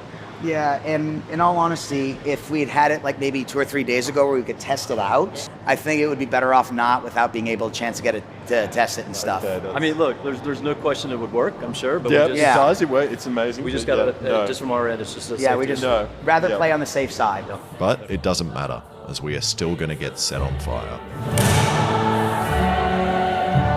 So with me today, I've got 5 of the most hated people on the internet that I thought everyone would like to see get burnt. Yeah. We've got, starting with Hasan, Boy, Connor, Michael Reeves, and Ludwig. And the rules are simple. You're either going to be reading a truth that you told me or a lie that I made up that you don't know. And then the other team has to guess if you're lying or not, and if they get it right, and you are lying, you get set on fire like you saw before. Okay. I would like to not get set on fire. First up, randomly selected by me, we have Alexa. I can't be the first one. How do you say randomly? I need to watch someone live so I can learn how it's done. He's in the hot chair. Yo, that's why they call it that. You also have Fat Albert's outfit on. Yeah, when are we getting into the costume? This is not. I always get a boner when I lie, by the way. Just don't look down here. Just Pinocchio. Dick gets huge. All right, you can read your truth or lie out. So I snapped my dick in half. I was playing with this earlier. So what happened? Could you run us through the scenario? Yes, I can. I was having sex with a girl. Wow. Congratulations. Yeah, thank you. First time? Yes. And we were just getting too ambitious. She was on top, and then it goes out and doesn't go back in. Oh yeah. But I heard a noise. Right. Recreate it for me. Yeah, the noise. Someone to get on my. Yeah, it was just out, and then not in, and then it was just like. Did it make your dick larger or smaller in the aftermath? No, it's fair. Oh yeah, it's because like I can imagine if it broke off, the blood just stays circulated like a balloon. Right, it probably makes it wider. It's just stuck at in least. there. It's like when they break your leg so they can make you taller by putting more. Yeah, actually, she's doing me a favor. A year later, at the point at which it snapped, everything above the crooked bit died. So if I. What? Wait, stop. What do you mean it died? Like it atrophied? If I were to have an erection, like I have right now. Yeah.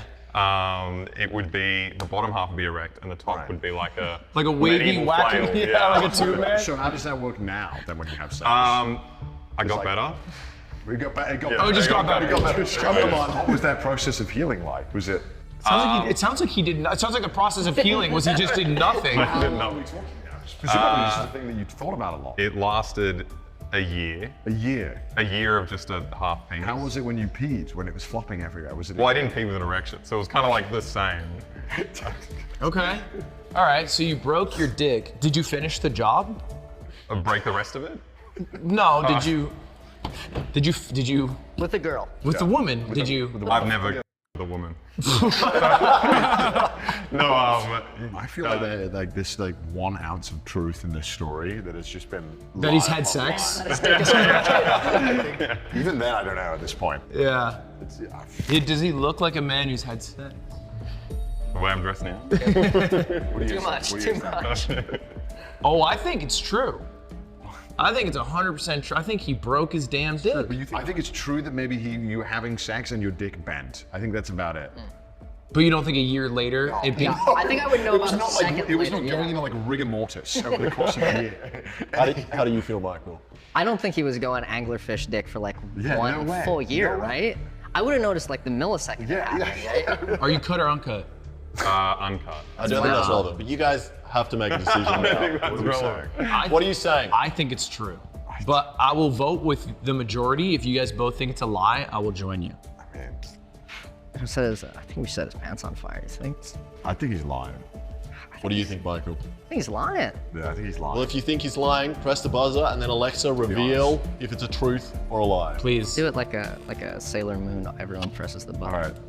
3, 2, Fire. 1. Fire.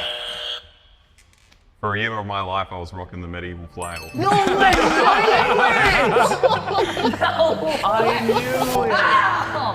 Ludwig knew. I knew. Hey, knew. I got it. Merrick DeVille, thank you for the raid. Hope you had a good stream. We're watching Liar Liar, You Get Set on Fire. You guys are about to watch me catch on fire. He sounded so genuine. So next we have Michael Reeves. Michael, get out there, baby. Yeah. So Michael, if you just want to read it out from your phone. Yeah.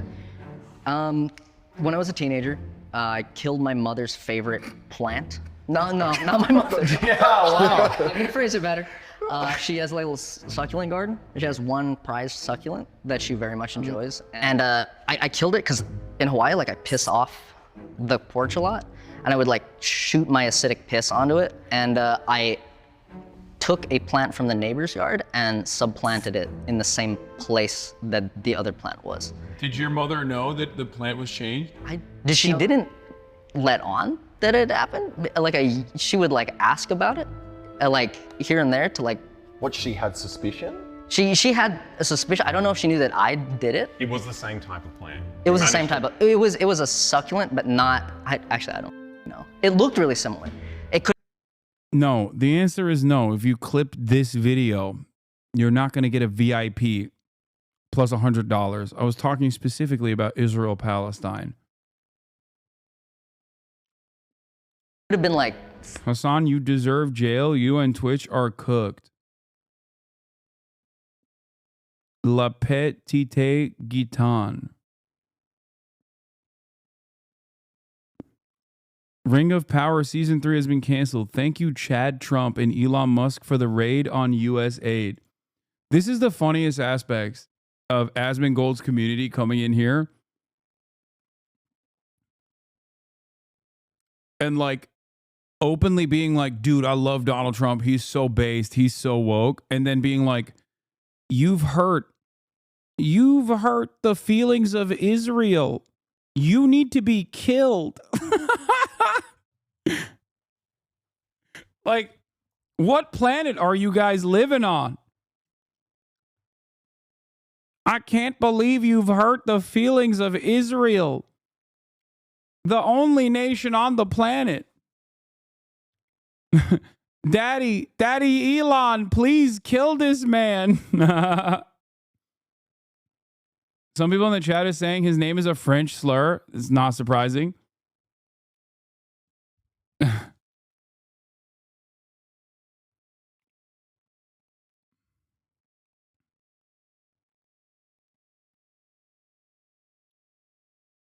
Oh no.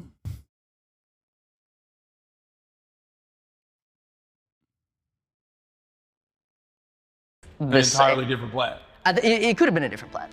How'd you clock him as an Asmon watcher? Oh, because Asmongold is watching the content fart. So the entire day, some of the lowest IQ people on this website that I've ever encountered have been in the chat being like, I love Donald Trump.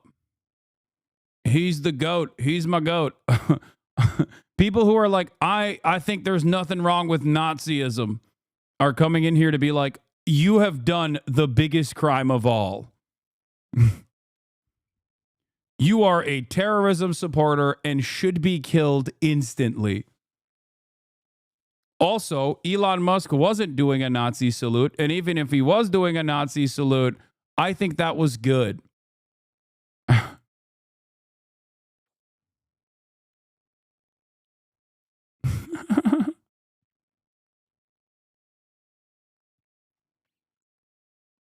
Killed it with your piss? Yeah. So like. Radioactive piss? Yeah, how really You grill your own teammate. Yeah. I'm just curious. On 14? What's your daily water consumption? You're on the team. Like? Pretty good now, bad then. See, because my dog used to piss on our lemon tree. Yeah. And it was like flourishing from his pee. And once Yeah. he died, the lemon tree died because no one was left to piss on it. Ah. So like. We eat different. Yeah, You're not. you eat dog food? At what point did you realize? Because the plant didn't just like die suddenly. You did a lot of pee. It was one day while I was pissing. Like the Wait, tips- so you continuously pissed on that plant? Yeah, well, I mean, I piss off the porch a lot. Wait, did at you my piss house. on the new plant? No. I moved it to the left. How? You're winning big and you don't have to do anything? No, I'm not winning anything. Come on, dude. There's no winning in this situation.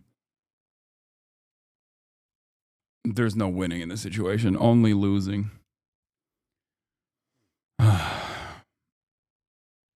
Can't believe I've let these men into my home. Hasan, you look hot in this. Thank you. The other pissing was not the weird part. The Did pissing. you kill the other plants?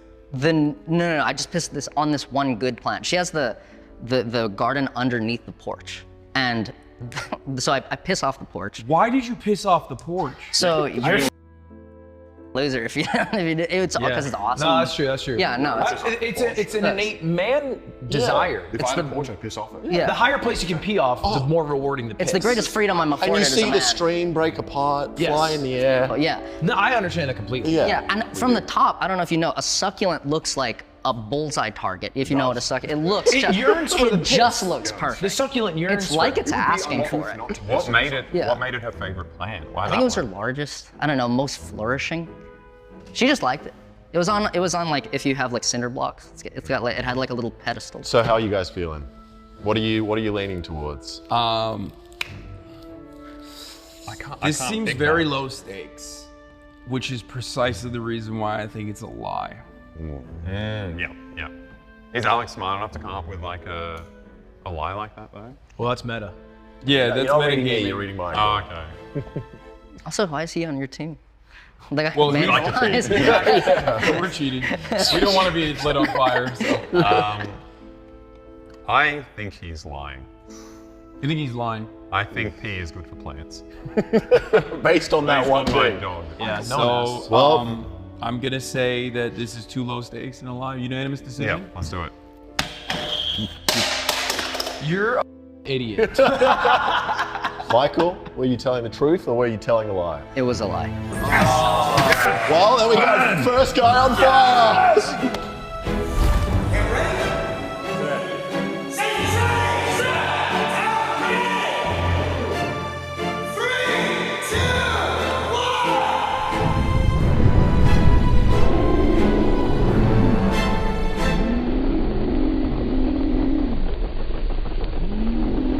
It's so sick.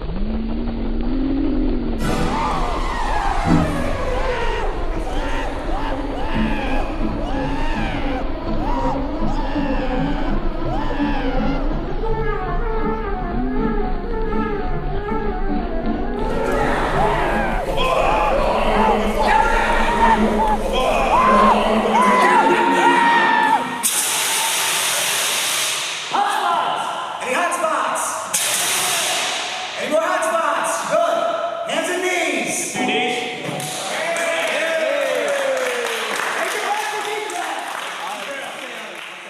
Okay, before we burn the next person, we've got a quick ad break brought to you by the sponsor of today's video, Odoo. Setting your business on fire is easy if you're not using Odoo, an all-in-one business The management way you were looking at that fire gives arsonist vibes.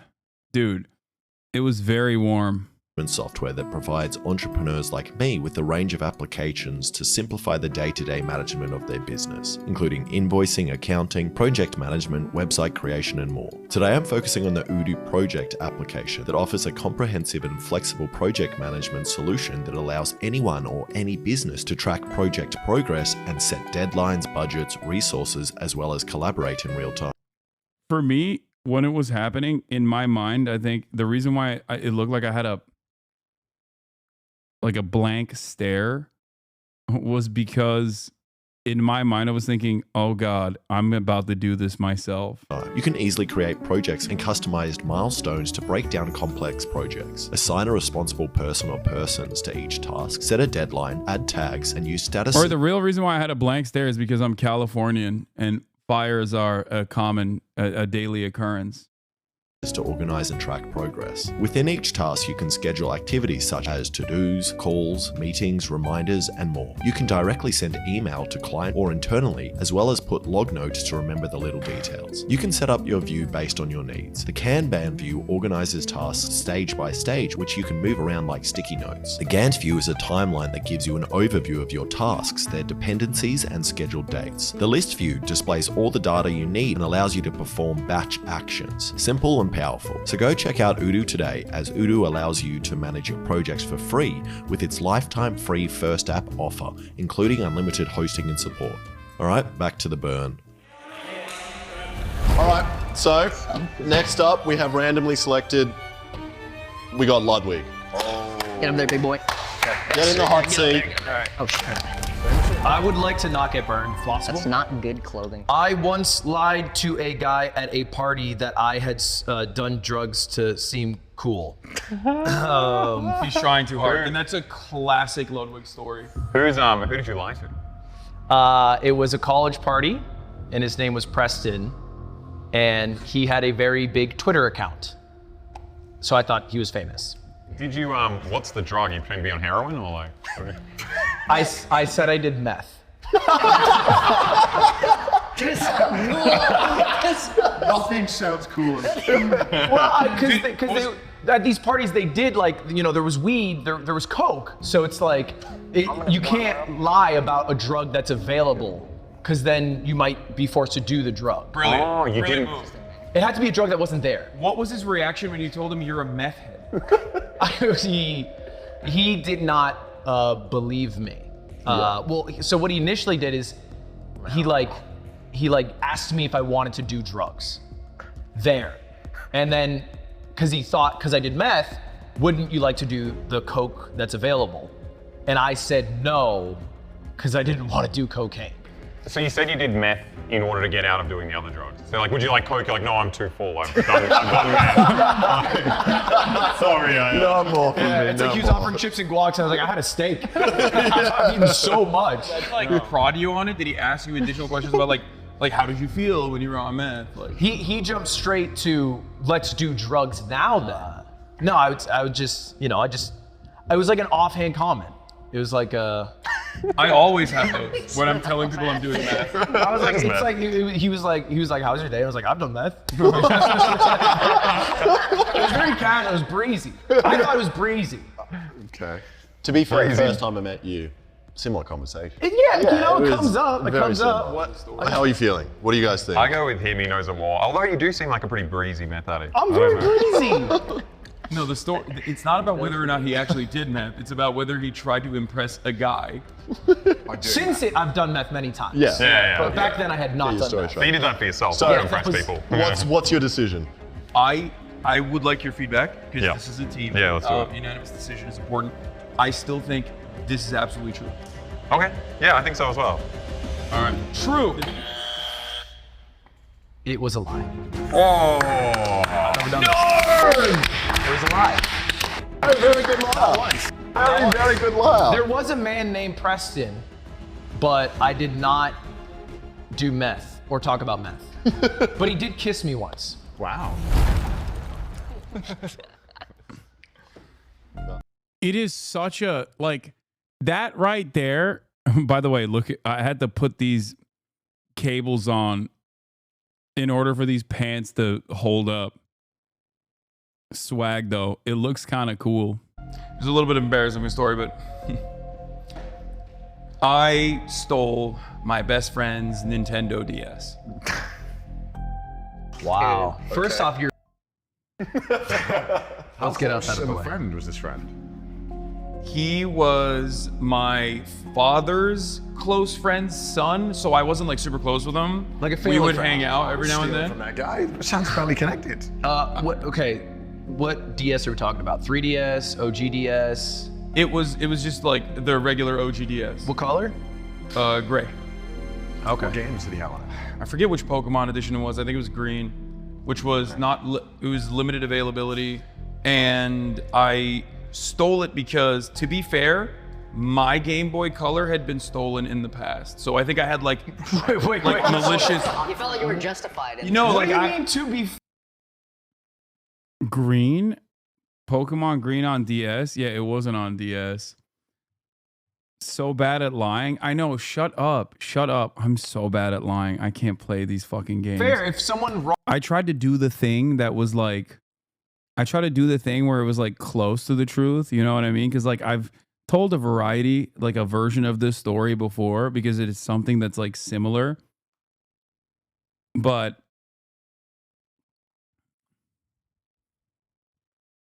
yeah, it was Game Boy Advance. And also, you said you were gaming. That's an easy lie. Okay, listen. Robs, you don't Shut rob up. someone else out of more. I was a kid. He's a communist. I was a kid. I was It's redistributing his property to myself. How old were you when this happened? I don't remember, like 12, 13. How did you get away with this? Did you go to his house? Yes. So we would sometimes go to his house, sometimes they'd come to our house, and it was on the library in, like, I don't know why he just like left it on the library, but I literally straight up Because it's before. probably his house, and that's what you do. It's not like he left it at a Starbucks. He left it Fair. in his own home. My Game Boy was stolen from me at a bowling alley.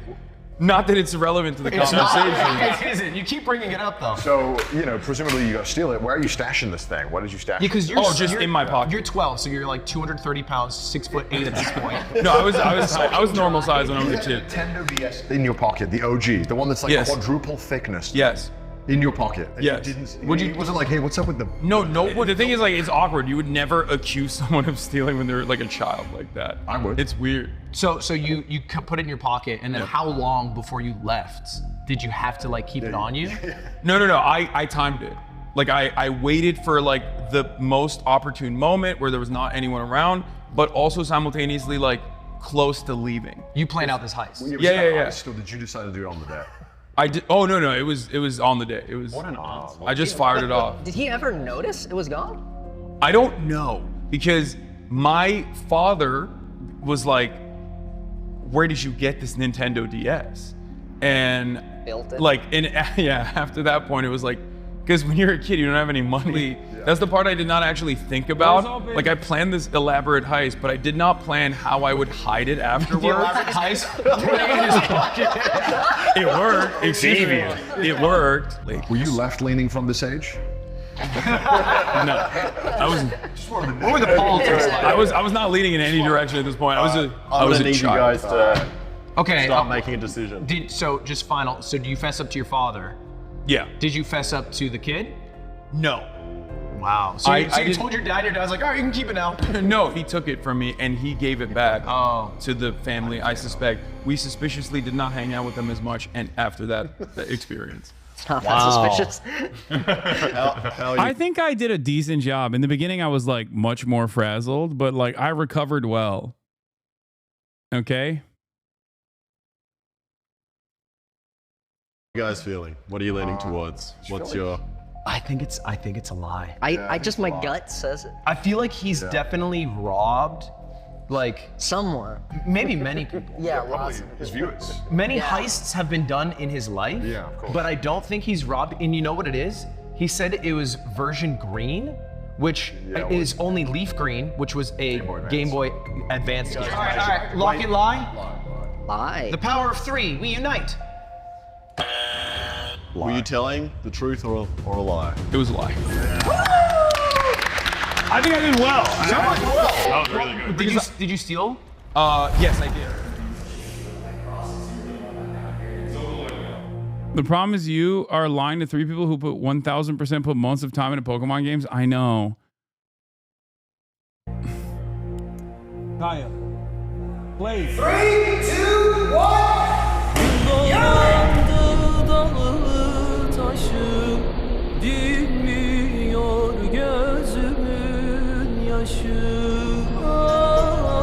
Gelin eyle tez günde ayırdı felek.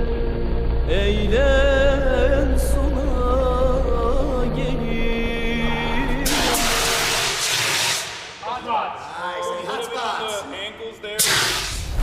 have Alexa. All right, get up there. Get up there, King. Come on, baby. Come on. It was so sick. So we all decided on what to do. We all decided like what our thing was going to be. Kaya plays. She does not like the new location of this. Hold on 1 second. What is happening?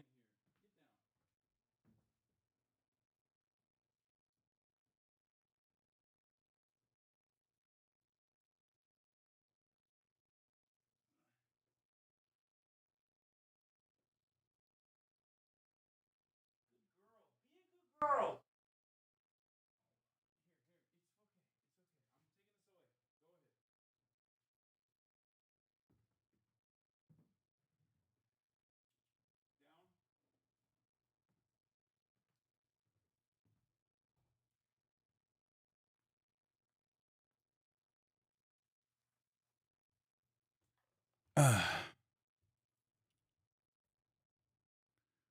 You got back into Marlboro? No, I didn't actually smoke it.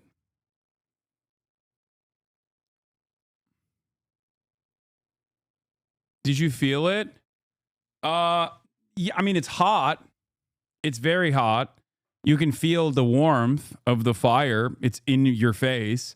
But other than that, like, do you actually feel it on your body? No. Your cig was backwards? No, it wasn't. It's because the cigarette is not backwards, as you can tell here, okay? When I first pull it up, you notice that it's not backwards. It looks like it's backwards because it didn't actually light it. It actually burned the cigarette. No, it's not a huge ash either. It just burned the cigarette. Like it literally, all of this is like burn marks. It does kind of look like a huge ash though, so I'll just take it.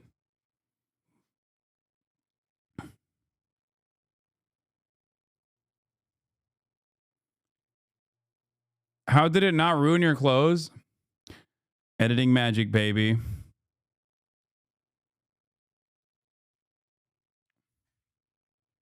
What did you actually steal? Pokemon cards. How did your eyebrows not burn off? I'm covered in like a non-flammable goo.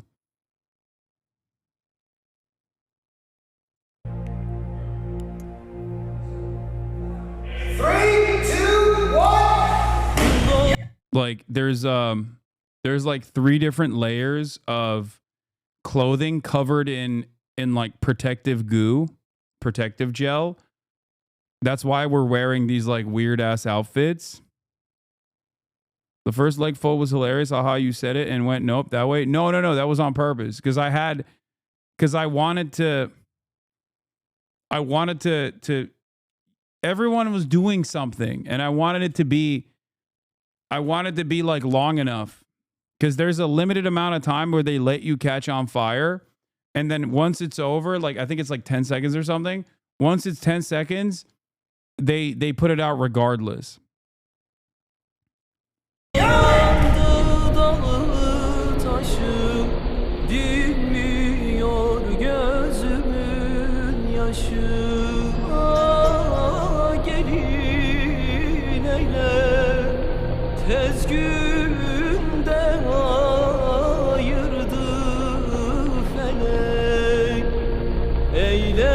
Yeah, the gel is very cold. So ironically, the fire feels kind of good.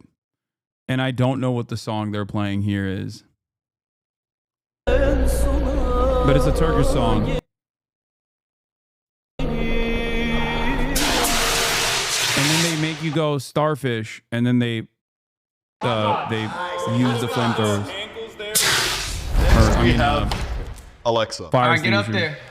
Get up there, King. Come on, baby. Come on. And no, I wasn't in pain at all. There was no pain whatsoever. It was awesome. I didn't feel anything. And that's it. Like there was no pain whatsoever. Also, I look sick as hell. Come on. Peter Griffin looking ass. So one Damn, were you time a voice I actor? broke my vagina in half. When I visit different beaches around the world. No, I didn't get any minor heat burns. Why do you keep asking? No, I didn't get that at all. I have a habit of like tasting the sand. That's what I do that too, man. What country has the best sand? Australia, always. So you just every time you go somewhere, you're like, is it like home? I'm like, yuck. They do it better. Do different areas of Australia have different tastes? Yes. What's the dish like profile of the different sands? It's not a taste thing. It's so that was why. It's a texture. It's a texture thing. So like Brisbane sand just is like coarse. Brisbane sand is sweet. Oh. I think Western Australia is coarse. Okay. Okay. And why do you do this? Yeah. When did that happen? Do you enjoy it? So when I was a kid, I'm still a hypochondriac now, but I was convinced I had like parasites. Correct. And I read a line that if you eat sand, it flushes them out. They can't handle it. How old were you? I was like, I don't want to say because I'm going to sound, it's older than I should have been. I was 14. So you swallow like a little rock and then it just takes a parasite out with it? Yeah. Like a boulder falling on the parasite?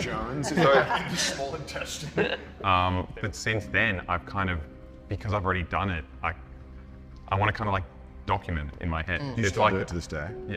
Is it wet or dry sand? Do you scoop it? It's dry. It's dry. Oh, that's a good question. How much? Can you show me like by amount? Like how much are we talking? It varies. Depends on how game I am. Do you chew? No. Just swallow. Yeah. So you still do it? Are you still a hypochondriac? Yes. What made you a hypochondriac at 14? Because that's 14-year-olds are not known for being freaky kids. What country has the finest sand? Is Australia. It Australia, really? It's down south in. Have you had? Well, I say worse because I couldn't actually eat it, but when I was back home and I was like in Croatia, they have like the giant pebbles. You swallow don't spit. Yeah, I just spat that. And like if you're in Nice at like a rock beach, you're just sucking on a stone. I've never been. It's not like a premeditated thing. It's more like a nervous twitch. Have you got anyone else to do it? Yeah, he's done it. Who's the goose? I mean, I don't know if I should say or not. Wow. He's done it. It's interesting. No, he's lying. You think? This is a lie, 100%. I thought it was a lie until he said that. No. What do you think? Did you say West Coast was the? The West Coast is grainier. It's like rougher in West Coast Australia. That makes sense because they disconnected from Africa, and then the East Coast has always been separated from it's always been oceanfront. Yeah, I was gonna say the currents, don't they go this way? And so the west side should be smoother. But isn't it Pangea one state? That's a good point. That's a good point. Pangea. All right, how are you leaning? I think it's a lie. Yeah, I feel like it's a lie. I'm down to go lie. And I think why? Why? How the is a hypochondriac gonna let his dead dick just sit there for a year? How in the hell? I'd be freaking out. Does he have a flailing dead penis and he's like, whatever. All right. Lie. I do not eat sand. Dude, Alexa is so good. He is so good at lying. Like that is such an insane story. And he told it, and I was monitoring chat to see what they would be saying. Like, did they suspect him of lying or whatever? And there was hella people being like, I think I've heard him say this before. This tracks. This is exactly how Alexa would operate. Okay. It doesn't matter how many times he changed the story in between. It literally doesn't matter. He's just so good at telling stupid ass stories. And he's also so brain broken and has done so many insane things that you can't help but go, this is not too far for him. I can see him doing this.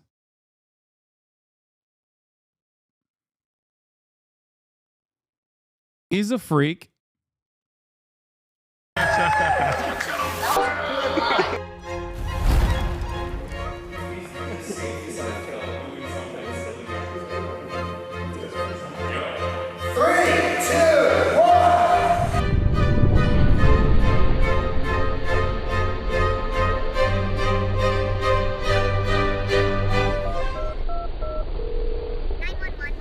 Yeah, hello, 911. I'd like to report the fire.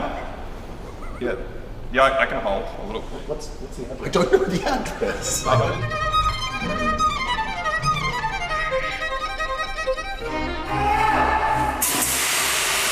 We've got a different one here. This is for me. I'm going to read it out. It's for you guys, but you have to make a decision and press the button, and if you're wrong, you get set on fire. Wait. So, when I was a child, I glued my eyes closed with super glue. yeah, no, that's just true. That's just true. Okay, no. Okay, wait. So, both eyes? Yes. Or did you do the first and you thought, this is fun? So what happened was my mum had really dry eyes and she was using eye drops. And for some reason as a kid, I was like, why don't I get to use eye drops? Yeah, right. So then she was doing it, and then one time, I don't know where she was. She was somewhere. She was maybe in the garden. Right. I was just pulling through drawers and I found super glue and I thought it was eye drops. Because it was the same shape, like and then immediately I was like... How old are you? I was probably year 5, which is like... It's like 10. So like old enough to read when it says super glue? Yeah. No, old enough to read when it reads super glue. And when you open the can, like slow, or the tube? So it was a little tube. Yeah. I opened it up and just put it in my eyes. Directly in? Directly into my eyes. What was the medical intervention like for that afterwards? It took a while, because I didn't know what I had done, so I told my mum. She was like, what'd you put in your eyes? How'd you find your mom? If your eyes were It was hard, but I found her. Actually, an echolocation. I think I was calling her out. I don't completely remember. He's like, Marco, and mom's like, all right, we'll play. It is childhood trauma. He probably doesn't remember all of it.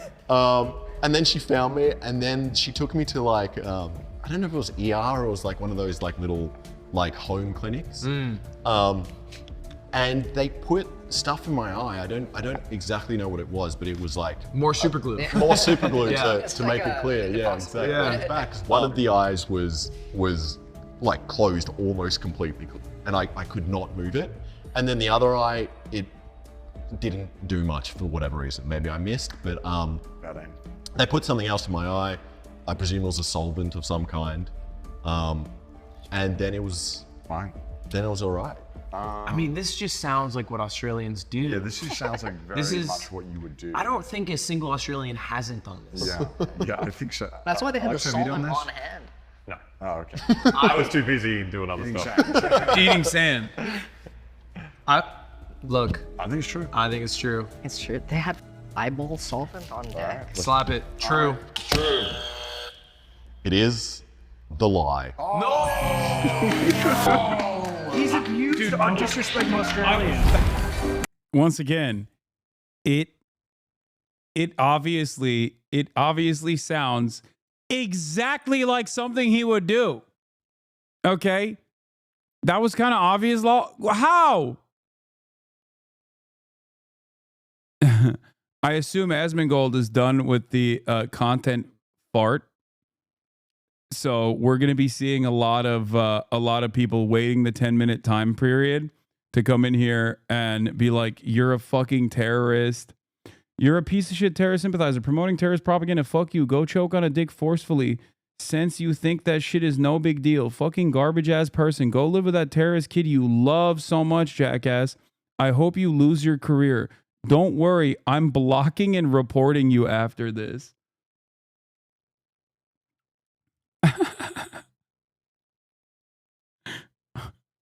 I'm blocking and reporting you.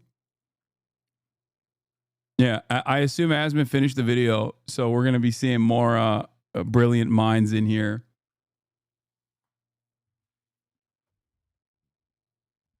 I like that he's blocking and reporting me, but also making like insane threats and insane statements in general in the chat, which might even end up causing them to lose their account.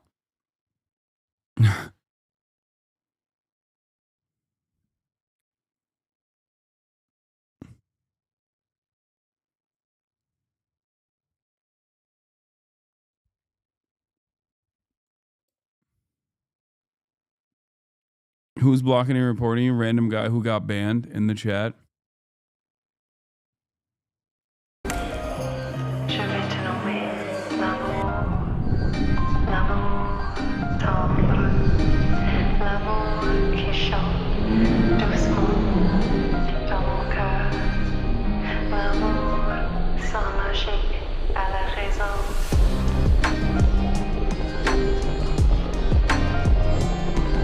This one was really cool too. Lud had a really cool one.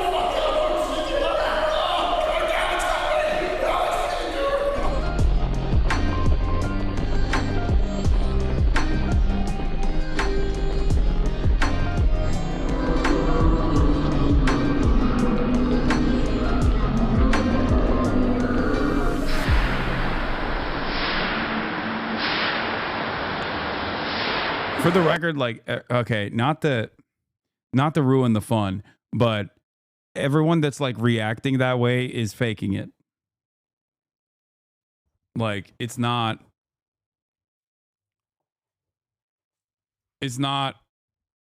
everyone that's reacting like, oh my God, I'm on fire. Like, obviously you could probably tell from the way that Alexa and Lud and myself reacted to it. It's not, you know.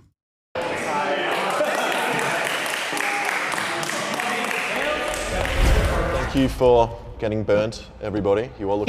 This show's rigged. You just made it so everybody lost and everybody has to get burned. That's what everyone wants to see. All right? That's what they want. Where's your chance of winning?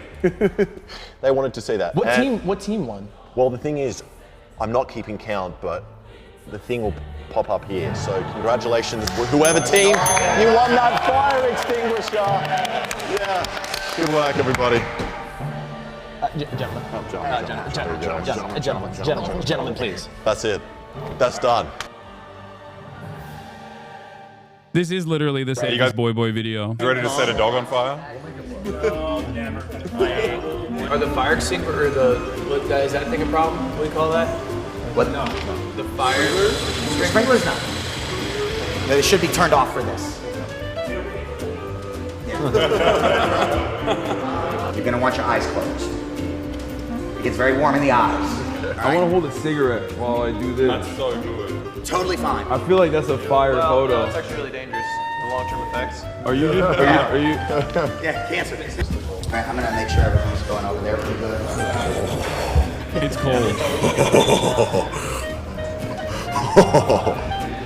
Did you go in expecting to get set on fire? No. Everyone was going to get set on fire. Are you kidding me?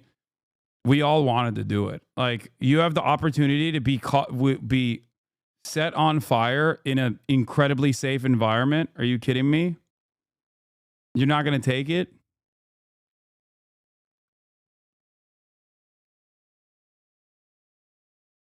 It's a little bit cold. It's not bad. Don't worry. It was cold at first, but it's not that bad once it's like you. Ooh. That's viscous. I know. Breathe. Can I tuck this in? That's cold. We gotta tuck these in, okay? Yep, that's fine. It's kind of nice. If it wasn't cold. If this was warm, I'd be aroused right now. Yeah. All right, well, just don't tell your girlfriend. All right, then you look so funny. The fact you look like a business guy. Is that what I wear, dude? Just so you know. When are we getting into the costume? Safeties for just a quick moment. Go on you. By his mouth. And under his nose. Only 2 people were allowed to do full body. We did half body. So we had to be seated.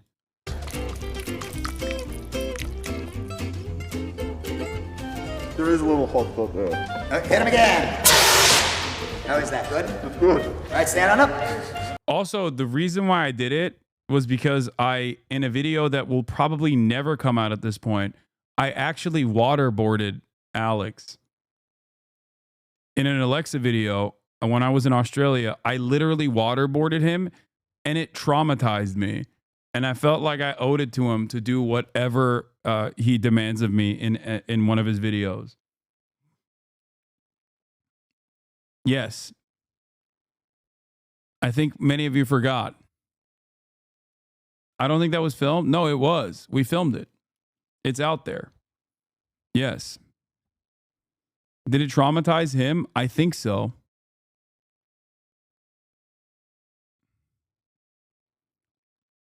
Bro is the US president? Yes.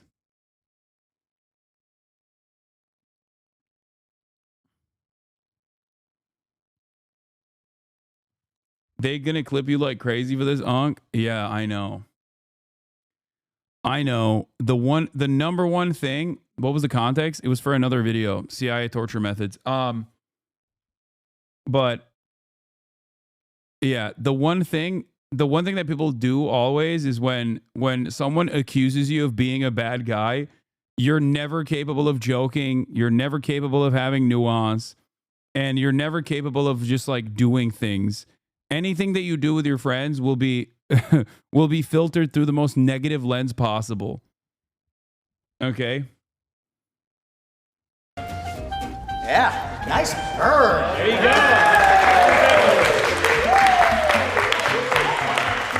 How did it feel? Not like much, just a bit warm.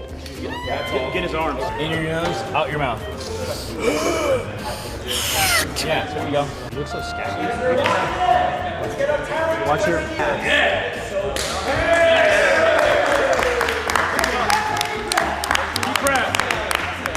Stay on him. All right. There you go. Hey. Good shit. There you go. Straight out the womb. I feel like a new person. All right. You're a little bit of a placenta.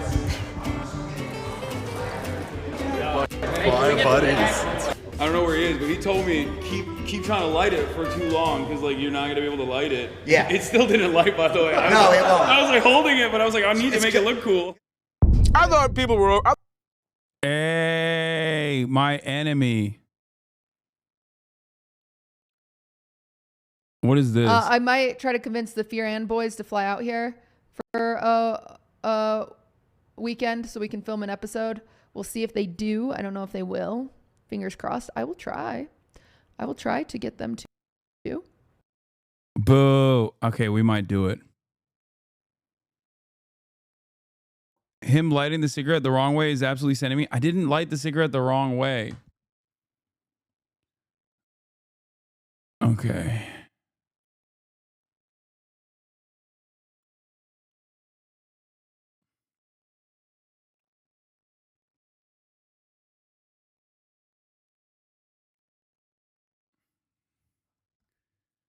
We might actually fly out to do that possibly next week, since this will be like the 8th cutie free episode if we don't do that.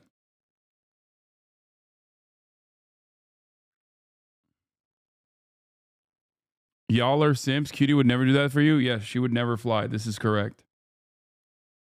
You're getting flown out? No, we wouldn't be getting flown out. We'd be flying ourselves.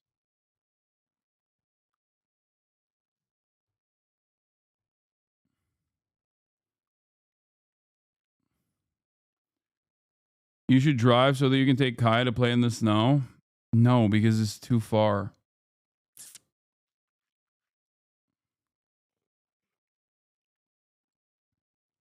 Yeah, also, for people asking, like, would you be on the show? Of course, dude.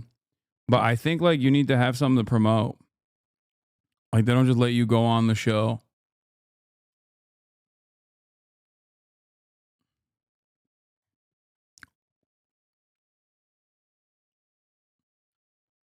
I've done the 10 hot sauce about 5+ times and they're really fun. The bomb ruins your tongue and then the ones after aren't as bad solo, but since your tongue is fucked, the rest seem bad. I'm not going to lie. As much as I wanted to shit on Stabby, I think he did a pretty decent job. All right. Let's see what Michael Reeves' new video is about. I want to buy a motorcycle. I want to buy a motorcycle.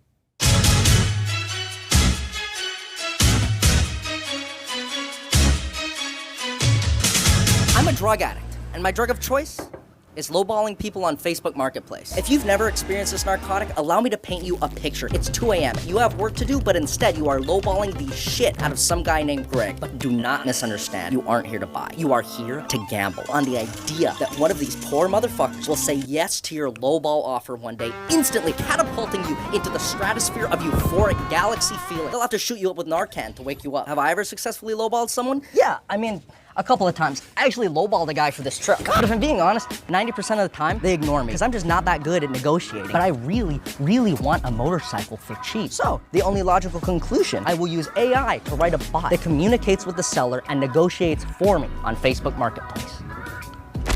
It's Dude, Pawn Stars never saw him coming. best I can do is $10. He literally is streamlining what they do on Pawn Stars, but basically turning it into a YouTube video. That's crazy.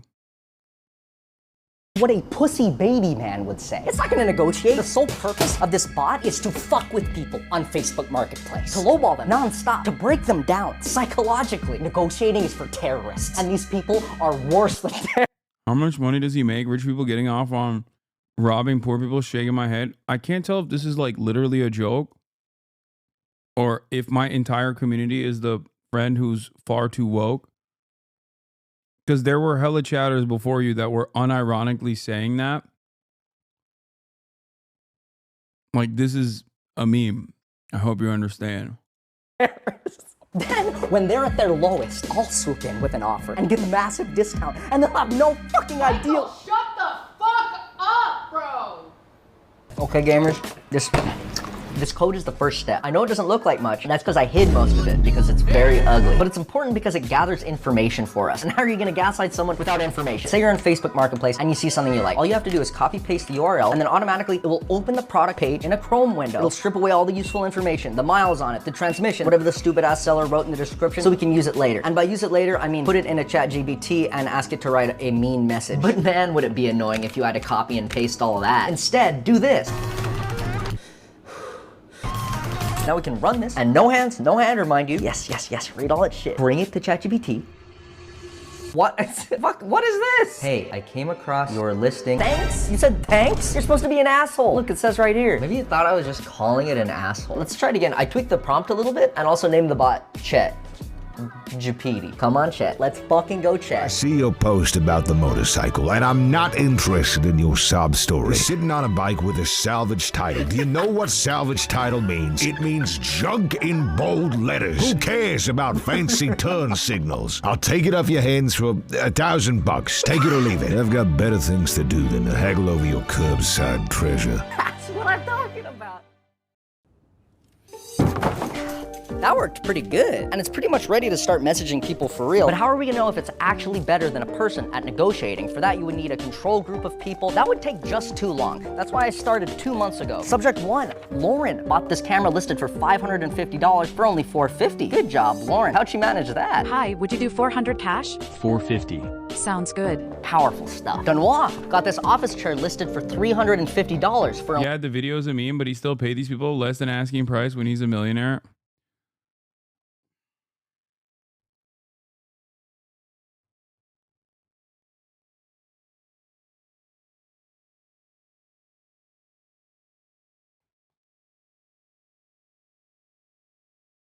Oh, brother, this is why every single person outside of this community thinks this community is filled to the brim with fucking unlovable dipshits. Oh my God. Oh my God, dude, you can't live like this. You honestly, honest to God, you can't behave like this. Please, please be fucking normal, dude.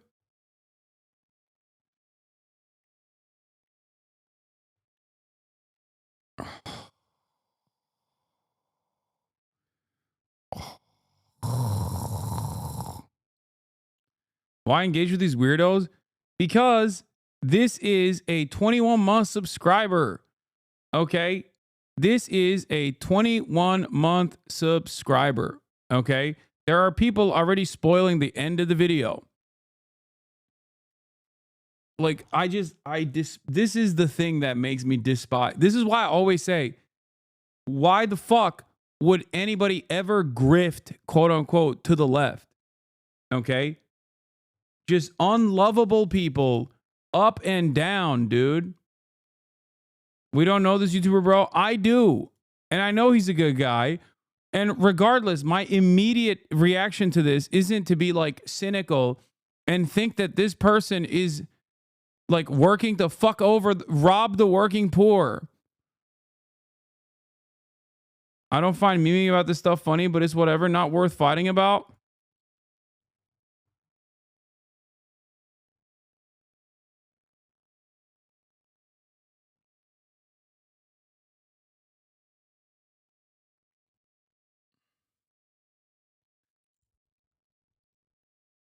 Oh.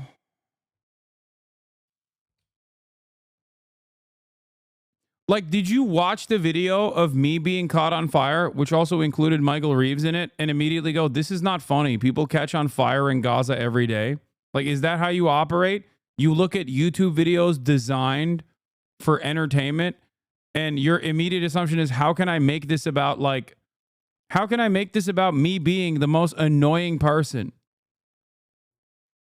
Like, please, please, please, please, please, please be fucking normal. I know it's not too hard. It's not the most difficult thing that I demand of you. Please. Sometimes you should just watch the thing and consume it and enjoy it, okay? You don't have to assume that everything that you see on a fucking YouTube video is happening in real time. You don't have to immediately consider the ethical the ethical dilemma of a fucking YouTube video. Oh my God.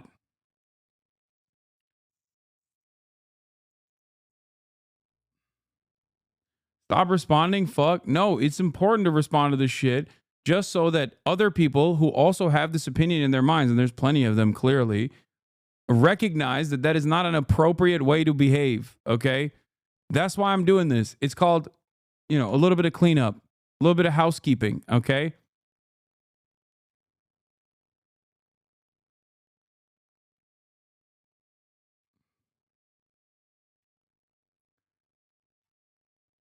I want to throw up.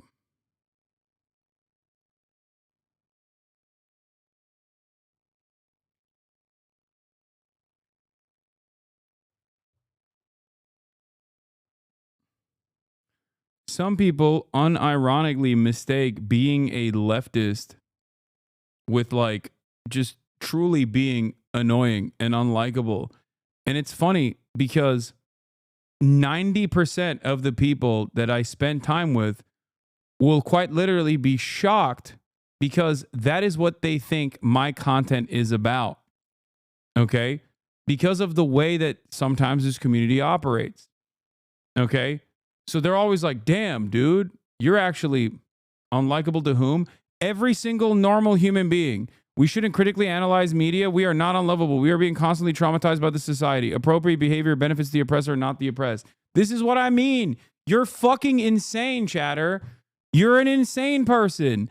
I hope you understand that you are currently doing critical media analysis over a fucking YouTube video. You're an insufferable person. You're not a good leftist. You're just fucking annoying. Do you understand? Oh, no, I'm a single mother. Okay, you're a single mother of three who is fucking annoying. Adding additional qualities to yourself does not change that reality. All right. To whom? To every normal human being that probably avoids having social interactions with you in the real world if you fucking behave like this. Okay? That's to whom that you are considered unlikable. Oh my God.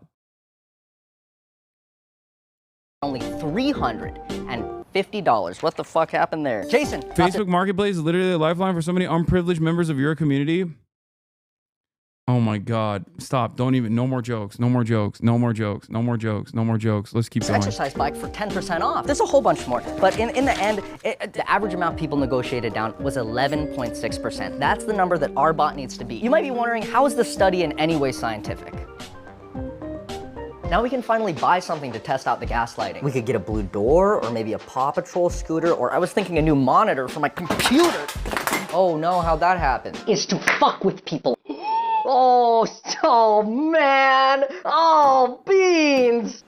I don't want to talk about it. Anyways, this looks like a good monitor, and for convenience, I made this custom Chrome extension. So you just have to find the product you want, come up here, hit gaslight. A dashboard pops up for the product you want to buy, and you just wait. And wait, and wait, and then this pops up. It's like the Facebook page of the person I am. You don't touch anything, don't touch anything. Boom, okay. Haven't touched anything. It pops up, does it automatically, goes here, bada bing, look at that, fucking puts the ChatGPT message. Yeah! Hey there, I'm interested in that flickering mess you call a monitor. How about I take it off your hands for $20? With all that color popping and shit, stop pretending it's worth 50. Now we just wait. Give him a few hours to think about his life choices, and then I'll make an offer for... Dude, no fucking way. Wait, what? You know how doing like the bot gaslighting thing? The bot sent the message like, fuck you, your stupid monitor. And it offered less than 50% of what he offered. He agreed to the bot. Let's fucking go. No, that's not what's supposed to happen, dude. What do you mean? No, it's not supposed to. I hope he's not too mad. Dude, he's gonna beat your ass. The seller was late to our meeting, which gave me time to think about my strategy. I'm gonna poop my pants. I shouldn't have drank coffee. I'm gonna poop. I was corn dogging. Bad. But it didn't faze me. I had to lock in. Hey, how you going? Sorry. No, it's all good. So I spoke to your mom or something? Yeah. I lied. So she told you about it. I use this for... Like for gaming? Yeah, just one gaming. Just one gaming? Yeah. Is this good? I mean, it seems all right. Yeah, I was wondering why you accepted such an aggressive message from my mom. Oh no, I didn't feel that way. What do you mean it didn't feel that way? I'm interested in that flickering mess that you call a monitor? You didn't, what do you mean you didn't? Yeah, you said like 20 bucks? Yep. Is Loki another Jake Paul? How is this not cringe to you? When it's Jake Paul, you call it cringe? Okay.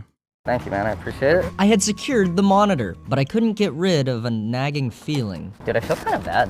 Why? That I didn't get it for less money. Whoa!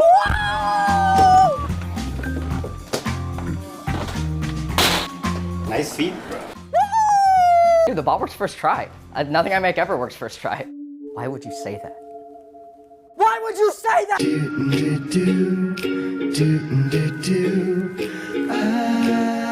Oh, hey guys, didn't see you there. Come on.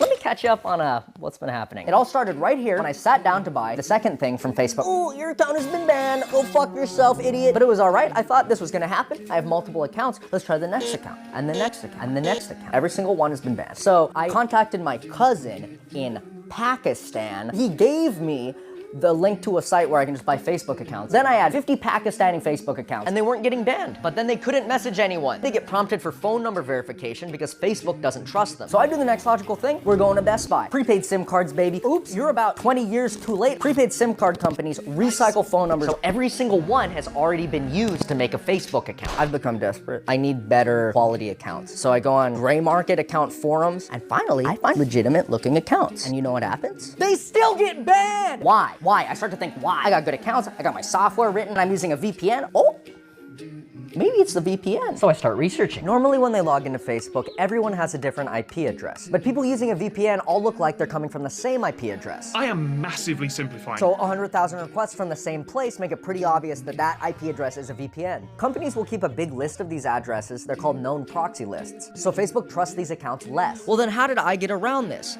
If you guessed I went back to the store to buy more SIM cards so I can use them like little Wi-Fi hotspots, then you are probably a scammer. But you're right. And it kind of works now. I had to do a couple more things to get it fully functional, but if I say those things, YouTube will get mad at me, so I'll put them on Patreon instead. Good plug. Classy plug.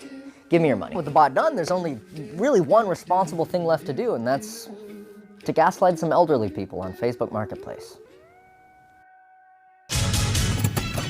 No time. Ignore it. Don't worry about it, okay? $5, huh? Don't make me laugh. Hello. Hey, how you going? Nice to meet you. Oh, yep, that's my waifu. Looks beautiful. Yeah, it's giant. I've never seen yeah, something like that. Big. You said $3? Do you have any trouble selling it? A lot of people have asked, not a lot of people buying. Have a go, man. Yeah, take it. it. I got it! I want a motorcycle helmet. Listen up, champ. That's a lot to ask for a helmet with scuff marks. You get a lot of people asking about it? When I first posted it, not so much, but then the last 3 days I've been getting bombarded with messages. Welder, to weld things. You know, what do you weld? I started doing steel sculptures, and now I just I make pillows out of exotic animals. Okay. Like zebra and giraffe. It looks like it's got everything. Do you have any trouble selling it? Yeah, like the female bots that lowball you. Yeah, bots. Why would I send just one, or two, or three? Everyone I message, it's at least 5 bots, all lowballing them, all at the same time. Actually, it's over the course of 24 hours to make it not arise suspicion. Let me read you some of my favorite messages that the bots have sent so far. Hey there, nya. I should mention that I've given each bot a different personality by just tweaking the ChatGPT prompt. Hey there, nya. I'm super interested in your Lincoln Electric. Wait. LLM, Naruto, Chat, Sam Altman. Tweaking the chat GPT prompt. Hey there! Yeah, I'm super interested in your Lincoln Electric MIG welder. Since I'm saving up for an epic trip to Japan, I was wondering if you'd accept $65 for it. Arigato! I sent that shit to a real person. Hey there, I saw Saw your listing for the ratcheting wrenches. Well, my college textbook fees have been really breaking the bank. LLM, you're a broke college student who uses self-deprecation to negotiate for items. And he got Saikuno to voice it. And my spirit. Would you maybe consider selling them for $15? All right, I'm over it. This stuff is cool, but remember, I want to buy a motorcycle. So let's see which ones we can afford. Oh, none of them. Because I blew the entire budget on Pakistani Facebook accounts. Seriously though, I want something cheap, like a fixer-upper. You know, it's something I can use all these tools I just bought, boom, come full circle, call back previously in the video, boom, YouTube video, good. Also, those accounts were really expensive. So nothing too nice. Like this, it's cool, but this guy is a little too, honestly, it's pretty sweet, but I don't think there's anything wrong with it. That's kind of cool. It's only $1,000. Oh wait, this is not even a, well. This is it. I'm sending the final message for the motorcycle. I've gaslighted this person with every bot that I have, and it's time for me to message them. I'm nervous. Yes, yes, yes, yes, yes! God damn, what the fuck?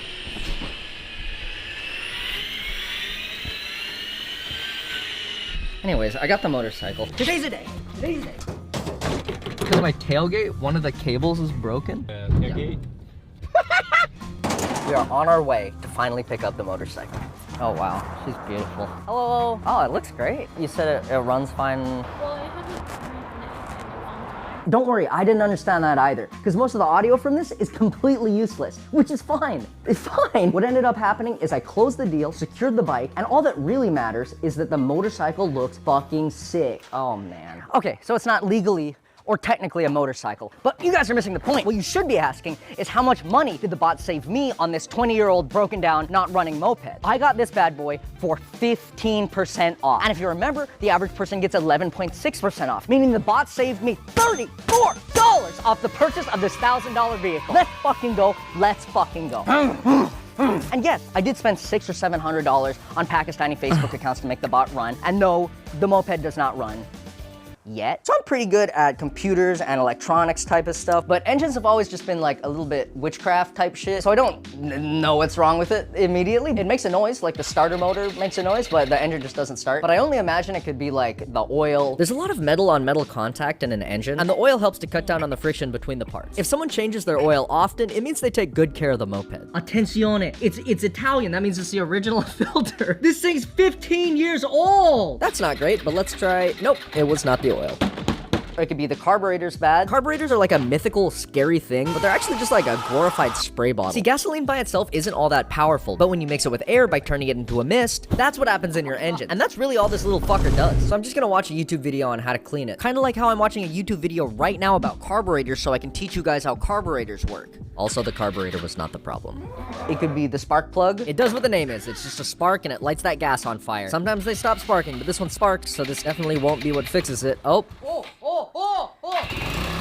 Ah! Yeah! Yeah! I'm the fucking best! Sometimes you don't even have to know what fixes something. You know, you just take it apart, put it back together, and then it works again. And sometimes you weld truck nuts to your moped to justify buying a welder. It's just how life is.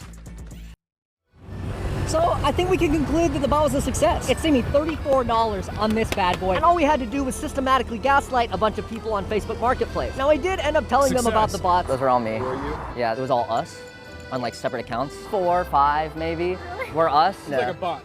It was like a bot, yeah. And I ended up paying them the full original asking price for what they were selling because I felt bad, but I just wanted to see if it would work. And it did. And it saved me $34.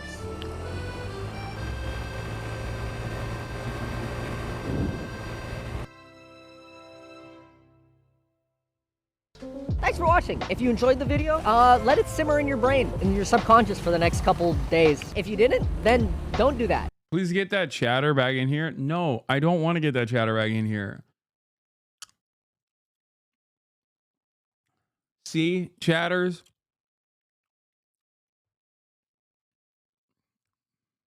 Maybe you shouldn't fucking pre-fire 2 minutes into a goddamn video.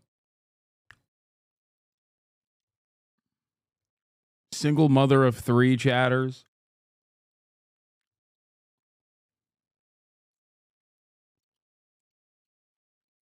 If you like this shirt I've been wearing, my girlfriend made it and I'm selling it now. And my girlfriend says if I sell enough, I could win a personal pan pizza from Pizza Hut. So please, it's a really nice high quality Hawaiian shirt. It's like, oh shit, high quality Hawaiian shirt. It's got a quirky little Spam Musabi pattern on it. It's really nice. So if you're interested, you could go here and go to this website if you want to buy it. And yeah, that's it. Thanks for watching. I'll see you guys in 2 seconds for an ad time.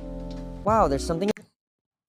Also, it's crazy because like, it's crazy to think that this is like, once again, a completely unjustifiable thing that he's doing, akin to Jake Paul or whatever the fuck. Okay? And then turning around and being like, you don't understand. This is a lifeline for chatters in your community. And this person made an entire YouTube video destroying their livelihood.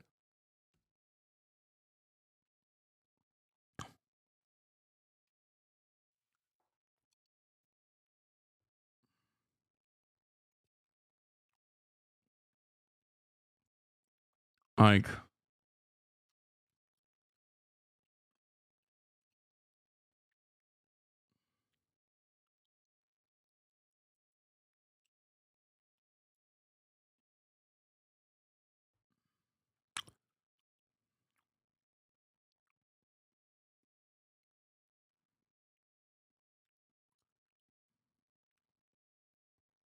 In the oil.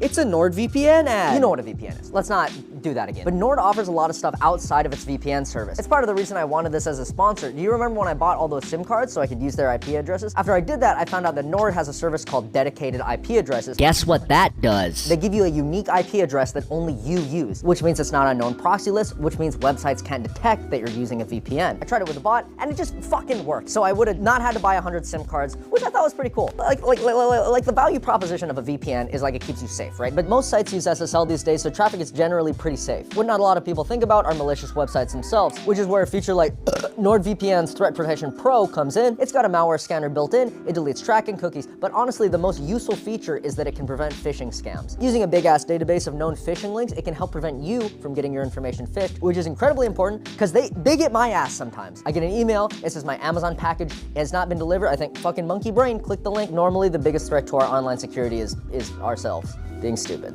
And features like Nord Threat Protection help to protect that. So if you're interested, go to nordvpn.com/Reeves to get you 4 months free off a 2-year plan. It's pretty risk-free with a 30-day money-back guarantee, I think. And thank you to NordVPN for helping us support the channel. yeah, he's using NordVPN to It's scam broken, elderly families whose only lifeline is Facebook Marketplace. Is disgusting.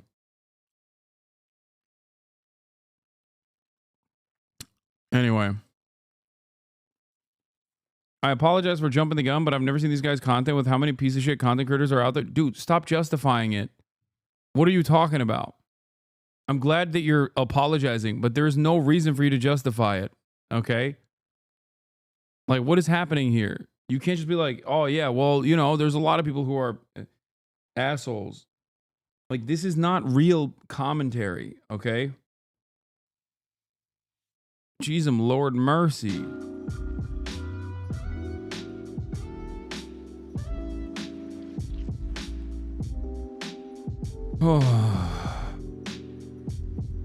Like, you gotta rewrite your mentality in its entirety if that's the way you operate. I'm gonna be honest with you. I made a supercut of your latest activism with a nice jump off point. Wait, what is this? Oh god, it's Ethan. I'm not gonna watch this. I don't want him to make like 700 more hours of content off of it. I'm so fucking tired.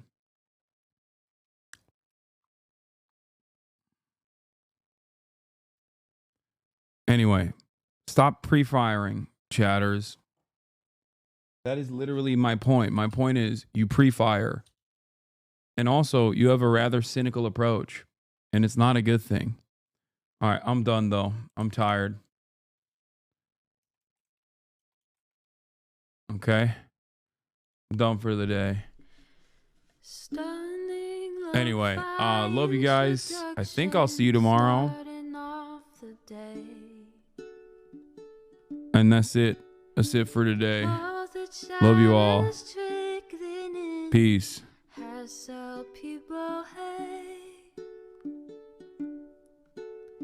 Sunny Los Angeles, California, says Hasan. The starlock to the starlock to the topic just begun. There he is again, Hasan is streaming. Hasan is streaming. There he is again. Hasan is streaming. Hasan is streaming. Review in the P.O. box. Uncle Uger's face. Sudden Discord agitprop. Great names take embrace. Tiny Bernie Sanders, LGBTQ Air Force. The whole left at your fingertips, Ane at your door. H3 crowded debate, the Young Turks online show. 3 full fucking years of this, plenty more to go. 90-day fiance talks of champagne bourgeoisie. A Trump rally live reaction on mass riot at DC.